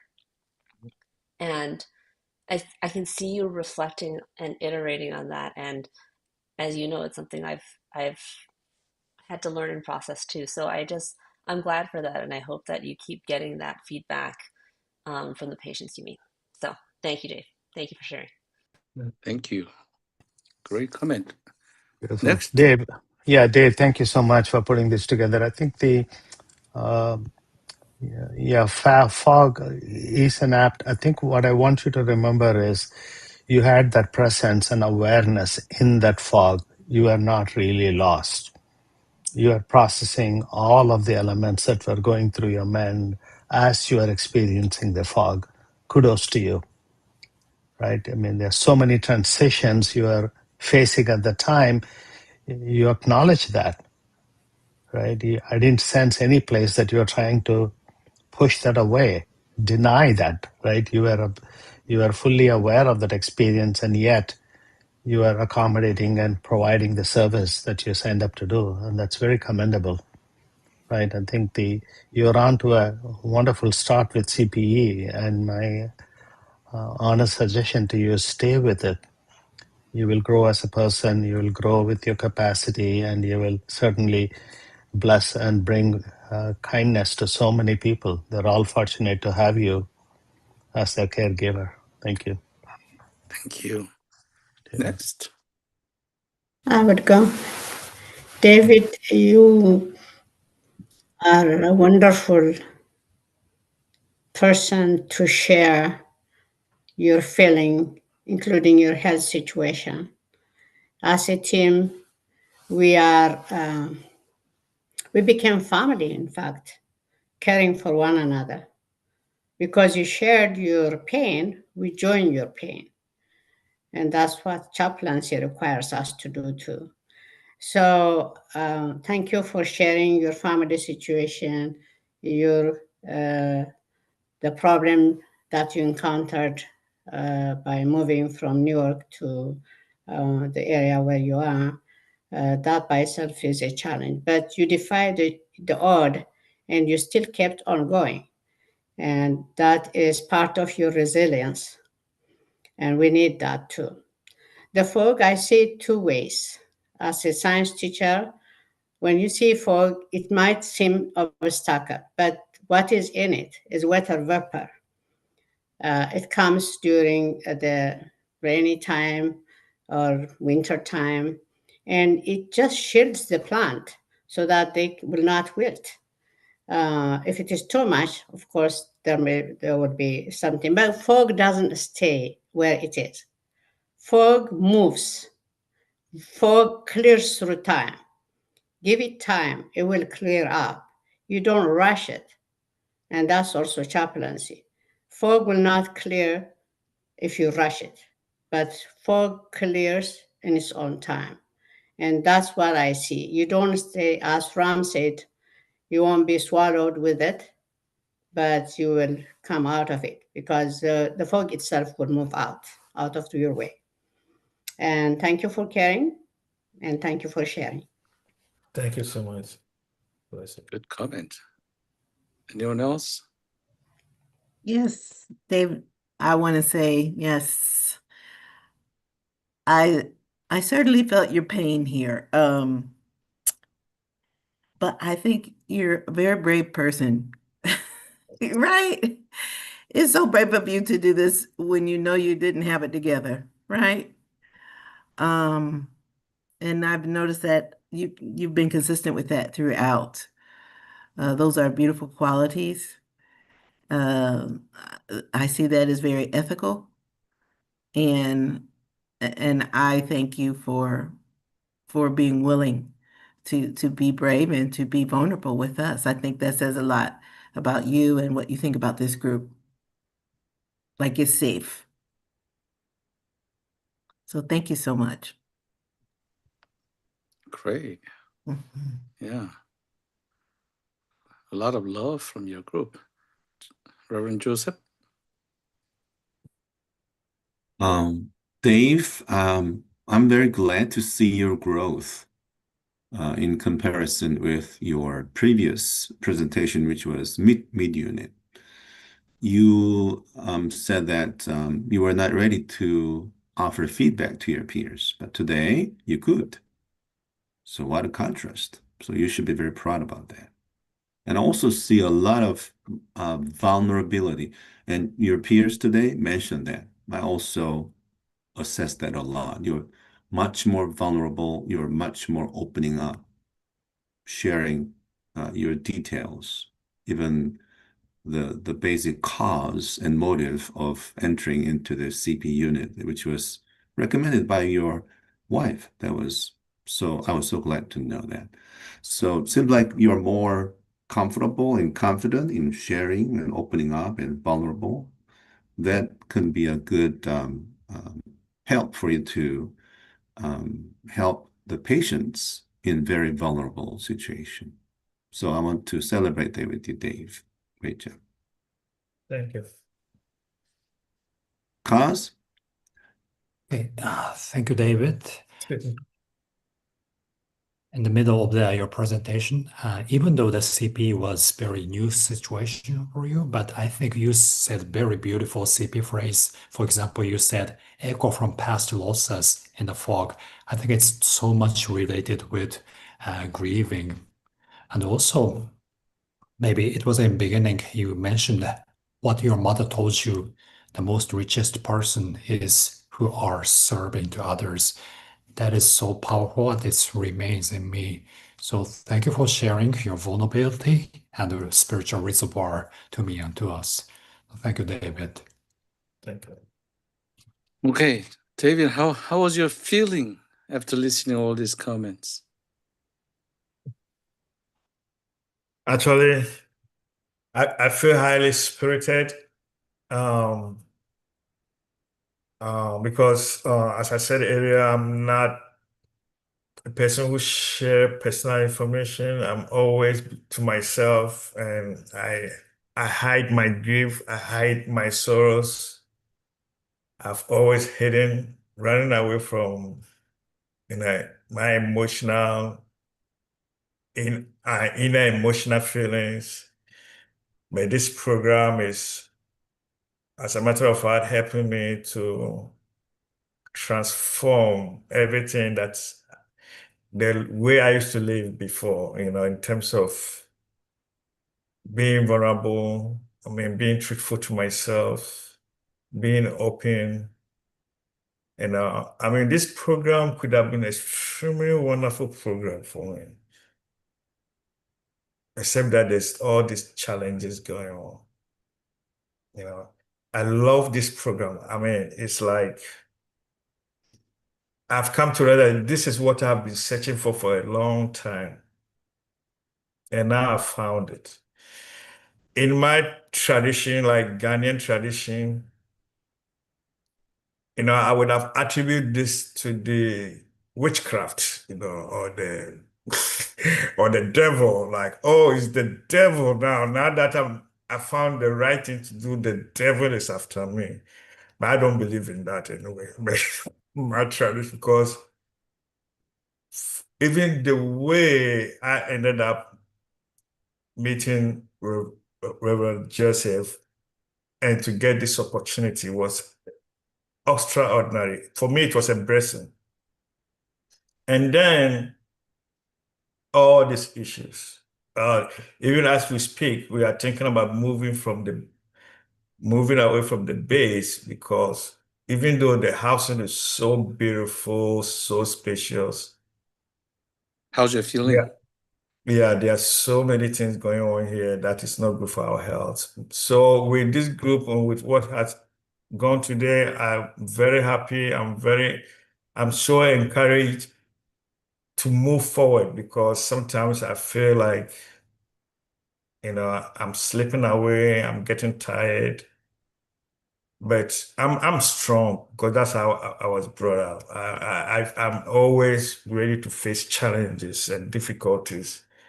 And I want to maintain the integrity, the respect, the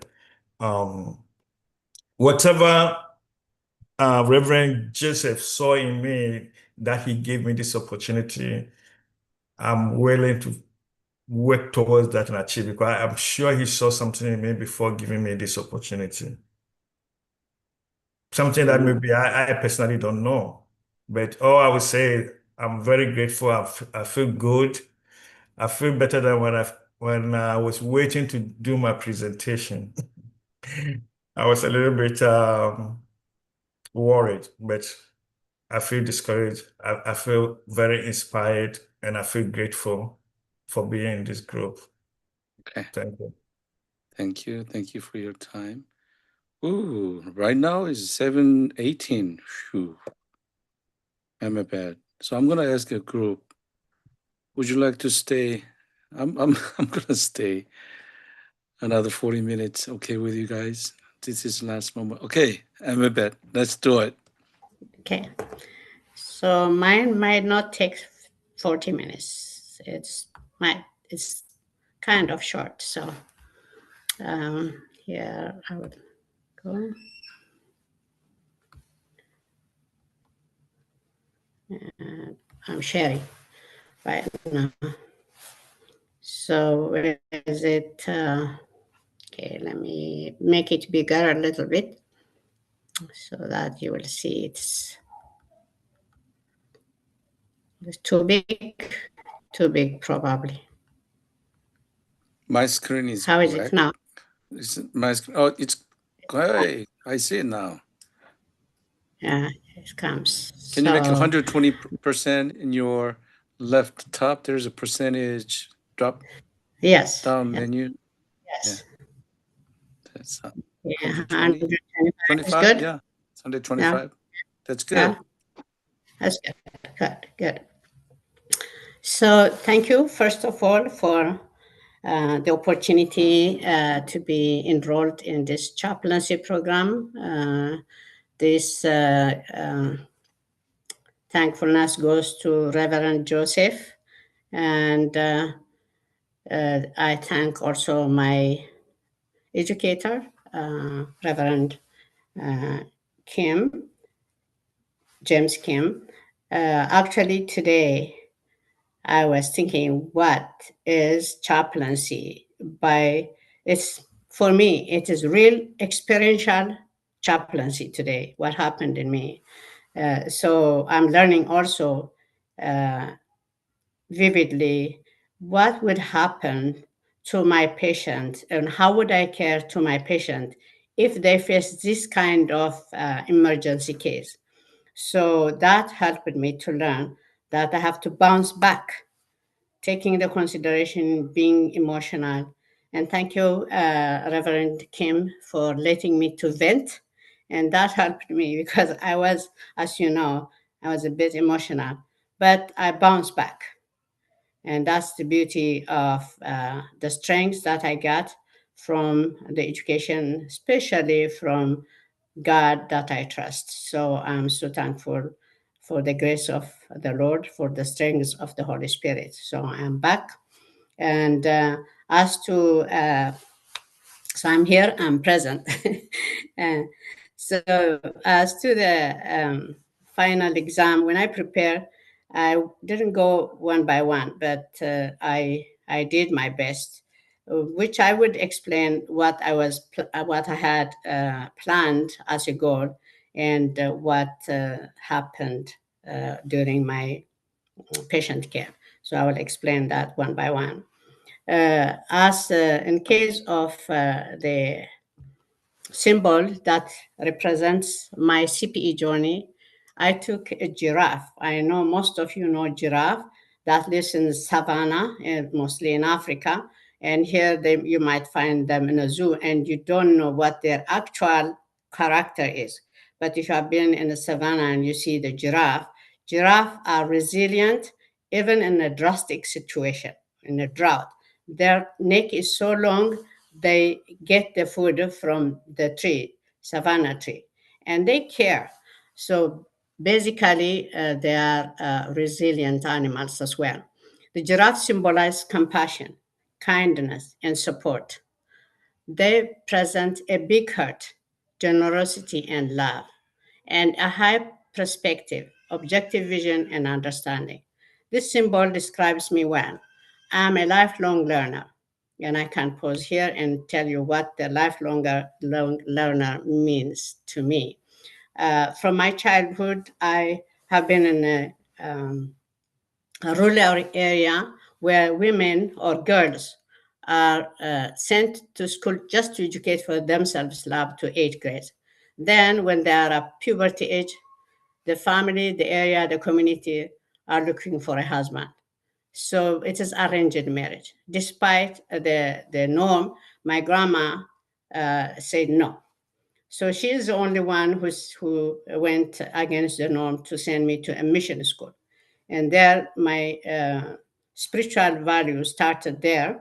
And my family value is also very persistent with the spiritual value that I have gained.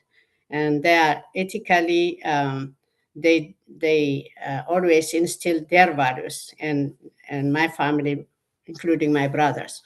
So we are to do what we promise to do, and we have to demonstrate hard work. Things of that nature, you don't think when you are a child. You live a daily life, and yet you found it later in life, and I found it later in life. That was so in me. Whatever the spiritual teachers taught me, my dad and mom taught me, I happened to be what they told me to be, and which I didn't realize, but when people tell me, as a including the learning from after graduating biology, science, biology, minor chemistry, I became biology teacher for teachers. So I train teachers to teach how to teach biology and chemistry. So that is a science perspective. When it comes to chaplaincy, it's not teaching. So I always was reminded by my teacher, my educator, Reverend Kim, oh, Amabe, don't be analytical. Well, that analysis came from science. Science talks about proving, analyzing, and here it's not proving, it is listening. It's being there. So it's a very, very, it's like if I tell you a mirror from behind, you can see, but from the front, it shows you who you are. So, but the one inside you is that it's not visible, only the face. So, teaching is like you teach, you preach, and you are not to show self interest, or it's like you don't explain yourself much. You explain things for them. So that is teaching. But here, counseling is first. Chaplaincy is first. Evaluate self, and this chaplaincy program helped me to evaluate self. So I am learning from science, and then from becoming administrator, from becoming a preacher, and also going to counseling. This is a different field.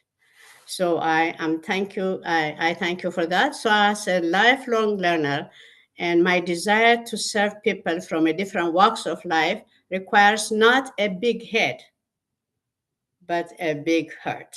And this has been said by Reverend Joseph one time. I remember, I have it on my note. What they need is not a big head, but a big heart. And that is very true in chaplaincy.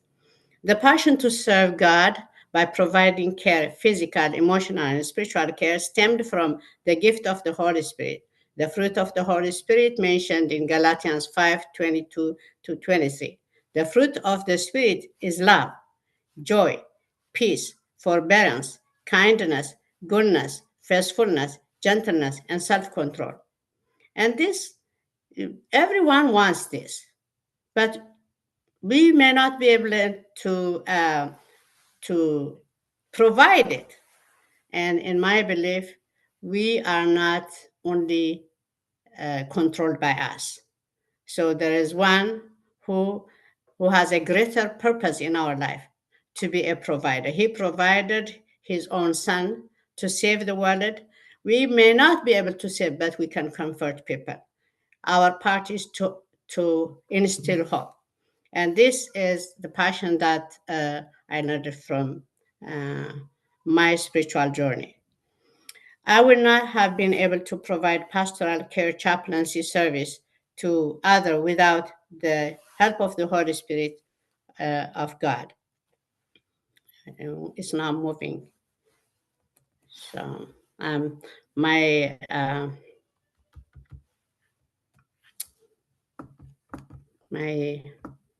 okay, now it's moving, I guess. Okay, sorry about that. My computer is stuck. So I am glad that God has guided me to the right place to experiential learning, to improve my ability to active listening, empathic presence, and spiritual assessment. So that has been said in a nutshell about who I am. And as you know, age-wise, I'm also older, and thought that what else can I do to serve the Lord and to contribute for the community? That was also a passion that is created in me as I see people struggling emotionally. And this is a right place to help people emotionally. The learning contract, I didn't bring all the learning contract I have made. One of the things is self-care I mentioned. And in self-care, that in my learning contract, I promised that I will do some exercise, which might seem silly because I'm not an outgoing person running. But after I joined this program, I said, I have to do what I said on my plan. So I developed a plan for each day to at least walk an hour, whether it's morning or in the evening. The other is I developed a plan to pray for 30 minutes. Believe me or not, I didn't just pray for 30 minutes. I was praying before the patient came in, after the patient goes out, and when I am alone and waiting for a patient. So it has been a unceasing prayer session for me this chaplaincy has created. And the other one is developing active listening principles for patients and for personal histories. So active listening was like, I was when people say something, my mind just make conclusion what they are going to say. So this session, I mean the training, has helped me not to conclude, and so I have developed active listening principles by just being there and waiting and until they finish their thought, their thought process. So people have their thought process. They are thinking. Sometimes they look on the window. Sometimes they look at you. Sometimes down. So you will be observing and assessing how they are affected emotionally. So it gives me a clue before I respond to them. I will listen attentively and focus on what they are saying rather than what I will be answering to them. The other promise I made was at the end of CPE training, I would understand patients' need, spiritual need. And in fact, I was able to assess not only spiritual need, their physical needs as well, because they are more interconnected. If a person is physically affected, they will either, as David say, blame God, or they would say need prayer, or something that they give you the idea where their stand is in spiritually where they are. So it will give me the opportunity as I listen to them that they will lay out their inner feelings, and I will be able to. So I wouldn't be able to rush. So I learned that understanding their need takes time, and I have to give them space. I don't have to fix their problem. But my my problem was, as many like Ram mentioned too, and Caroline and Alice, everyone's keep mentioned too. Well, my crying, I thought, was as a negative for my chaplaincy. I took it as a negative, and it will impact my chaplaincy. But as I found out that tender hurt is necessary. So, but I have to be careful not to interfere with the spiritual care process. So I will wait, hold myself. What is making me cry? How do I respond? So after they gave me a comment, I start to evaluate my emotions. And I might vent after they left, but I wouldn't, push it hard on myself too. So self-care become an important part of my service. The other is my spiritual care itself has been like wanting to let them know God loves them. Of course, yes, my perspective is God loves them. But I found out in my chaplaincy care that people come to church and they attend all the program, but they don't want to be told that Jesus loves them or God loves them. They don't want even prayer. And one of the things that I learned from Reverend Joseph is don't use prayer to end the session. And I say to myself, oh, I don't even need prayer to start the session unless they want to. So both ways. I don't need to start a session with prayer, which I'm used to. Every time Reverend Kim asked us to center, I always close my eyes and I go to pray because that's what I'm used to. So and then I focus on him. What's he saying? Then I start, evaluating where I am emotionally now. Am I back? Is there something that is straining order, or is there driving force now? Is there driving energy in me? Where am I? So that gives me a change of perspective from closing my eyes to pray, closing my eyes to focus. So there is a lot that I have learned really. So I will not focus on the learning contract. I will go forward, but I will send you the learning contract one by one if you need it, Reverend Kim. But Yeah, I need it.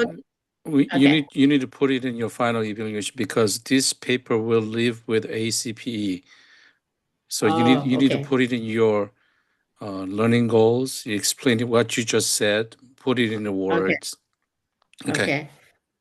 I'll do that. So I'll do maybe one final thing that I would add on this one is was receiving feedback, group dynamics. So receiving feedback, I am open because originally even I am open to receive feedback because when we teach, we receive feedback from our supervisors and students as well. So receiving feedback wasn't my weak point, but to see it this way was in a different way, in different perspective, because I learned more feeling words than I know before.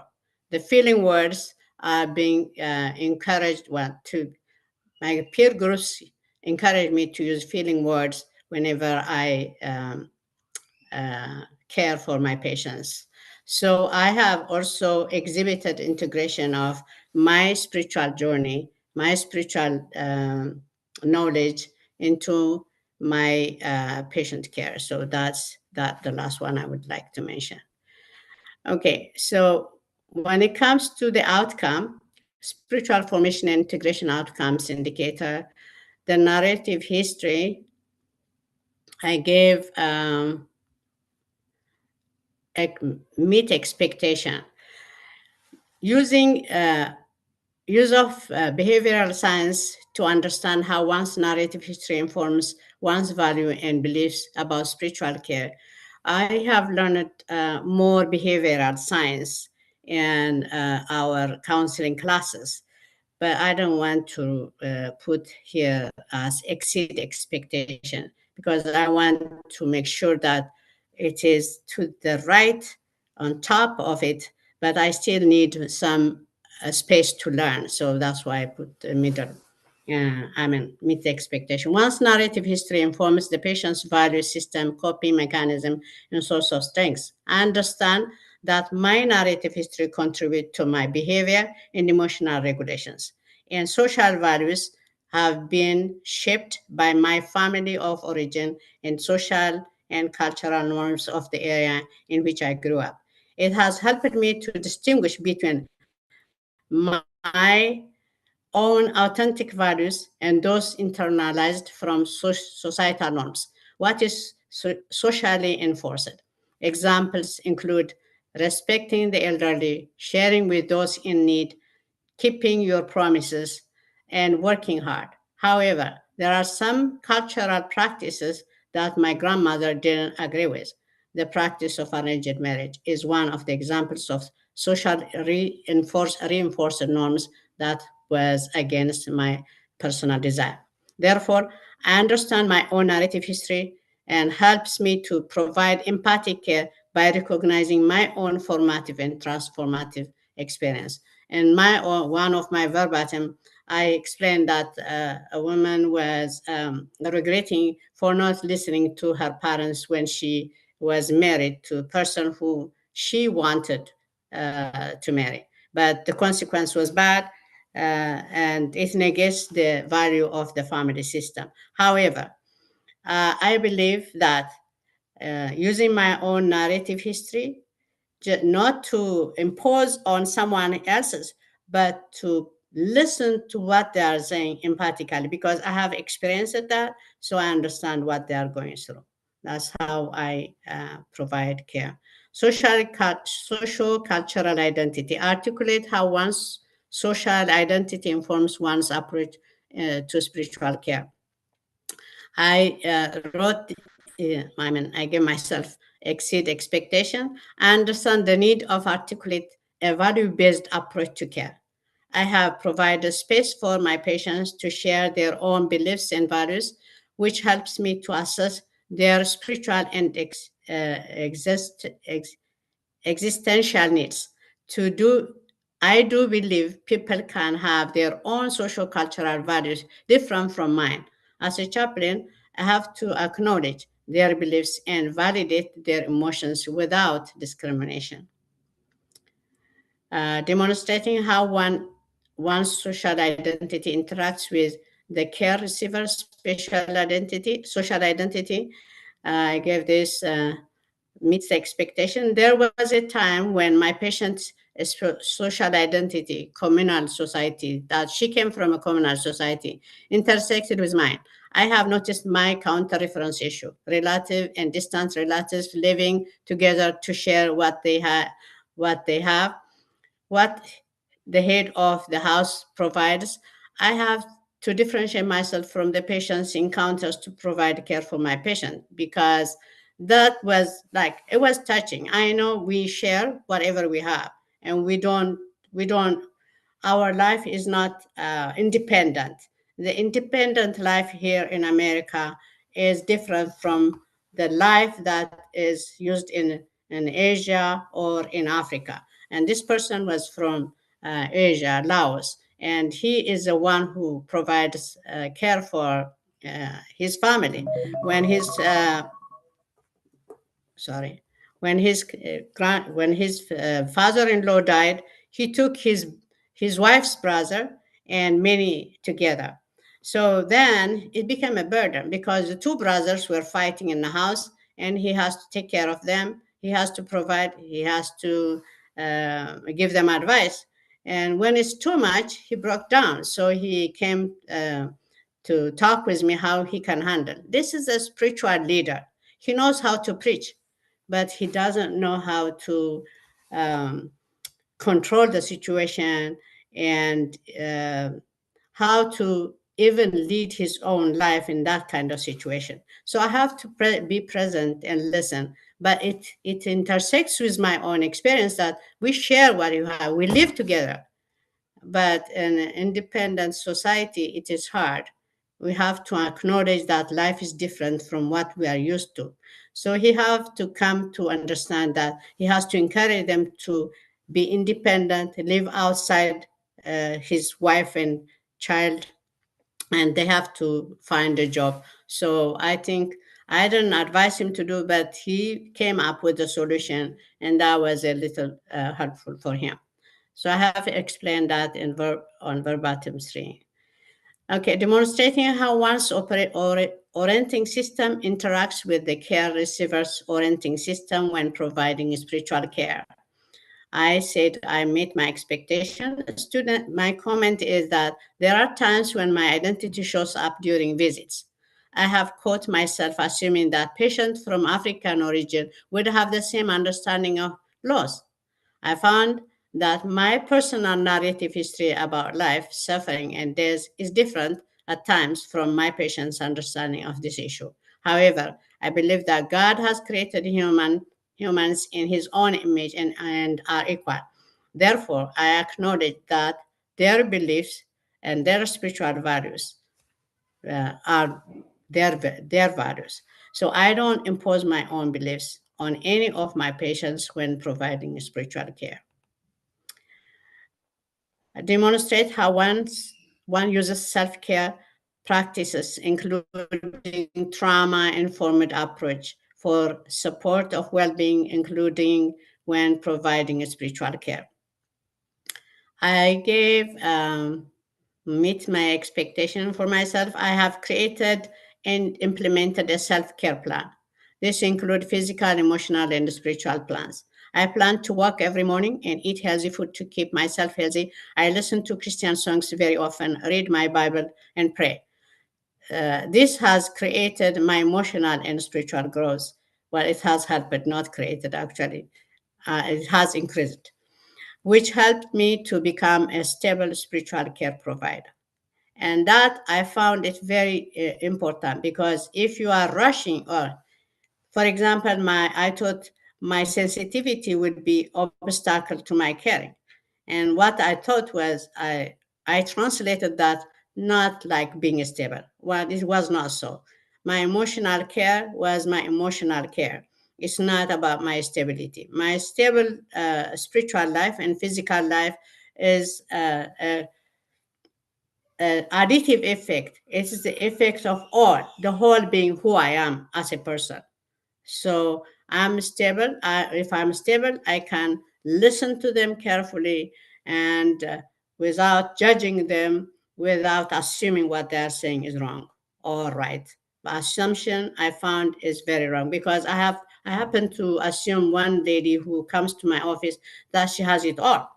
She's well dressed, very big personality, Caucasian. And when she was talking, and we were in a session, in the middle of the session, she just broke into tears. So my assumption is wrong. So in any kind of situation I used to assume, but not now. So I caught myself. Whenever I assume, I say, this is not right. So I catch myself. Justice seeking awareness, demonstrating how one is. You spent 25 minutes, so can you Okay. go? Yeah. Okay, I'll go fast. Maybe without explaining that. Here we go. Justice seeking awareness, demonstrate how one's address one's implicit bias and systemic bias when providing spiritual care as appropriate to one's context. And you have seen what I gave on. Okay, I have integrated my personal values and beliefs into ethical caregiving practice without discrimination. My theological understanding of creation, that all humans are created in God's image, has helped me to see people as equal and avoid my personal biases about my patients. Demonstrate intercultural and interreligious humility when providing spiritual care. And this, as you can see, have great meet expectation. I am open to learning from others and showed respect to my patients' religious and spiritual practices. I was able to engage with my patients from different religious practices with curiosity rather than assuming knowledge of their spiritual tradition, and did not try to proselytize them.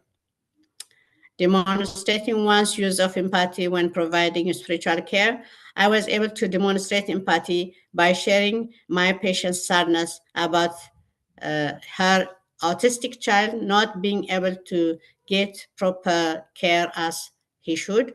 I was actively listening by allowing my patients to process her thoughts. I have created space to share her experience without interruption. By doing so, I was able to focus on her emotional content rather than trying to fix her problem. Demonstrate healthy relational boundaries in a spiritual care context. Although I relate to her as a mother, this is the lady who has autistic child. Although I relate to her as a mother and as a provider to her son, I have set boundaries that I am not her, and her experience is personal to her and not mine. Differentiating myself from her has helped me to set my boundaries as a spiritual caregiver provider. Demonstrating one's ability to describe and explore roles in group dynamics. I see myself as an observer, waiting to understand the norm of my peer group, then provide feedback, which has been evidenced by one of the comments from my peers. I tend to encourage rather than criticize. I tend to encourage rather than criticize. I am open to receiving feedback and joining the learning process. Demonstrate one's ability to facilitate group process as appropriate to one's context. And I have noticed that my peers have different experience as we represent various social backgrounds and yet share commonalities towards becoming effective chaplains. We share our values and experience, trusting each other. The unstructured but focused on the here and now share of experience has helped me to increase my self-awareness and skills in providing care for my patients. Spiritual care intervention outcome develop spiritual care relationship indicator. On this one, when I met my patients, I explained my role as intern chaplain. During their initial visit, I explained the issue of confidentiality and the limits of my care as a volunteer under the church. I was able to provide care through active listening and empathy. I was able to follow my patients' verbal and nonverbal cues to assess their spiritual needs. Demonstrating one's ability to use a spiritual resource in addressing spiritual and organizational well-being. And this, I was able to use the spiritual resource such as the Bible and the membership directory to reach out to members who needed spiritual care, and also was able to provide prayer request forms for people who request long-term prayer support from our church. That's Butler Mennonite Church in Fresno. Use a spiritual assessment care plans demonstrate how one's intervention addresses and assess spiritual needs and strengths. I use the spiritual assessment tool, FICA, to assess the spiritual needs of my patients. I was able to identify the hopelessness of my patients. For example, named FR. When she shared her story for loss of my boyfriend due to a car accident, I was actively listening without being judgmental. I found out that she feels guilty of not being able to attend his funeral and has a hard time forgiving herself. I was assessing her belief in forgiveness and the Bible verse that she could remember. FR felt confronted, and wanted to pray with me. Okay, the other one is documentation. When it comes to documentation, I understand the importance of documentation. It's used to follow up on the progress of a patient care. It helps for future reference and for continued future visits, prayer, or any other needs of the patient, and to use it as evidence for competence evaluation in the CPE program. By the way, we kept our chart and all documentations, and the church has its own confidential. Can I stop? Okay, Yeah. I'm very confused. All the indicators, I noticed that you're 2A. You're level 1A. Yeah. Okay. So I went all the way from That's 2A. You're level 1A, but you're because level 1A, go to number A, number I 1. copied the wrong, but I meant it's 1A, but I copied the wrong one, I guess. So Yeah, yeah. Look, so when I look at all the indicators, everything is not level 1A. I am so sorry. I'm a bad. This how did it cannot happen? be your, I guess something happened. This cannot be your final evaluation. Okay. Although you presented really well. So what your comment? Yeah, I was following, but when I copied, I guess I made a mistake in saying it is number 1. That's why I went to continue 1A. When I copied from the handbook, that Okay. I copied level 2A instead of. Yeah. So you have a time.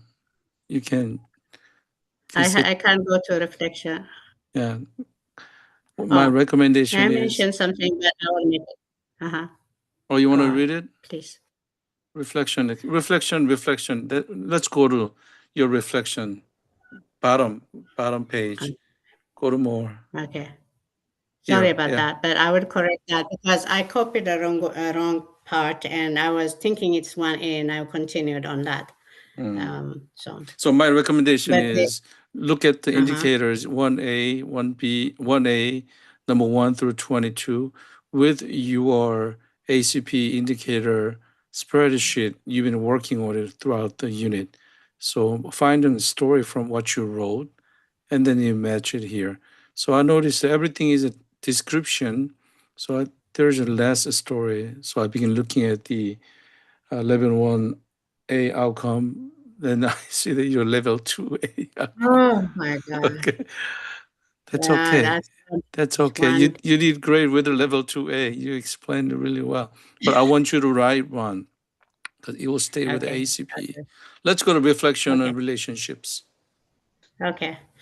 And this, sorry about that. I should be focused what I copied. I was thinking it's level 1. So, anyways, in this section includes a discussion of the supervisory consultation you have received as well as. So I will go. The individual supervision session by Reverend James have helped me to learn more chaplaincy skills. Every supervision session includes a centering and entering moment, which is very helpful to get focused and be in the moment. His care and encouragement were helpful to understand myself, identify my strengths and weakness when providing care for church members. He has advised me on how to use feeling words during my practice. He says, our goal is joining the patient, not anxious presence. Don't rush it. Do not try to fix patient's problems. This advice were very helpful to providing care for my patients. My peers were engaging and actively participated in group discussion, fostered care for one another, welcomed individual comments, feedbacks, and showed care when one faced health issue and pain. A nickname that I symbolize, I didn't go in detail for one by one, but I did just give a general name for the whole group. As for my group is as an eagles. We are all eagles. Eagles are symbolized of spiritual protection, freedom, and need to adopt a higher perspective in life. It often represents strength, courage, and encouragement to rise above challenges. It's seen as a sign of eminent positive change and success. So this is for the whole group, and individually they all represent as eagles, and that's why we. And the project I will have. No, you don't need a level 2 project. Okay. Yeah, you don't need. Okay, I'm so sorry that you miscopied. And then my recommendation is go back to your level 1A indicators that you've been working with a spreadsheet that I provided. and you Okay. wrote many things, so you just copy and reflect on it, and it comes with some stories in it. That will be greatly helpful. Okay, I'll talk with you personally so that I can get feedback from you. Would that be okay? Yeah. Now, since her indicators are not based on her level, there's nothing we can say about it. But generally, we can give her feedback, and let's start from there. My feedback is already at the beginning of the story. Add short examples as you shared verbally during this presentation. You shared beautifully, and you just narrate it, and then you begin sharing stories. So condensed version of this story has to be attached to each category, and then so that not us, somebody will read it. Okay. Somebody will read it, then they have to believe that Amabad truly went through level 1A. Okay. So I want you demonstrate those things. That's my recommendation. Okay. Thanks. Sorry about that. I was rushing, I guess. Yeah, a lot happened to you. Yeah, I understand. Anyone else?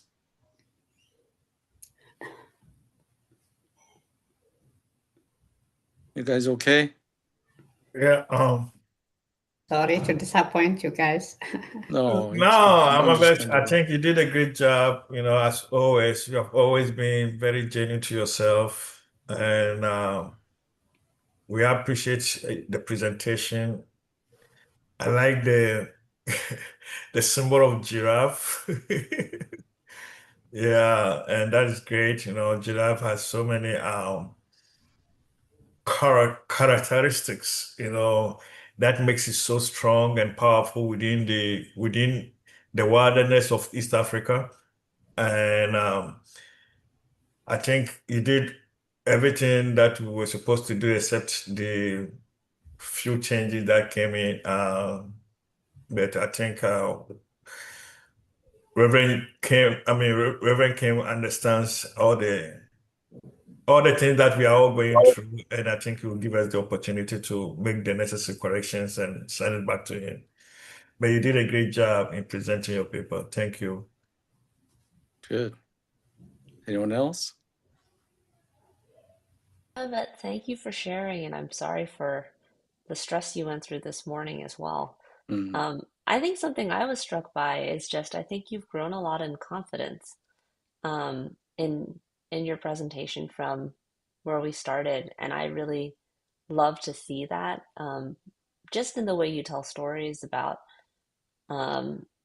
what you've seen, what you've done. Just I don't know, it's like the verbs are more active. Yeah. And I'm so encouraged by that, and it just makes me happy to see how we're all growing together. So I'm a bet I admire you. I admire all the work that you've done, and I'm excited to see where you keep going.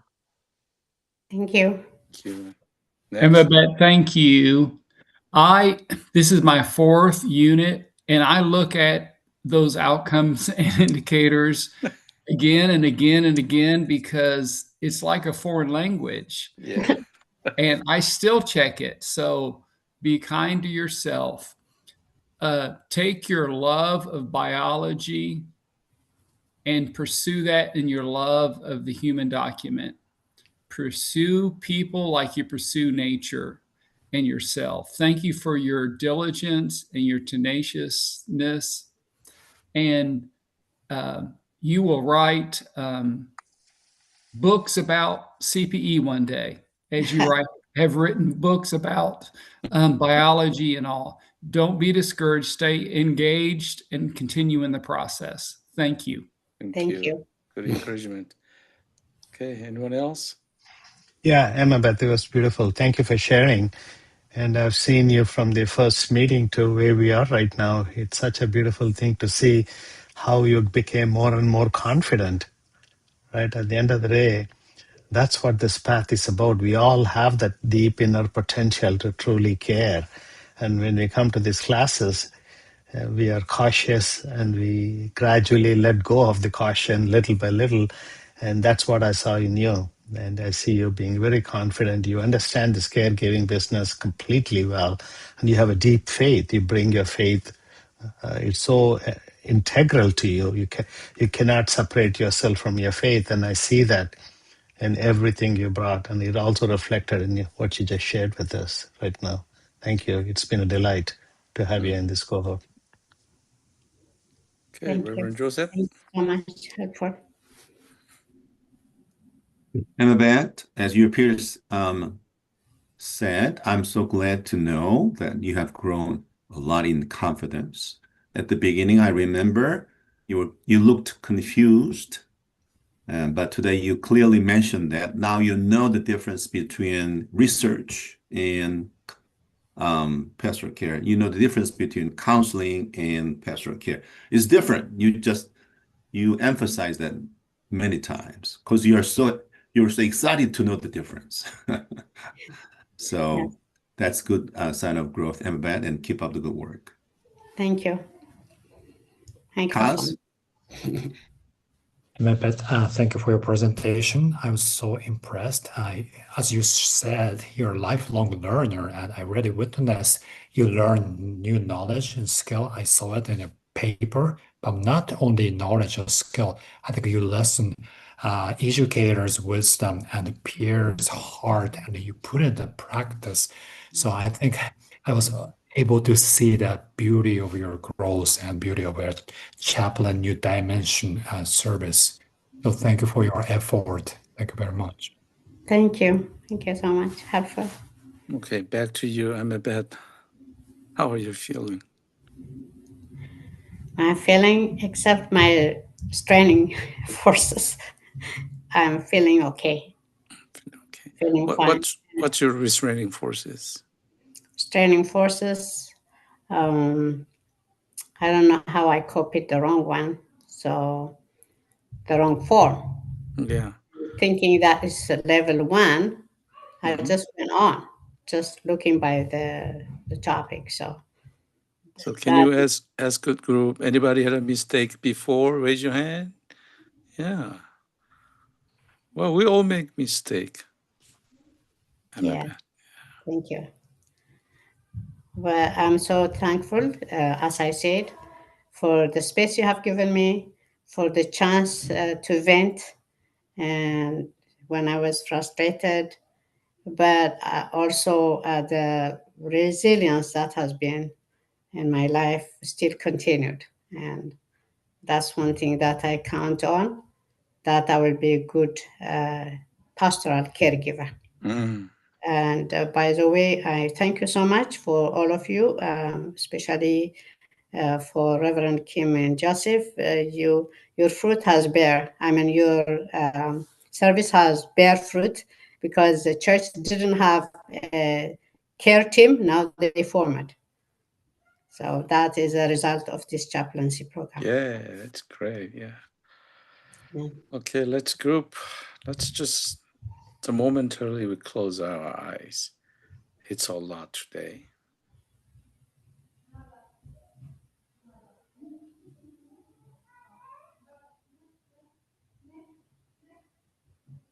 Just let it breathe a couple times.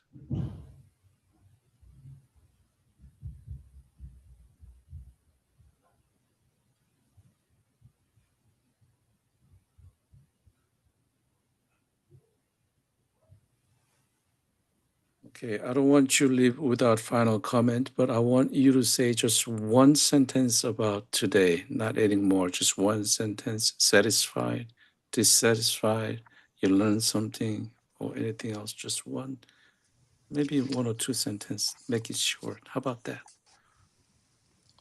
Happy to go. I'm very satisfied. It's so meaningful to be with you all. I'm grateful. Thank you. Thank you. Anyone else? Okay. Ram, I join you. I join you so completely that you almost said exactly what I wanted to say. I'm satisfied. I'm grateful that we can support each other to grow, and just grateful to have been part of this cohort. Anyone else? Satisfied as well, Caroline, in this cohort of what we're doing. and I have great hope in what has been learned and what will be learned by all who follow. Anyone else? I will go. I heard you saying that you are satisfied and what we have learned and what will be learned. Did I get it right? Yeah. I am grateful for the whole session.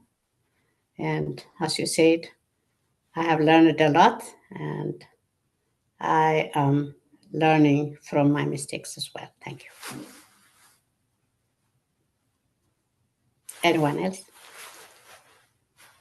Mohammed, I heard you say that you are grateful for the opportunity to learn, to be part of this group, and that you've learned a lot being with this peer group.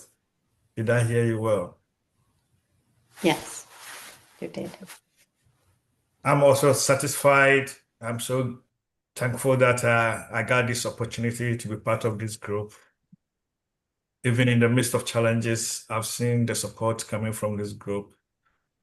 And I appreciate because our job is to sympathize with others. And it starts from home. So we are sympathizing with each other within this group so that we can take it out and sympathize with people out there. So I'm grateful to be part of this group. Thank you. Dave, you look satisfied and Anyone else? Sorry. Dave, you look satisfied and grateful. I am so proud. And I want to celebrate. I want to dance. I want to dance the celebration dance with you. Kaz? Yes, I want to join Joseph. I'm not a good dancer, but I feel like I'm so amazed. Like nine group of people had a long journey, like a hiking, climb up the high mountain. So now I feel the beautiful landscape from the top of the mountain. So I'm so amazed. Thank you.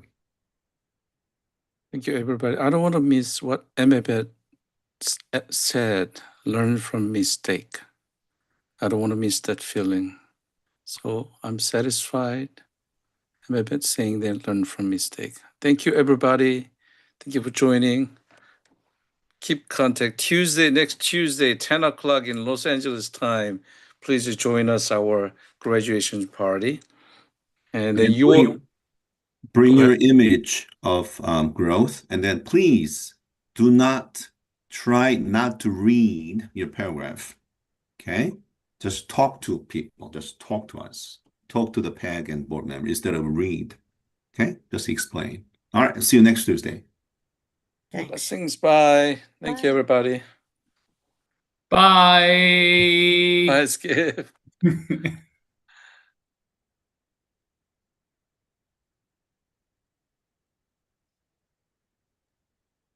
Okay. I I'm gonna bet you